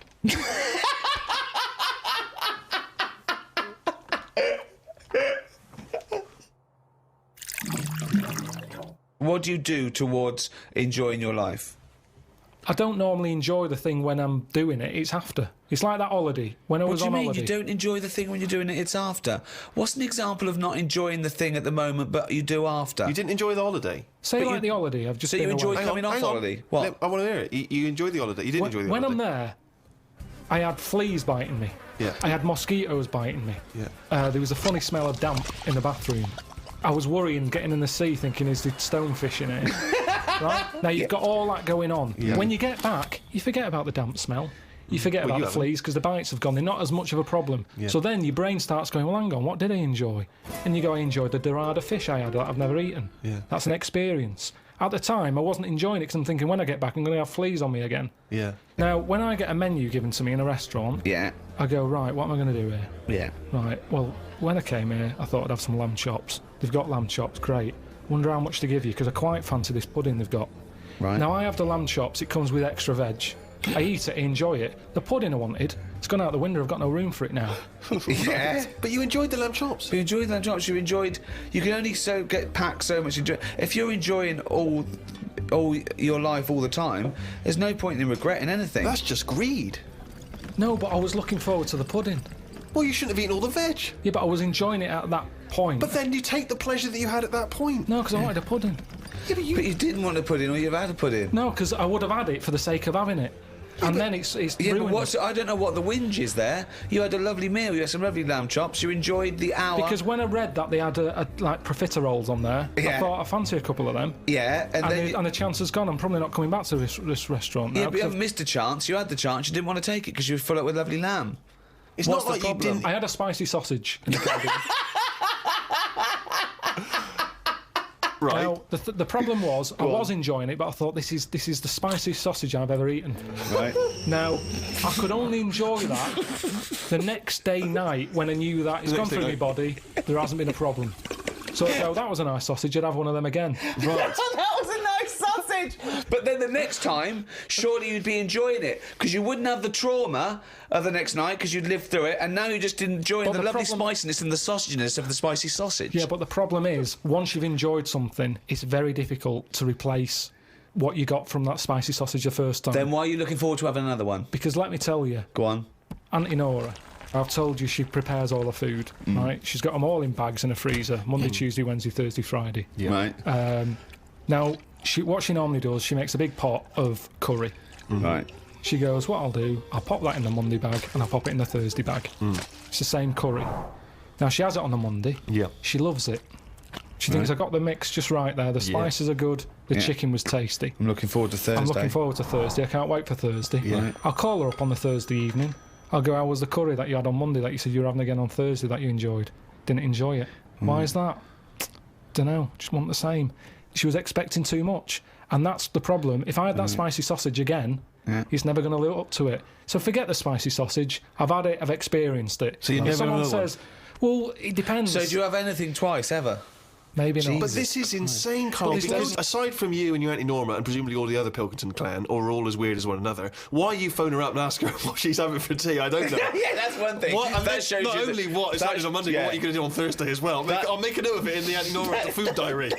That's proof that you really aren't enjoying your life now. Exactly. To go, right, oh, fucking hell. Well, what what else can do you say? But to then other he's people? phoning her up again late on the Friday to find out how the Thursday curry went down. I know, exactly. Yeah. That's two calls that week. Unbelievable. Well, it's just Just good to- read her journal. No, the question is it better to enjoy something once and not again than not at all? But you're an What do you idiot mean? because No, you're the that's only not person who choice. experiences this. That's not the choice. That's not the choice for normal people. You can either never enjoy summer or only enjoy it once. You can enjoy things loads of times. you can't. That's what a hobby is. A hobby is enjoying things over and over again. I haven't got a hobby ever. That's why. I've had loads of hobbies in the past. I did the dancing. I did the boxing. I did... what else have I done? That is it. I think that's what. But that's what I'm saying now. I soon get bored.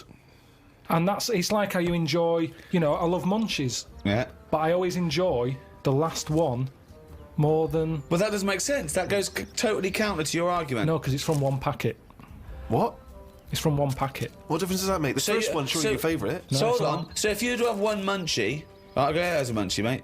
You No. go, I'm not going to take one unless I can have all of them, particularly the last one. But what Well, is? no, I'd like to have them all, please. What? No, you can't have them all. Don't be so greedy. Have one munchie. Have the first munchie. There But you I'm go. going to have one, and I'm going to get a taste for them, and I'll probably want another. Well, no, they're my munchies, though, aren't they? I'll Do you keep them then, forget it. Well, look, so you'd rather have no munchies than one munchie? I'll go and buy a packet. I'd prefer to go, do you know what? I fancy a packet of them. But why do you enjoy the Okay, Why wait. do you enjoy the last munchie more than the first? Whereas you know you that's the enjoy the last first one. curry, but not the But second you know it's curry. the last one. Because I'm eating them all in one sitting. I'm not going, that's for Monday, that's for Tuesday, that's for Wednesday. I'm Right. talking about a packet of munchies. Right. I eat them. There's probably about 12 in a packet. Okay. I shove the first 4 in without even thinking what I'm eating. Really bastard.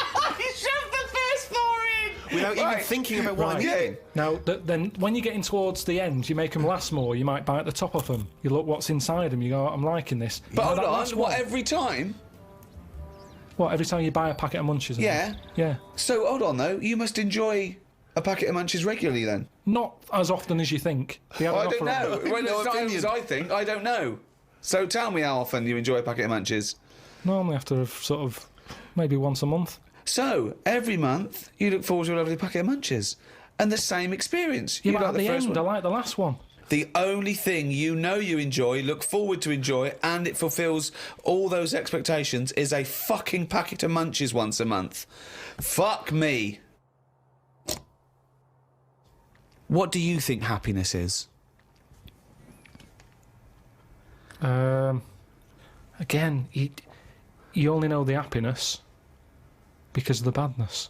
You've got to Well- have a yin and a yang. Well, I know what you mean there. I agree with you on this because it's sort of no good to be handed it on a plate. I mean, just from my own experience, working for someone does feel better because you've got a pride and a satisfaction. I genuinely think it's better to start a business, struggle, go bust, come back, than win the lottery. Yeah, I genuinely believe that. but you need the mixture, don't you? So you find out what your favourite thing is. It's like a bag of Revels. Yeah, but you can't cherish guilt or shame. Did you just can say life is like a bag of Revels? Isn't that dangerously close to life's like a box of chocolates? In Forrest Gump over there, yeah. No, Jesus, but it is, isn't it? There's one or two in there that I don't like. like what?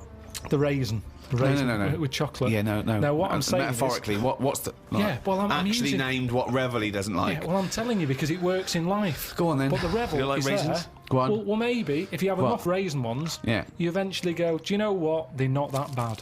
What? And that's the thing in life. What would you have written to Jim will fix it to fix for you? What would have given you pleasure as a kid? Dear Jim, can you fix it for me to do what?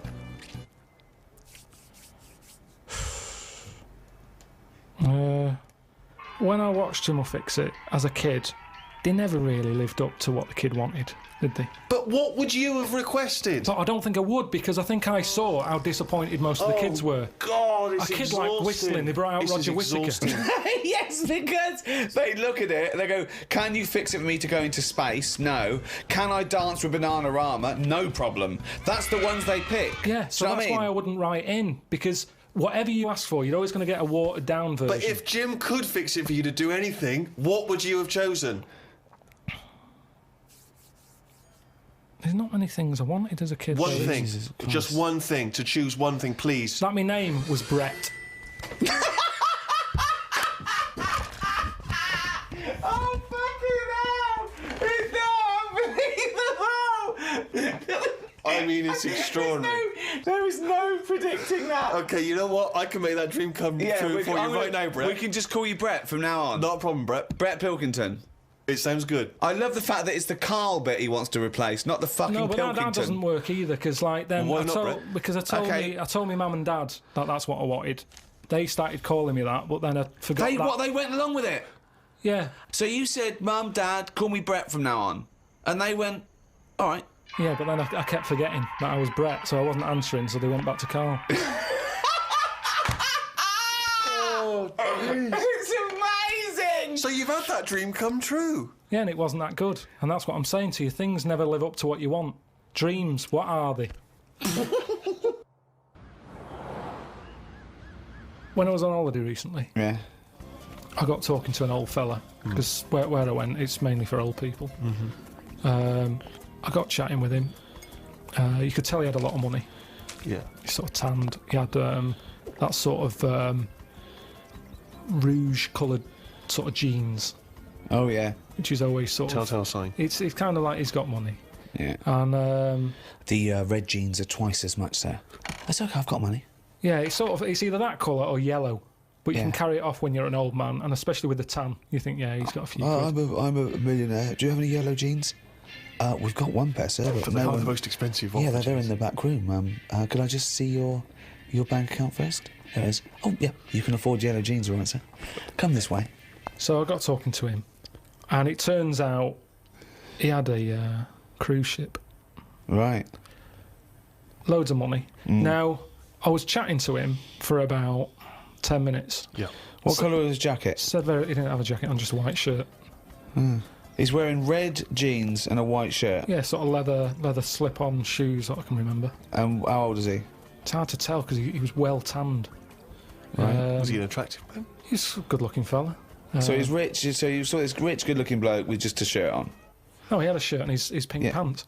His pink So- pants, and he just went over and I struck don't up a understand. conversation I with him. don't know. Why did you notice what colour the crotch area was? What? Why did you notice what You were colour looking very much at the arse I and the can see crotch why area. you could see if you're looking at his face, you could see a white shirt. But tell why you could you why. see I'll tell you what why. colour This is what I'm the telling you. fabric around his This is what I'm testicles were? saying. You saw a good-looking old man sat at the bar. You went out and bought him a drink. Yeah, you I saw, was you waiting noticed for the it, barbecue to open. right? Okay, and I you got noticed a there man's. early. So you noticed So a it was man's 9 in the trousers. No. Yeah, no. I was annoyed. I Right. don't like late nights on holiday. Right, With okay. jet lag. Suzanne said, let's go down there early tonight. Right. I get there, I find out the barbecue's not for another 40-odd minutes. What time was the it? holiday rep. Well, I don't know. It starts at 8. You're so I have to noticing wait for people. 40 You're minutes. noticing old men's genital coverings, but you don't know what fucking time it is. Yeah, but what get I'm your story saying, What I'm straight. saying to you is the Right. reason I noticed his pants is because what he was talking about, Right. there was no reference points. I didn't have a clue what he was going on about. Right. What was he talking about for your eyes to wander down to his penis, is what I'm trying to say. What made you look at his penis? Because I got bored.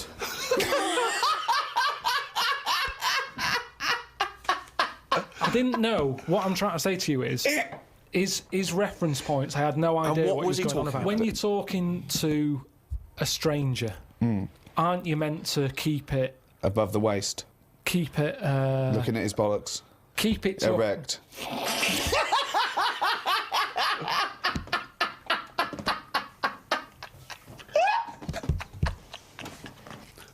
I made Karl laugh.